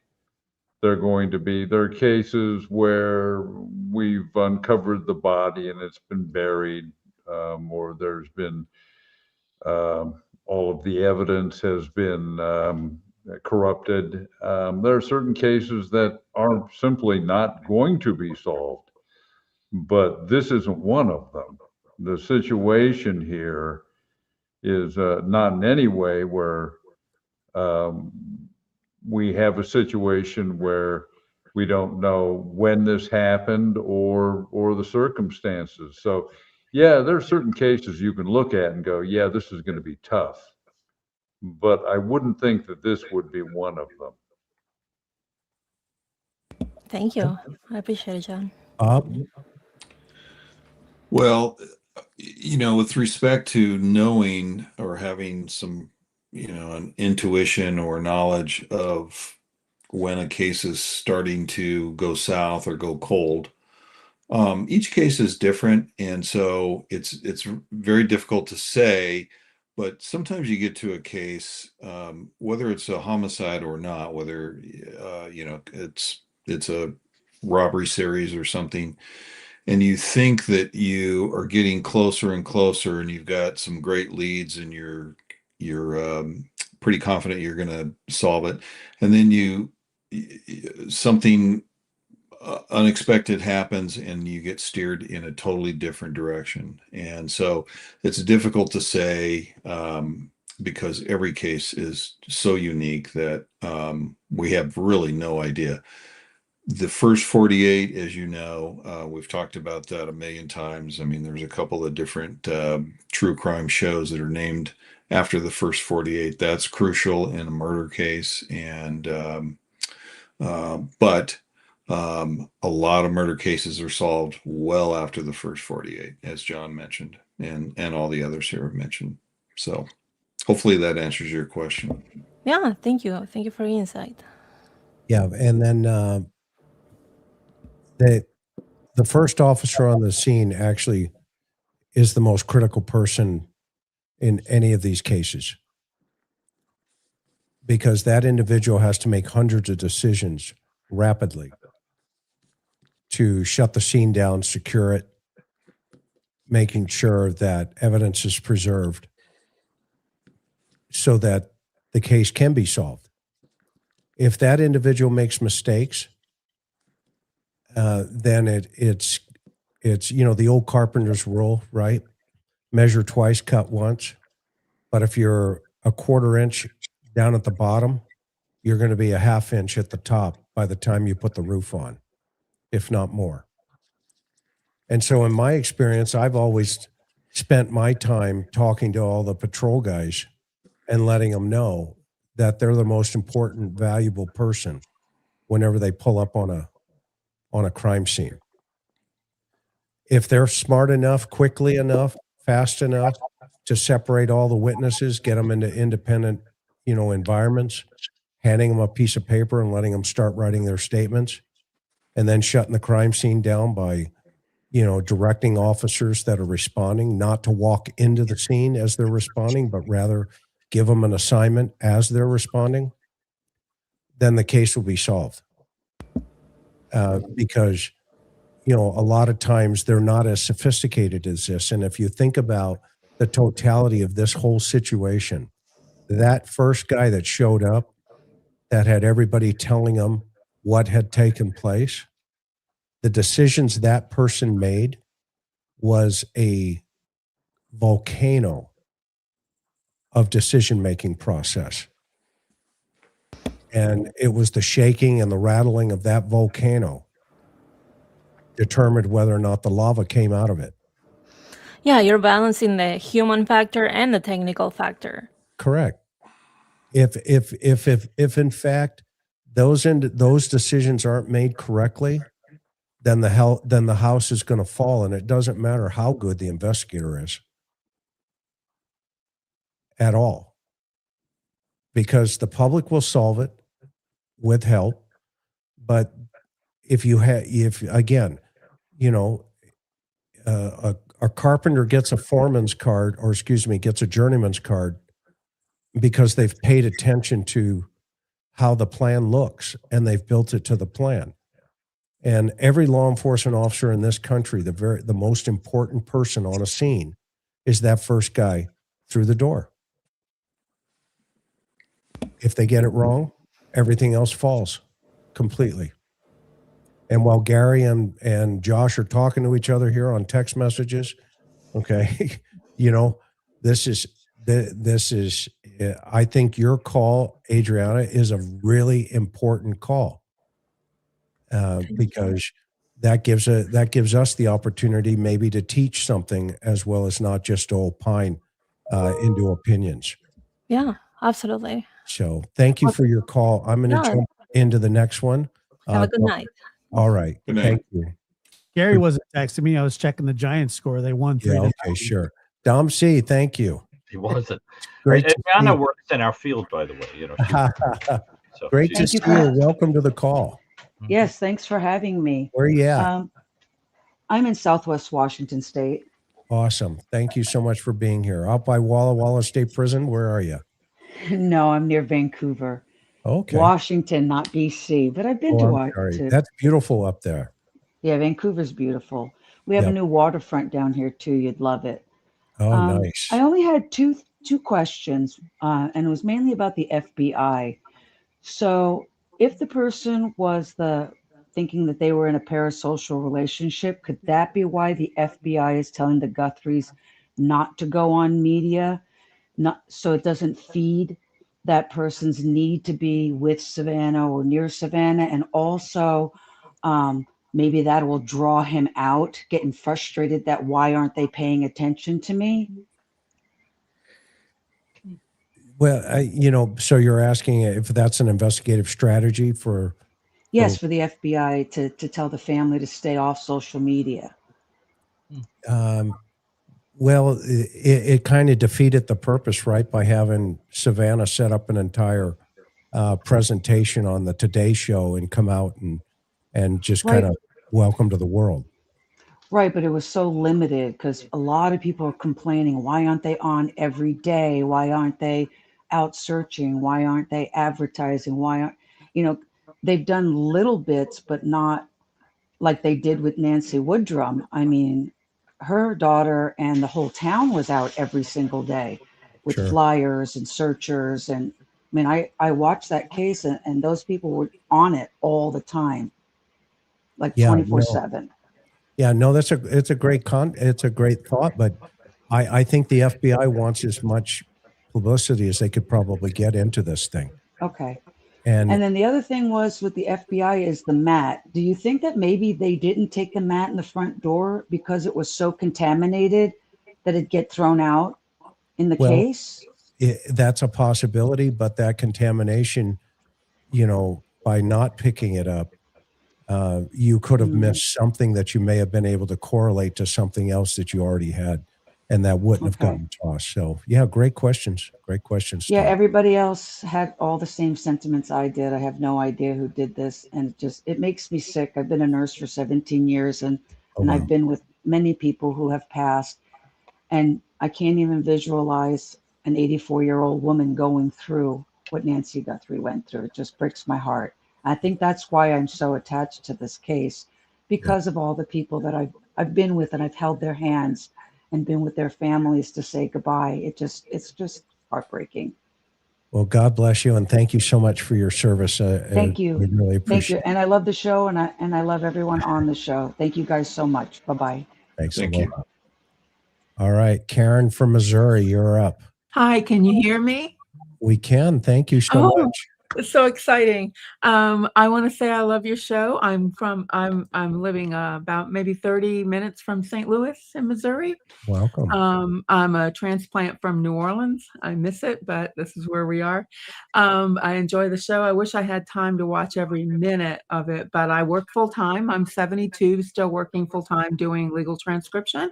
Good I for plan you. to work until they wheel me into the crematory because I love what I do. So I can only catch things in fragments, but I enjoy it. So I have a two-part comment mostly and a three-part question. And the comment is one part of it is I have seen in a lot of the YouTube content that I've watched, there always seems to be somebody making a comment about, when we talk about the timeline, about, well, we know she didn't take her meds that evening, which is significant. But I have not seen any YouTuber, like I've not caught anyway, like on your show, Brian Enton, anybody talking about that kind of officially. It's only seems to be spreading in the comments section. So I do kind of wonder if you've heard anything like that, because that would be very significant about the timeline. And related to that, and the reason I think it'd be significant is for helping the public when they were trying to put information out there about, think about the behavior of people in addition to maybe looking like porch guy, but was somebody nervous? Was somebody gone at certain time of night? Well, it's a big difference if they might have been gone at 10 o'clock or 7 o'clock or 2 o'clock in the morning. So that timeline could be important. And also related to that, as far as pacemaker info, I don't know personally the ins and outs of a pacemaker, but I have arrhythmia issues. I have PVC, SVT, and AFib. And so I've had an implanted loop recorder for several years that monitors heart activity. And the way it works is it's very, very similar to a pacemaker. It talks to an app on my phone, or it could be a watch, if you have a watch. Talks to an app on my phone. And just like Nancy, you have to be within a certain amount of feet for it at least once every 24 hours. And it sends data to the phone. And then the phone sends data to my doctor's office, where things get monitored. Once a month, of course, when I go to the doctor's office, they read it there. But once a month, I get a report from in my chart that tells me tells me everything my heart was doing, not only arrhythmia wise, but heart rate wise, which a pacemaker does also. And I also it sets up for alerts. So I'm fortunate that I don't have symptoms of any of my arrhythmias, which I'm so grateful for. But once in a while, I'll get a YouTube a message from my chart from my office, my doctor's office. Hey, you've been in AFib for 7 days. How are you feeling? Because the monitor is telling them that that's an alert. An event has alerted. So and when we talk about it, they can, if I send a symptom to them, they can look at the report. They can pull a report immediately. They can look and see what's happening right now. So all that to say that the very next day, probably not that Sunday, but the next business day, Monday morning, Nancy's doctor's office would have been open. And even though she was no longer near the watch and no longer sending data to it, they had the data up until 2:28 in the morning. The doctor probably already has told, I'm assuming, told law enforcement what her heart rate was looking like that whole evening. You know, did it start kicking up at 10 o'clock or 1 o'clock, 1:47, or whenever? They knew that. So all that to say, it would have been helpful for the public to know that Nancy, that whole event started, you know, whatever time her heart rate kicked up, we can pretty much say that's when things kicked in for her. And that's when we, the public, or, you know, public in Tucson, not here in Missouri, maybe, could start looking at friends and family members and acquaintances. You know, why did you go out at 10 o'clock at night? Why did you do this? Or neighbors looking at camera activity, you know, things like that. So that's a comment I wanted to make about pacemakers and about information. Now, my three-part question, and I'm surprised I haven't seen anyone say this in all the time that we've now known about, you know, DNA and stuff. So I'm assuming when they were collecting DNA around the house, whatever kind of DNA they were collecting, whatever that looks like, they were logging where it came from. So this came from the bedroom, this came from a chair in the bedroom. Now we know the planter, a doorknob, you know, the Ring camera, whatever. So there's that. And I don't know when you get all of that stuff logged and collected and gathered, and you get back to the lab, if the lab is able to tell if the DNA is from skin cells or saliva or sweat. Obviously, hair would be obvious, but when it's body, you know, or fluids or whatever, can they tell if it's saliva? And the reason I think that could be very significant is because we keep hearing that they have eliminated, basically, as at least what they're reporting, they've eliminated family, friends, connections as suspects or as persons of interest. At least that's the story, that's the narrative that we're hearing. So in a case like this, you know, you have kind of a double whammy of a lot of times, statistically speaking, it is someone they know, it is a family member, a friend, or someone who had contact with them. So if that is going to cause them to discount all of the DNA that they find that overlaps these people, well, okay, I'm not going to mention any names because it really doesn't, it's insignificant at this point because we don't know. It could be the family members, could be a friend, could be the maid. But let's say these people have legitimate reason to have been in the house, and now they have this DNA that shows up and it matches them. But hey, why would their saliva DNA be on the back door? What would be the reason this person would have saliva on a door handle as opposed to just sweat from your hand or skin shedding? And even hair, you know, we've learned over the years that hair can transfer all kinds of ways. So that can raise questions. But would it raise questions if, you know, they found some DNA and it was saliva DNA and it happens to be someone who was legitimately in the house? Would that start making them look more interesting as opposed to, well, these are people that are here every day, or, you know, they've cleaned the house, they changed the air conditioner. So, and no one's talked about that. And I wonder if you guys know enough about the DNA process to speak to that. Well, the bottom line, right, will come to, you know, the point here about what the defense is going to say. Mm-hmm. The defense, right? But in terms of just DNA in the house, more interesting at somebody, starting to look closer at somebody. Sure, you know? I mean, right. If it's not a stranger DNA and it's, let's hypothesize, and we had a big, I did a whole program on this the other night. Okay, Oh, like did you? from the hair, Mm-hmm. just the hair. Right, because that's what they have right now. Mm-hmm.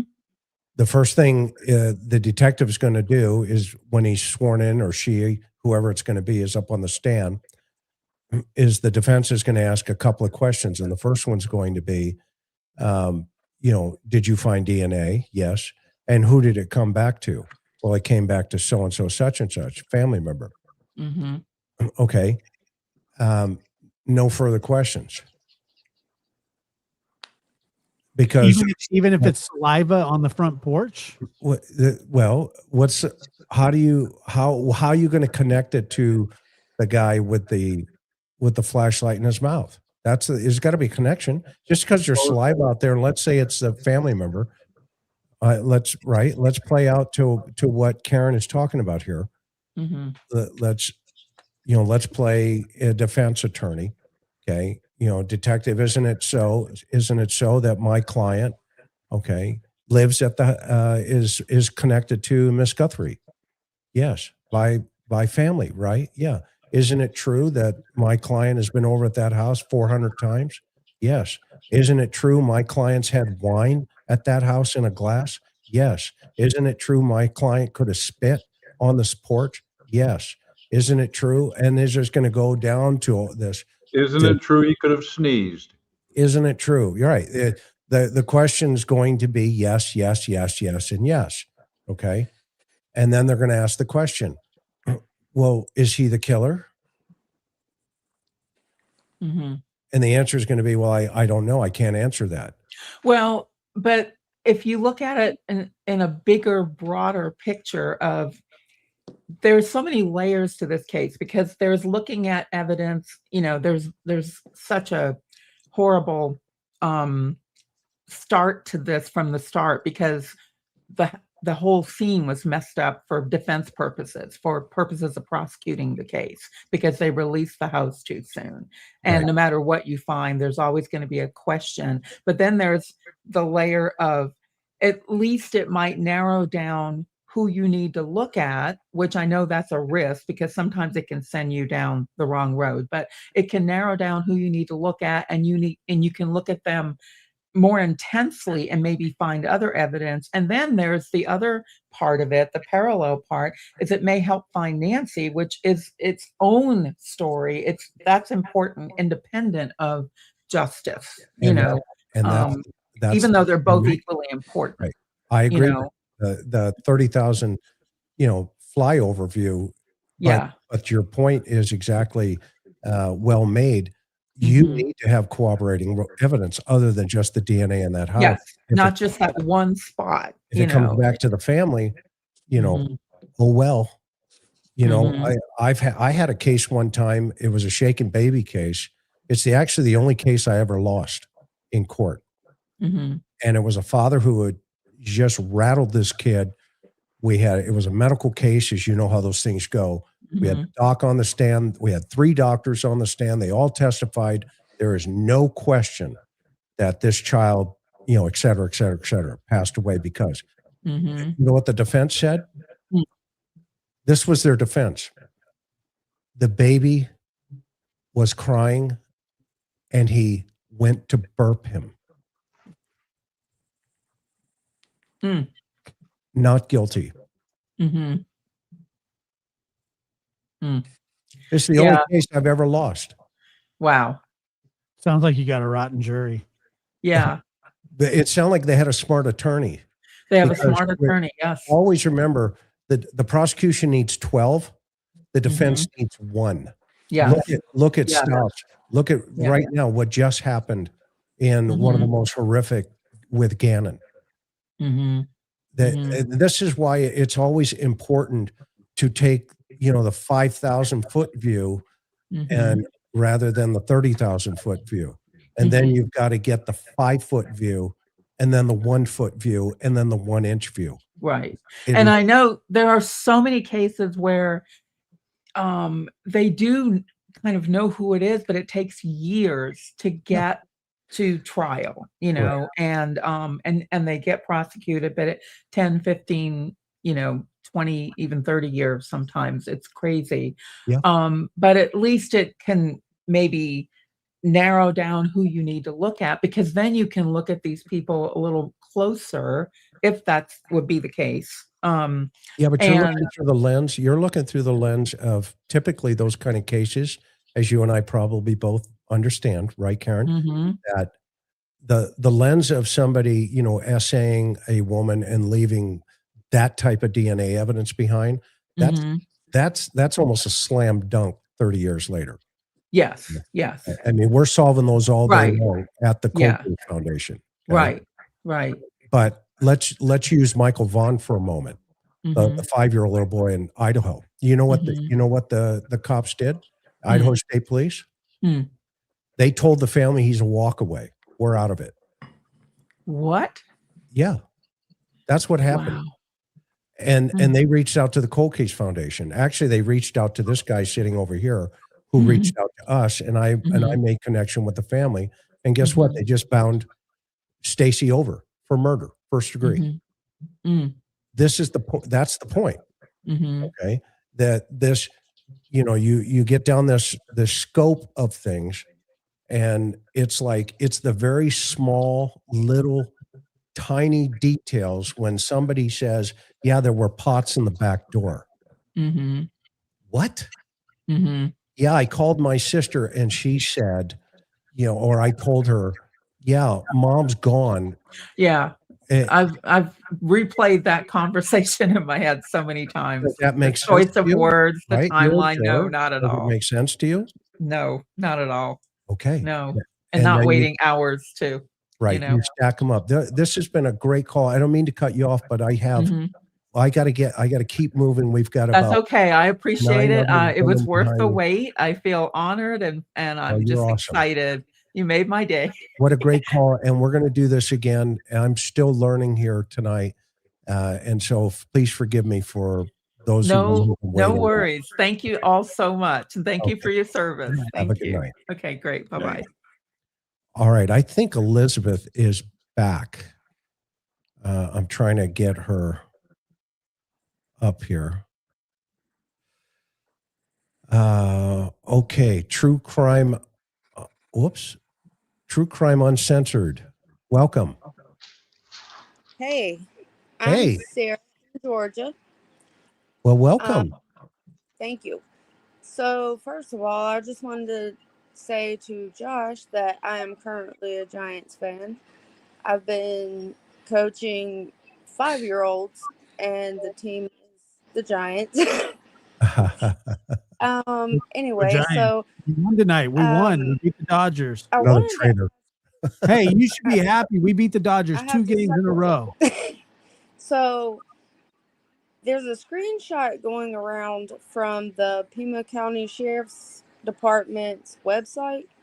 And it said, on there it says that Nancy went missing on January 31st at 7 p.m. I was just wondering if any of you have seen that and your thoughts on that. I haven't seen it. I think somebody sent me I actually sent a screenshot of it to the email address on the interview room's Facebook page. Okay.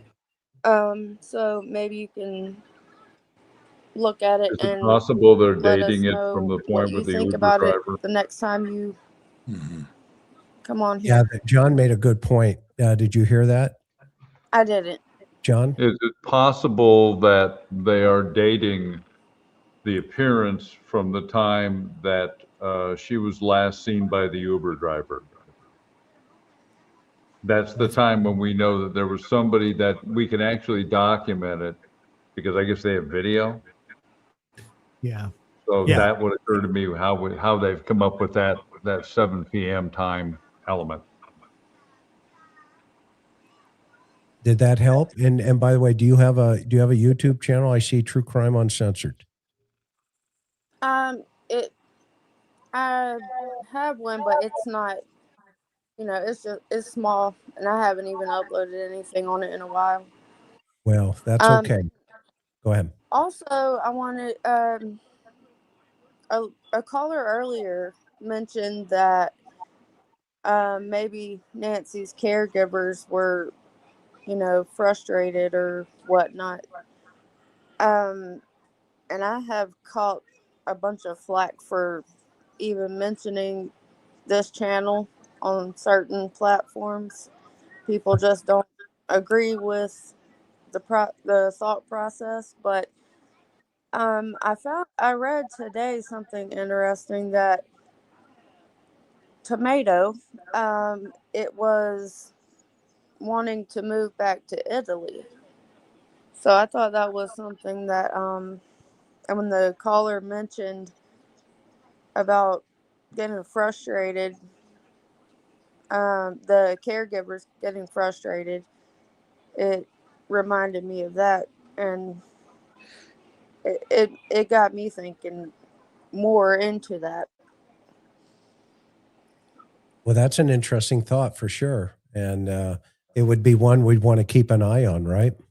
Right. And the And last thing is the call that Annie made to Savannah. mhm. I have a brother, and if my mom were missing and he called me, the first thing he would ask me is, "Have you talked to mom?"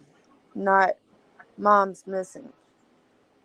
And maybe it's just me, but I thought that was weird too.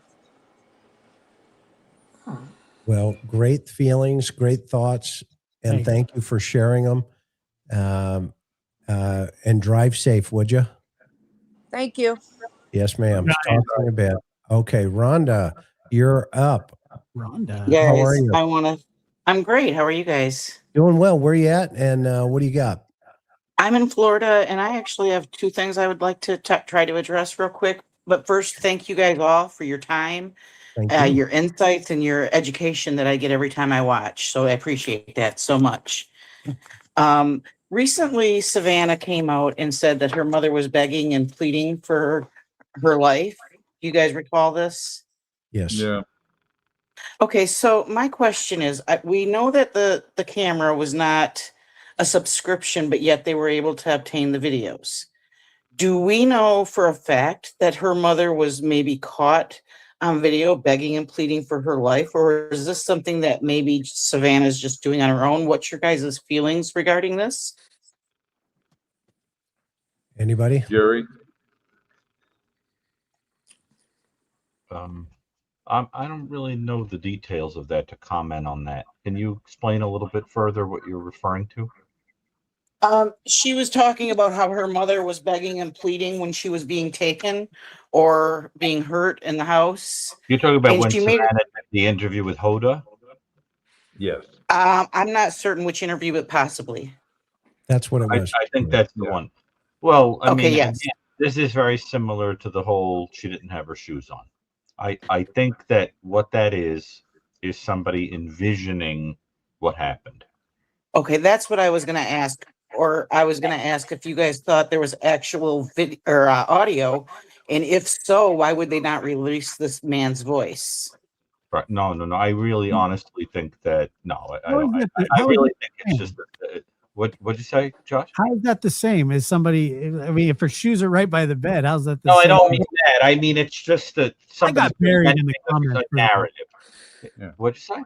I said I got buried in the comments for saying that older No, I women. actually thought that was very smart. It's just that Your guys' no, I just think that what it is, it's like, for example, if you knew someone who perished in a house fire, and somebody said, "What are you thinking about?" You would say, "The thought of them with the flames and the heat and the smoke and running." You know, in other words, there are these things that you would envision happened, and it would be common sense that they did, but you weren't there to see them. Yeah, it's like Pure conjecture. It's conjecture. Right. It's like when you say, But- a kid gets hurt and they say, "Well, I can just imagine them screaming for me." I could imagine them wanting their mother or their father. Right. To be perfectly honest with you, first, I think more and more and more and more that we're envisioning her very alert and kind of like reacting or whatever. But I'm picturing more a situation where she's not that reactive. Like she's sleeping and somebody comes in and just assaults her and maybe takes her life, or Okay, or I would. something like that, or she's not alert. I don't picture her being, but I don't know. I only know that if you were going to go in there and take her, or eliminate her, she doesn't even have to be alert for that. The point is simply that Right. she has to be removed from whatever. And so I don't know that happened. But if she was alert, yeah, she would have maybe not had her hearing aids in. She could have been very frightened. She could have been, but technically speaking, if you wanted to do this expeditiously, she wouldn't even have to be alert. Yeah. Okay, so even though they were able to recover the video, we don't feel that they were able to recover any sound, or if they have, they're keeping it to themselves at this point, is what you guys That's an are interesting thinking. comment, but I don't. I mean, I what would do you hold it guys back. think from an investigative perspective? What do you think, Chris? What'd you say? I would hold it back if there was sound. Oh, absolutely. But you Absolutely. think it exists? It could be. That's interesting. It's possible, but the question is what would be the capability of the microphones connected with the cameras? Can they pick up sound from basically a bedroom? And can they pick it up with, such clarity that we can hear voices speaking? I mean, I don't think that you're getting top quality microphones into these cameras, and they'd be pointing in the wrong direction in any event. Well, it sounds like the FBI is the one that put out the porch guy video. So if Pima County is in charge of the video that's inside of the house, they're probably not going to let that go, because I don't think Nanos even wanted or knew about the porch video. Am I right, Chris? Yeah, I thought that was a tit for tat, and we all talked about it. Yeah. It was like, okay, they did this, now we're going to do this. Right. And that was pushback from not allowing them in the very first place. I mean, think about it. That Here's was what like we a fastball. It's over a center field fence, home run. Right. And Cash Patel ran, back to his headquarters and said, "Look what we just did." Right. Rhonda, great call. Thank you so much. I'm going to jump, and we got to But let you go. one moment, please. Can I get my we've other got- comment, please? Well, Okay, we've my got question is, I just want to know like if you guys 10 people feel. behind you. And Okay, then I'll let it go well, for another time. I appreciate your time. is that okay? Thank you. You guys so have a much. good night. Appreciate Yeah, your that's understanding. that's fine. I appreciate you. Okay. Bye-bye. Joe, you're up. Thank you so Hey, much. Chris. Hi. Chris, am I muted or can y'all hear me? And is there feedback? No, we can hear you. Okay, fine. Okay, great. Hi, gentlemen. I really love the podcast. And like many of your listeners, I've got introduced to you in January. So I'm going to try to be as succinct and as clear as I can. But this has been bugging me since the interview with Savannah. Let me first say and preface that she said that her sister Annie and her brother-in-law took really wonderful care of her mother. And I'm not doubting that, and that they were in constant contact. Okay, so that's one thought. I also know that with older people, they're very independent and they're very stubborn. That being said, when my father was alive, he also had a pacemaker, but he also had someone with him. Okay. I also know of people with older parents that have guardrails in place and procedures in place, that if their parents want to be by themselves, that they have like an alarm system, or if there's a emergency, that they call 911 and have 911 call the caregiver that's next door, something like that. I found it very odd that for a long period of time, and Savannah went on and on with Hoda about it, that they thought it was an emergency health event. And how could it have been an emergency health event if you're taking wonderful care judiciously and you're like on top of her as much as you can be, a mile away or so forth? I know that you mentioned, Chris, that you and Karen were talking about the emergency. I can't reconcile. I can't reconcile that they're taking such great care of her, and yet for a long period of time, they were trying to convince the patrol gentleman or woman that came on the scene that they thought maybe there was an emergency 911. How would they have not known about it? It doesn't make any sense to me. Joe, you are on fire. Thank Well, you. sorry, it's really bugged me. I haven't heard awesome. anybody. That's great. I mean, it's the minutia details that folks pick up on.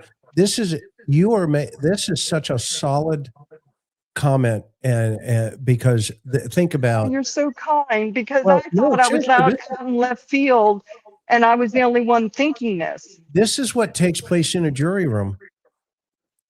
To your point, this is exact. Have you been a juror before in the past? Yes, and I was an alternate. Can you imagine? I had to keep my mouth shut. Oh I my wish God. I'd been on the OJ trial. Yeah, but it's those minutia details that people pick up on, and it's just like, well, that doesn't fit. It doesn't sound or feel like it's supposed to be. And whereas the evidence, if it's clear, the evidence is clear, it's clear. Right. And that's did you think that with. too? You just expressed what I've been having a problem with. Thank God. I mean, it's sad that but it's true. And she was like, Mom is gone. I'm like, really? You've been taking care of her. The whole thing doesn't make sense. You're awesome. And I'm not. So Thank you. Thank you, guys. Okay. Well, I'm going to jump if that's okay, Yes, thank please you for these go. points. Thank you. Okay. Peggy, you're up. You are next here. Welcome to the program, and thank you so much. Where are you at, and what are you going Hi, I'm in California, and hi, Chris, Bob, John, Dr. Gary, Josh. I love your channel, the expertise and the depth of your discussions. I had a question. Do we know how law enforcement found out about the Southern California guy, the home fries, ransom notes?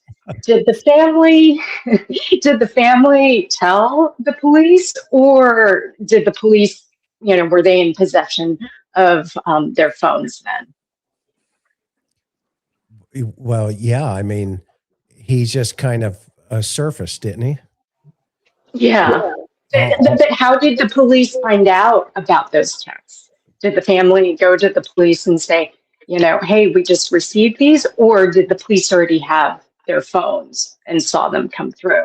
That is a great question, because remember when they went over with the UFED, okay, they could, when they downloaded the family phones, everybody's phone, okay, except for maybe Savannah and Cameron, because if they could establish, in fact, they were on the East Coast, right, there'd be no need for that at that point, okay. Now, maybe when they arrived, I think anybody here would have said, hey, just as a technicality, because the defense is going to ask, can we download your phone? Okay, and you're going to need consent for that, because there's not a judge in the world that's going to say, well, they were over, unless you got some nexus to connect it, to the crime or to her disappearance, then no, I'm not going to let you download their phone. So they'd have to sign a consent, and boom. So to your point, yeah, let's hypothesize that they go in there, again, one of these minutia details, boom, and all of a sudden they have this whole, printout of, well, who's this guy? And next thing you know it, the feds are all over this guy in Hawthorne, and he just happens to decide, well, you know what? I'll pick one of the family members that's not even in the limelight. He's behind the scenes, okay? I mean, how did that strike you when he says, well, yeah, I just did an open intelligence source, which you can, right? Anybody can find anything in nowadays, but you decide to pick, the guy that nobody even knew about? Right. Exactly. I don't know. That one just smells to me, but I could be wrong. Well, and I'm also really perplexed by one thing. There's been so much speculation because of the lack of information out there. And Savannah, obviously media savvy, knows about crisis management through her work. So why aren't the family members doing, a short, say, softball interview just to take down the temperature? That would be an easy thing to do, right? Yeah. Karen raised that issue too. It's like there's no more hard journalism. Yeah. You got to ask the questions. And here's the irony. If you start talking about it and going down that lane, right now we're on holy ground in social media, in perception. I mean, we have to be honest with the public and say, well, wait a minute. We're not saying they did it. We're not accusing them or anything like that. We're just saying, hey, there's a lot of questions that have arisen because this information was put out there. So great call. Yeah, well, they could alleviate, all the speculation out there just by, doing a really, quick interview. Finally, I just wanted to add that I'm sure everyone is going over their security cameras. But I just wanted folks to know, I actually installed 2 for my parents.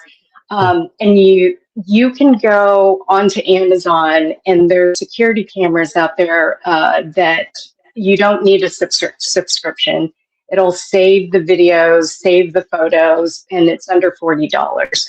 So everyone that's rushing out to do their subscriptions. And then finally, I think I saw something about the flip lock on one of your pages, Chris. And so I actually got those for my parents too. So That's just awesome. wanted to say thank you. 1,600 pounds of pressure those things will handle. So that's awesome. What part of Cali are you in? Northern California. Nice. Are you a Giants fan? Yes, I am. Peggy, you're I am. You are forgiven. Great. Well, thank you so much for calling in. Thanks. See ya. Another great caller. About that, Chris. Jennifer, you're up. How are you? Hi. Hi. Thank you so much for taking my call. Well, thanks for I giving us just your wanted to time. say you guys are wonderful, first off. And then just one question for you. I'll make it very quick. I know you've said in the past, your shows in the past, that you believe that A&T did not, in fact, go down to the law enforcement office for an interview, possibly. So my question is, what do you think is the probability or possibility that FBI would once again try to pull them in for an interview at the actual law enforcement office? Well, I think we all talked about as a panel, we hoped they took them down the very first day. And if they didn't, then that was a mistake. You guys, anybody thoughts? No, I think that's correct. And I think subsequent to that, they have interviewed all of the family, specifically Tommaso and Annie, because they were the last ones to see Nancy and the family. I'm sure that they've interviewed them a number of times. Yeah. I think the difference, if they did it at the house, that was also a mistake. Yeah, and No Nut said that they took polygraphs, but who knows? Oh, no nads, not no nuts. Sorry. And if they passed, the question is how were those polygraphs? Who introduced the polygraph? Did the FBI or did lawyers for the family? That's a good point. That's a good question. Because if the FBI did it, then fine. But why do they need a polygraph for somebody that hadn't done anything? That sounds like something an attorney for the family would want to commission, especially since the suspicion has been on A&T. Yeah, we don't polygraphs are us. Yeah, we don't polygraph, people that we think we just need to clear them. Okay, because you don't need to poly somebody. you just kick them out the door and you say, you know what, we're still working. We'll circle back. Have a good night. And you know, the rest is history. Did that help, Jennifer? Absolutely. Thank you so much. And you guys are all wonderful. You're awesome. Thank you so much for jumping in here. Patty, you are up. Welcome. Where you at? And what do you got? Thank you. Can you guys hear me? We can hear you. Wonderfully. Good. Hi, Bob, See, I John, can't hear Josh, Dr. Gary, and Chris. Hi. Hello. Hi. Hey, first of all, I wanted to let you know I started following you because I thought you were Maureen and Steve, and I found out that you weren't. But I don't know how often Maureen was on, and I know she was taking care of someone in her family. And if she's watching or you talk to her, we miss her, and we hope everything's going okay, and we hope we see her back soon. Yep, she's got a sister that she's taking care of. Okay, our prayers are with her. And also hello to all the animals. We're animal lovers here.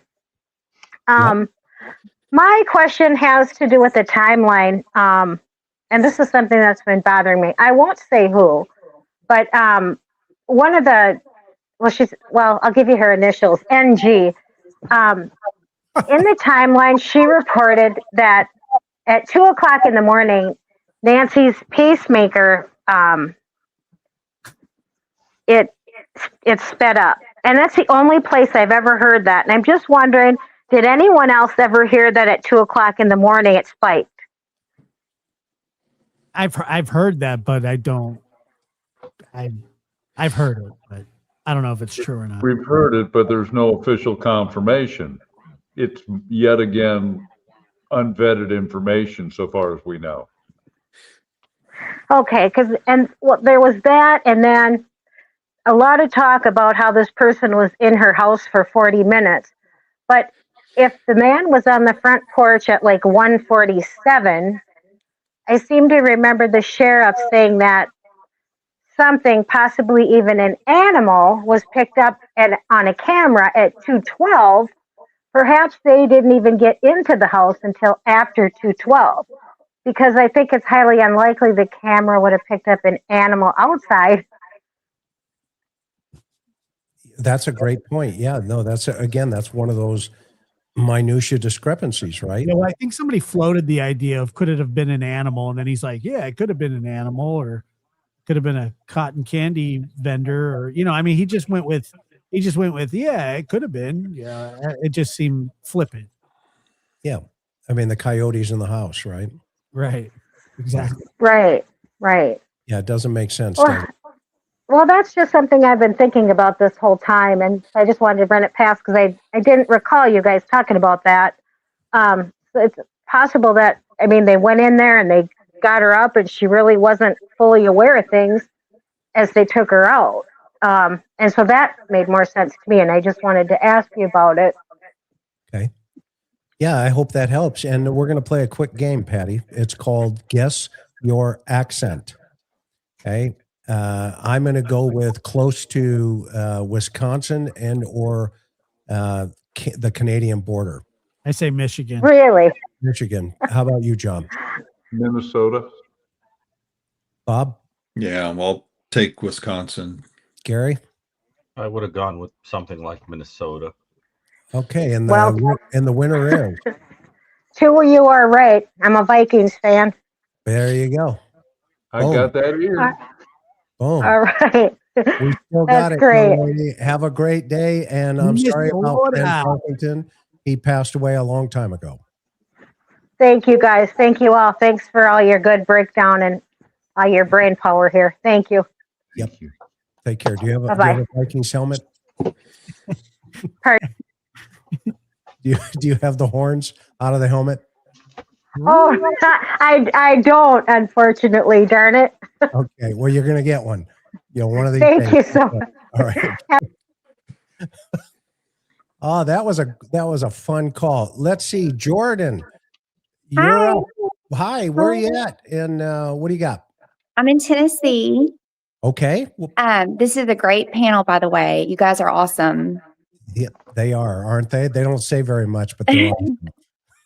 Um, so I'm going to be really quick. So what's always bothered me is the 2-minute garage door factor.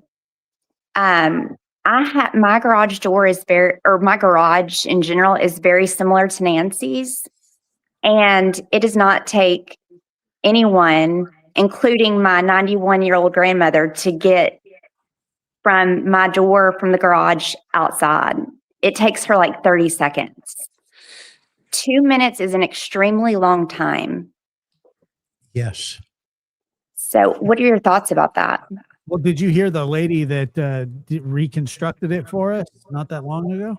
No, I didn't. Yeah, that we had a lady that called in a couple weeks ago, I think it was, right, Gary? And she has a cane, and she said it took her 37 seconds to walk the same distance through her garage door. So She called tonight. She did call tonight too, but she didn't really go into great detail about that. And then go ahead. No, please go ahead. So, and what are your thoughts on why were we supposed to know that fact? Was that supposed to even be given to us? What was the point of us knowing that? John knows it's because no nads is dumb. He released information. No, there was no reason that information needed to be released, because it again, not like you're trying to be mysterious or not like you're trying to stonewall, but these are facts that might later be important during interviews and interrogations. And why you would share this information, frankly, is beyond me. I'm certain with his vast depth of knowledge, it made sense to him to say that, but none of us who've worked homicides would have released that information. Right. Do you think it could have been like a red flag that was written down and he just put it in the timeline because he saw a time? No, I think he just works. Okay. I just think he says whatever it is that comes out of his mouth. I mean, we've all worked with people like him. And so I just think he thought, we'll give this to him. And we really don't know whether he understands the value of this information or whether he's listening to the people talking to him. He impresses me as being a loose cannon, and he may not feel that there's anything wrong with what he said. So that's my opinion. Well, that's all I have. That was it. Well, thank you, Jordan. We appreciate you very much. Thank you, Jordan. Thank you, guys. Okay, have a good night. You too. Bye-bye. All right. Isabelle McFadden, I owe you a huge apology. Oh my goodness. I am so sorry. I hit the wrong button earlier. No problem. Oh my Huntington goodness. Beach, California here. And I always love when you guys talk about Oceanside because I'm a coastal girl in Orange County. So I'm always very familiar when you guys, do a little chit chat about our neck of the woods. So Sounds like a Padres thank you for that. So first of all, I'd like to say your panel is always very honest, and that's very important to me. And this is why I keep coming back to you. I'm on Twitter. I have 30,000 followers, and you've actually liked a few of my posts that I've done. I think there's a huge, I am European, I'm Portuguese American, and I've worked with the Madeleine McCann case for many years, Scotland Yard, journalists, everybody. And there's a lot of PR that's going on in this case. I feel that Savannah Guthrie has the greatest megaphone in the world, but I don't see a lot about her mother.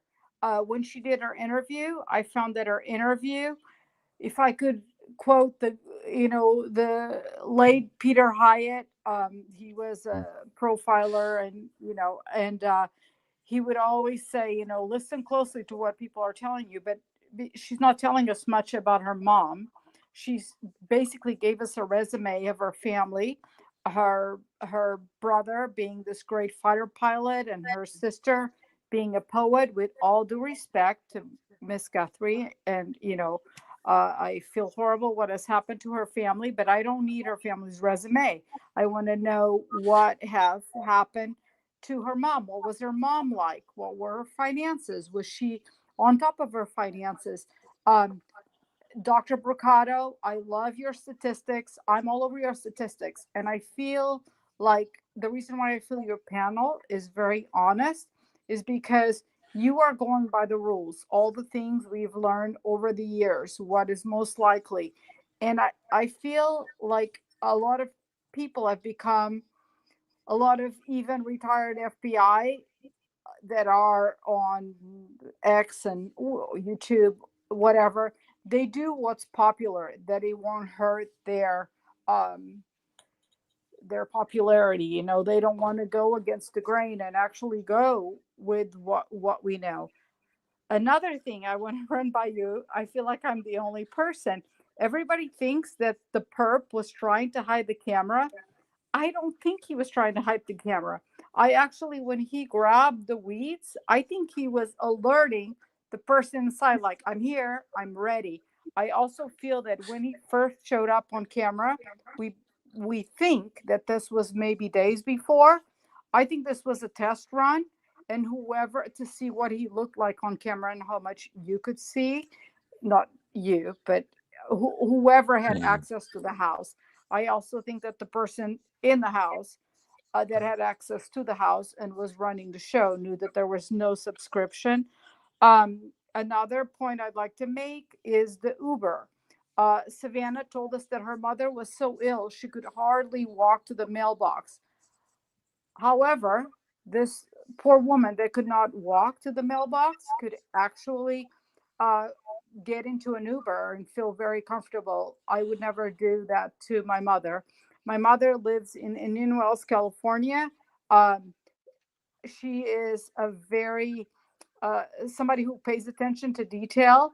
And when I approached her about the case, she's like, "Oh yeah, I've been watching," and she felt, "Oh, it's about the money because people cheat you when you get old. When you get to be my age, people cheat you, and they think that you are wealthy and you have all kinds of money, and they cheat you over time." So I would like to see what our financials were like over time, and did Nancy Guthrie get mad and get in her Uber herself to approach her family for maybe something that she found out about? So was this an aggressive getting in an Uber? Because I just find it very odd. You live down the street. Why would you just not pick up your mother that can hardly walk to the mailbox? Another thing that I have to run by is the flashlight in the mouth. Everybody talks about, oh, it's the plumber, it's the pool guy. But I actually would like to mention that I know this from experience. Who uses flashlights in their mouth are musicians, because when they have to install their drums at night, at clubs, at venues, musicians use flashlights in their mouth all the time because it's dark and you're playing a venue and you got to set it up and you don't have the right lighting. So just so much stuff. There you have it. No, that's a tremendous amount. John, Bob, anybody, concepts? No, all good points. Yeah. You're making, Isabelle, very good points. Yeah, I've been doing this since 2007. And all of the things from Scotland Yard to Judiciary in Portugal, everything that they've taught me, I feel like it's being ignored in this case. And we're just being fed like fluff. And, you should never have fluff in missing people. And there should never be PR and politicians. And the fact that it was a politician that was first called, and that just automatically also the fact that when your loved one goes missing, if I absolutely love my parents, and I think that I'm not the only person saying this, I just don't see enough urgency, even when you have access to that kind of money, to wait until the last minute, a month later, I was like, well, yes, we'll offer you some money. Another thing, the FBI, we were all told that it was the FBI that arranged all the words that were put in Savannah and her family's mouth. But in her interview, she actually said everything that we've said, we wanted to say it. And so go back and play that part of the interview.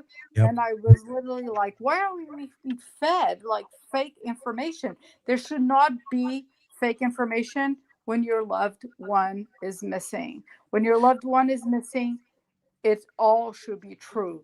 It shouldn't be dramatized. It should be, my mother is missing. Help us. Even the I feel this whole thing is now staged. Not that I think that Savannah knew about it, but this is very bad for her career. Let's imagine that somebody in her family hurt her mother. It doesn't make her look good. So all of this sounds very harsh, but there you have it. I've been doing this for too long, and I just have to be honest. These are all my feelings. Well, one of the things that I would, two things that I would add to that list, not in the casting aspersion way, but just in that way that Chris talks about, where there are fair questions to ask, are number one, technically speaking, is there any proof beyond the narrative that is shared by family members that there was a game, that the purpose for getting together was game night?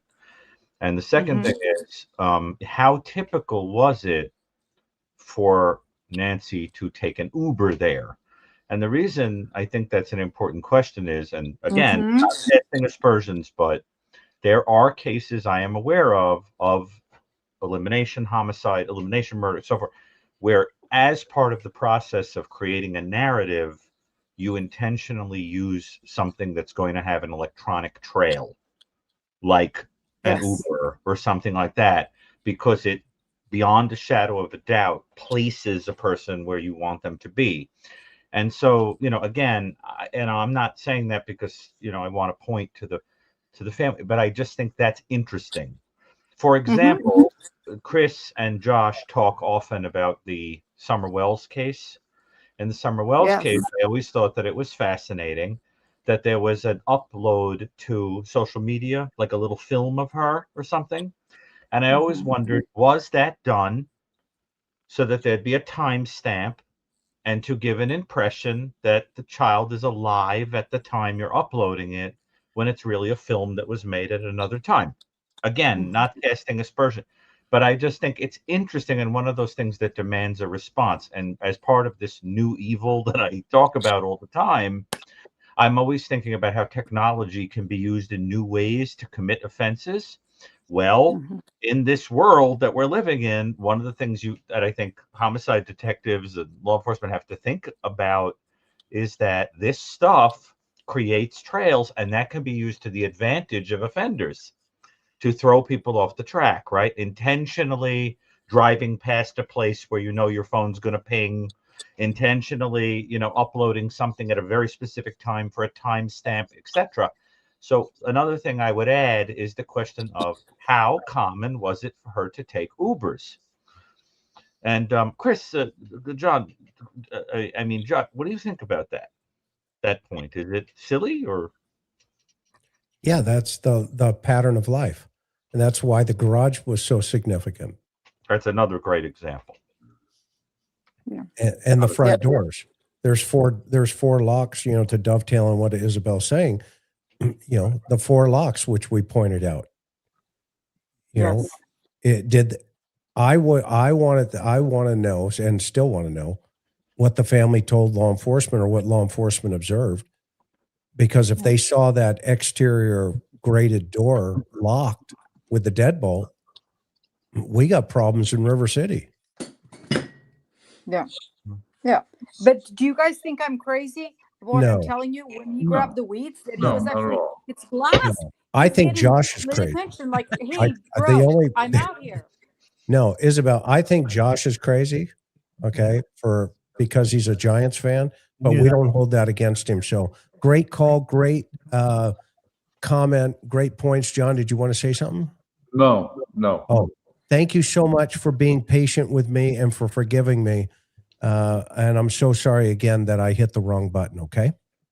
You are so welcome. Thank you so much. You guys And have a I'm good going to evening. call in again. Next time I'll get you in earlier. So I'm just learning on this piece of the puzzle.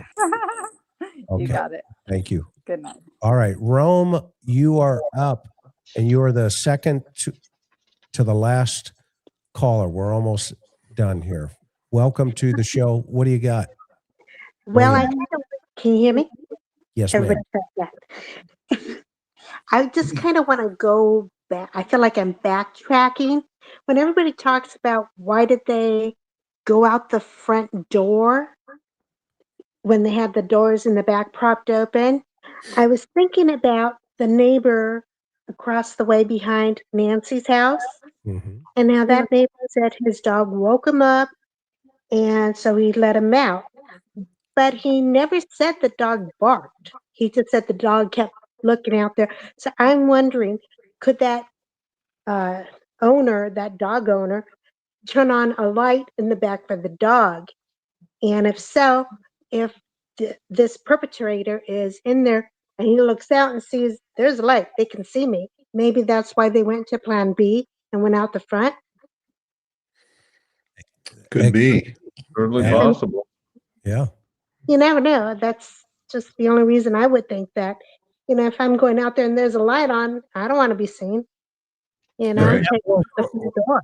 Or somebody, I mean, there are people that bring up, because there was a neighbor that was interviewed, and they were saying that their dog that night was barking, and that was unusual for their dog to do it that night. And it was the next door neighbor. So no, that's the same neighbor I'm talking about. He never said the dog was barking. I'm pretty sure he did. He just said he came and woke him up. He was like whining or whatever, but he never said he was barking. He said when he went out, let him out, then the dog was looking over at Nancy's. But I never heard him say that he was barking. Maybe he wasn't. Yeah, well, he was acting strange or something. Excuse me. Yeah, but he was never barking. Yeah. Yeah. So that's just been running through my head. And, I have a whole bunch of other stuff that I know. Everybody said the dog was barking. One more question. One more. Yes, go ahead. One more question. No, I was joking. But no, that was my one thing I hate running through my head is like, why would they go out the front when they have the back open? Maybe because they had their back light on across the way, and it would shine on them. Mm-hmm. Yeah, very possible. And that neighborhood has an ordinance, though. All the lights have to be off because of the observatory in that area. Yeah, but if you're just to let the dog out. Great point. Great point. They have, Nancy supposedly had that floodlight that was, censored or whatever. There was a light, Yeah. that light got all busted the out. lights have to be off? Is that what you said? All of the lights have to be off? Because of the observatory at the university or something like that. Yep. They've actually, it's a city ordinance. That's why it's so dark there. Yep. Okay. So, Rome, thank you so much for your call. Appreciate you. You're I'm welcome. pretty sure the dog was barking. Aloha. Aloha. Okay. We got one more, Miss Tucson. She unfortunately keeps coming in and coming out, so I hope this is going to work. Whoops. Looks like she's gone. All right, guys, gals. Well, that was that. Sports fan, one of the first ever call-in live shows. That was a marathon. Josh, I owe you. Thank you for helping me. Do I get a campaign ribbon? Oh, a campaign. We got one more. Hang on. She got in here late. She came right back. Heather. Oh. Welcome. And you are the last caller of the evening. So where you at? What do you got? I've been on hold since 8 o'clock. I don't Have know. you really? Yes. Well, you know what? I'm going to tell Gary to stop that. All right. Okay. Okay. Number one, I've never done this, and so it was worth it. But I've got a little bit to say to each one of you. John, Yes. you are a comic, and I love it. Thank you. You bring such laughter and lightheartedness to the community. Thank you, thank you, thank you. Well, thank you Bob, so much. Mr. Bob, my grandson tried staying awake tonight because I told him you were a fisherman and that you were out fly fishing. So he wanted to know what fly fishing was, and I couldn't really explain it. So I said, well, if I get to talk to him, I'll let you ask him. Needless to say, he went to sleep. What's his name? Bentley. He's 11 years old, and he is a Okay, big. so Bob, answer Bentley for him so he can watch this when he wakes up. He Well, loves. He loves. Bentley, basically fly fishing is you're putting a fly on the end of your fishing line rather than a worm. And you're throwing it out usually in a river, but sometimes a lake. And you're hoping you're usually floating the fly on top of the water, and the fish comes up and grabs it. And that's how you catch them. So it's basic. Yep. A fly insect? Yes. Yes. Little. Yeah. And there's just a bazillion different kinds. A lot of it depends on where you're fishing and what the native insects are to that area. I thought the flies were the little like feathery things. So did I. That's what they are. Right. Yep. And then Those you are put the a flies. natural fly on it. No. You mimic the natural fly with the artificial fly. Usually. Although, yeah, you can take a native bug and put it on a hook and throw it out there, and you might catch something. Like a June bug. A worm on there, that's for sure. He likes that Yeah. gross stuff. And Josh, for you, my heart goes out to you, hon. You have been through hell and back, but you are a wonderful man because of where you've been. Hang in there. I appreciate that. Thank you very much. Chris, thank you for your lightheartedness, but you always seem so damn serious. Do you ever lighten up? I do, young lady. I do. I don't think so. Dr. Gary, after having all this crime talk going on, I feel like I need to schedule a meeting with you because I'm going to need it. I have never been involved in anything such as this. This is my first. And it has really, I guess I should have gotten involved sooner than this. But okay, here's my thought. I think it's much deeper and bigger than we can imagine. Because I know we've all said it doesn't make sense. What doesn't make sense is if this lady was murdered, why is the family not grieving? If this lady was kidnapped, why is the family not trying to find her? There's no remorse from this family whatsoever.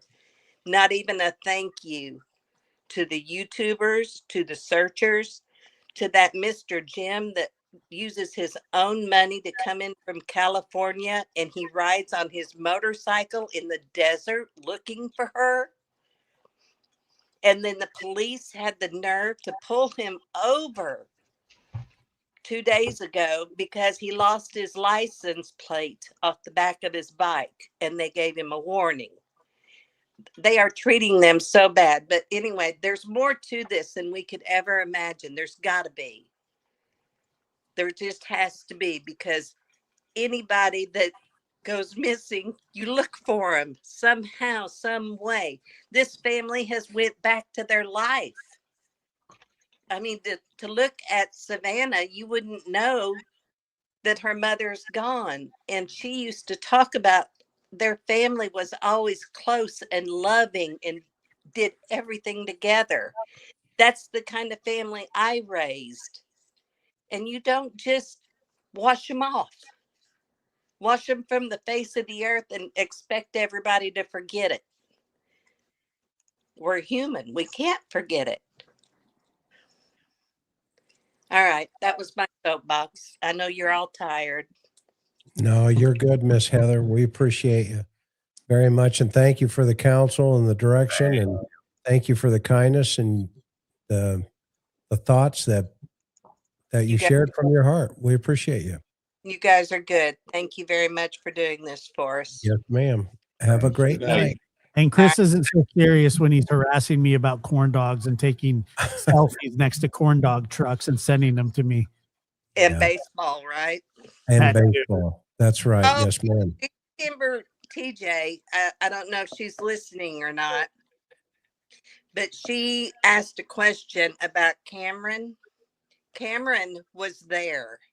He was not in Vermont when this happened. He was in Arizona because he met Savannah at the airport when she flew in. And then you guys talked about nonads. You can go, sorry, you can go on the website and read what the lawyer wrote up, and it's a bunch of BS. It's going to make you mad. It's going to make you mad when you read it. We're going to go over it Sunday night. Good. So The nads needs to get some nads. okay, Miss Heather, put your right hand up. You are officially sworn in. So welcome to TIR. Come Good on. night, gentlemen. Okay. Good night. Yeah. Bye-bye. All right, Miss Tucson. Miss Tucson. Welcome. Last call of the evening. I know you've been trying to stay in here, but you keep falling out. What's up? Oh, my son keep getting kicked back. In Tucson, and there's been a few cases in the past that Well, that's a robot right now. So That's an adult from a Peanut special. yeah, unfortunately, her internet's not. Yeah, it's Chris, could you type it to us so we can answer? She can type it in the chat, Miss. Yeah, Miss type it in the Tucson, chat. Type it in the chat. But you keep dropping out on that. And I apologize, but I don't have any control over that. Did you hear the last caller call them nonads?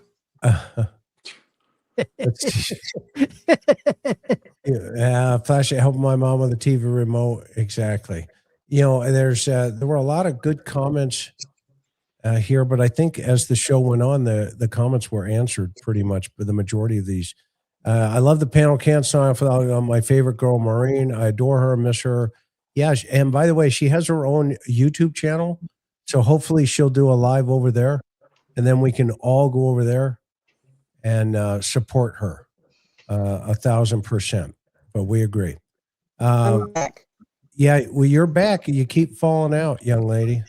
I'm going to be short. I don't think that they're I think he knows exactly what he's doing.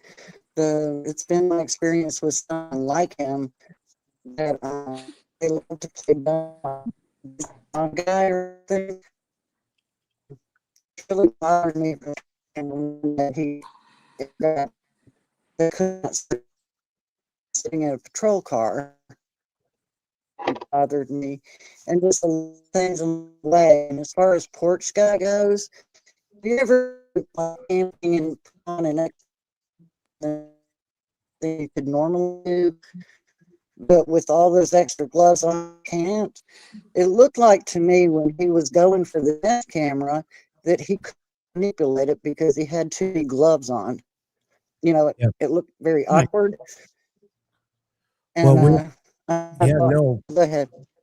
No, you're breaking up. We're getting every other word. Remember in Star Wars, the bar scene? Yeah.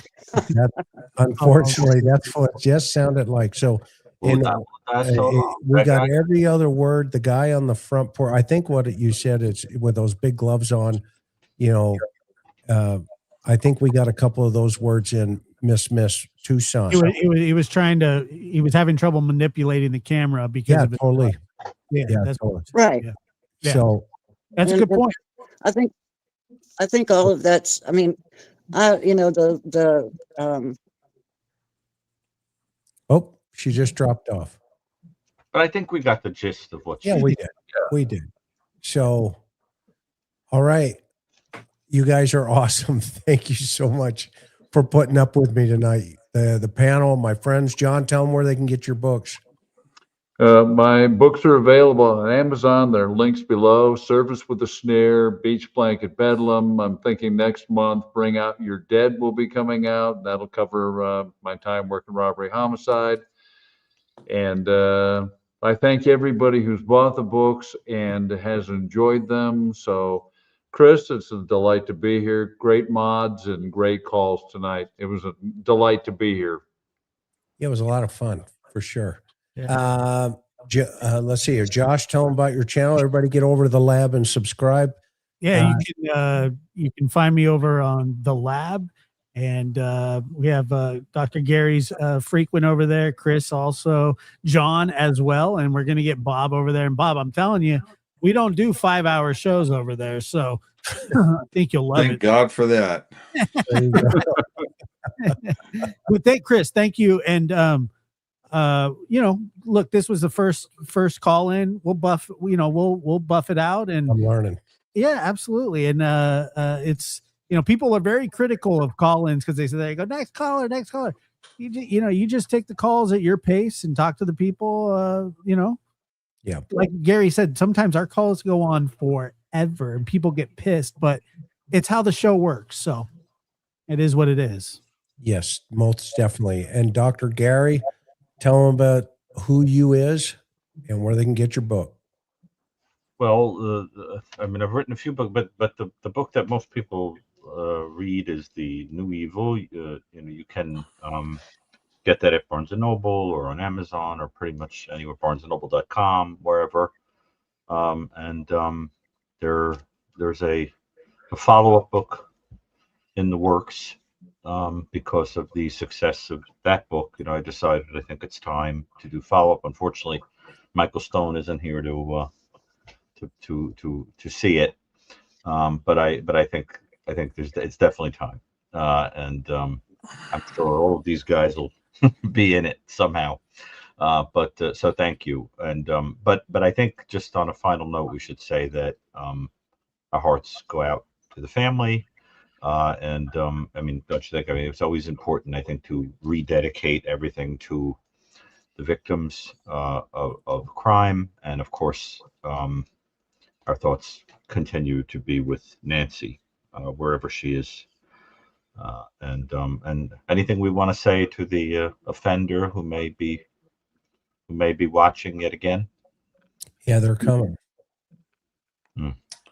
Yeah, I think so, and I think they're fooling you. That you know what I mean. That you think you're fine. I think they've got their eyes on someone. Life is hard, hard enough, right? But it's harder when you're stupid.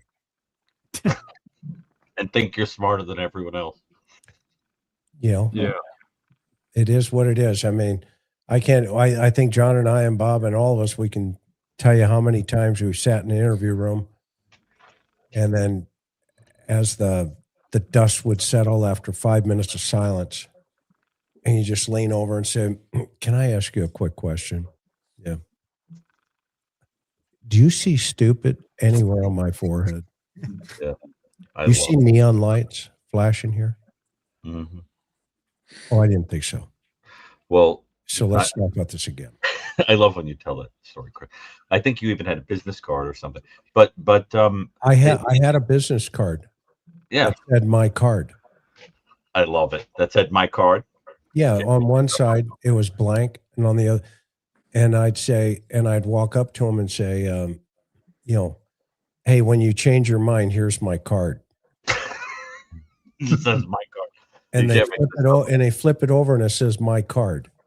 I still have a bunch of them in my briefcase. I want one as a souvenir. Yeah, I'll give you one. But I want to squeeze in the chance to say that if one of those two theories we talked about, this idea of eliminating a person to get them out of the way because they're, a burden, or there's a financial element, or some other, reason they're witness to something. The tragedy, and I don't think it's so much a tragedy for the offender. Screw them, right? But the paradox of it is that the person does it with the motivation of gaining more freedom. That there's something that they want, that they think they're going to get freedom, and they wind up losing everything. It's like gambler brain. You take a big chance and you wind up completely empty-handed. And whoever it is that, if they're out there, it's a really stupid thing to do, because you're going to get nothing. You're going to wind up losing everything in the effort to gain something. And I think a lot of crime is like that, right? Stupid gambler brain. But in this case, that's what I think happened. And I think when the person or persons get busted, I don't know what the point was. Yeah, and whoever the other people are involved, if there are other people involved, do yourself a favor, be the first one at the gate, and Throw under the bus. Yeah, take care of business. Until then, we'll see you Sunday night, everybody. Thank you for your patience tonight. We're so grateful, and everybody on the panel. As they say in Hawaii, biakamai, pay attention. And Teresa, hopefully your husband's doing well, and all the folks who are suffering and or just struggling in today's world. God bless you all. God bless our first responders, our military personnel, our doctors, our lawyers. Yeah. Did I say lawyers? No, I'm teasing. Our shrinks. All of our people out there are shrinks.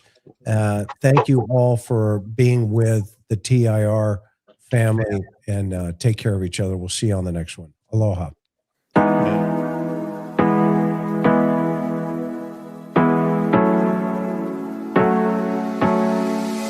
Hard working every day, I'm stressed out 24/7, babe. No timeouts, wish we could fly away. You and I go to our favorite place. Oh yeah, make special memories together. I'll be your company now and forever. I say we fly away, you and me, go to our favorite place. Feeling the sun on my face in Hawaii. With you, Hawaii. With you, Hawaii. With you, Hawaii. I need a summer breeze, some fresh air to put my mind at ease. No cares. You wanna come with me? Me and you go to our favorite tree. Are you ready now? We jump on a plane now. We're taking away. Yeah, we're taking away. Don't hesitate now. We're taking away. Yeah, we're taking away. We'll never come down. We're going away. Yeah, we're going away. You and me. Feeling the sun on my face in a while.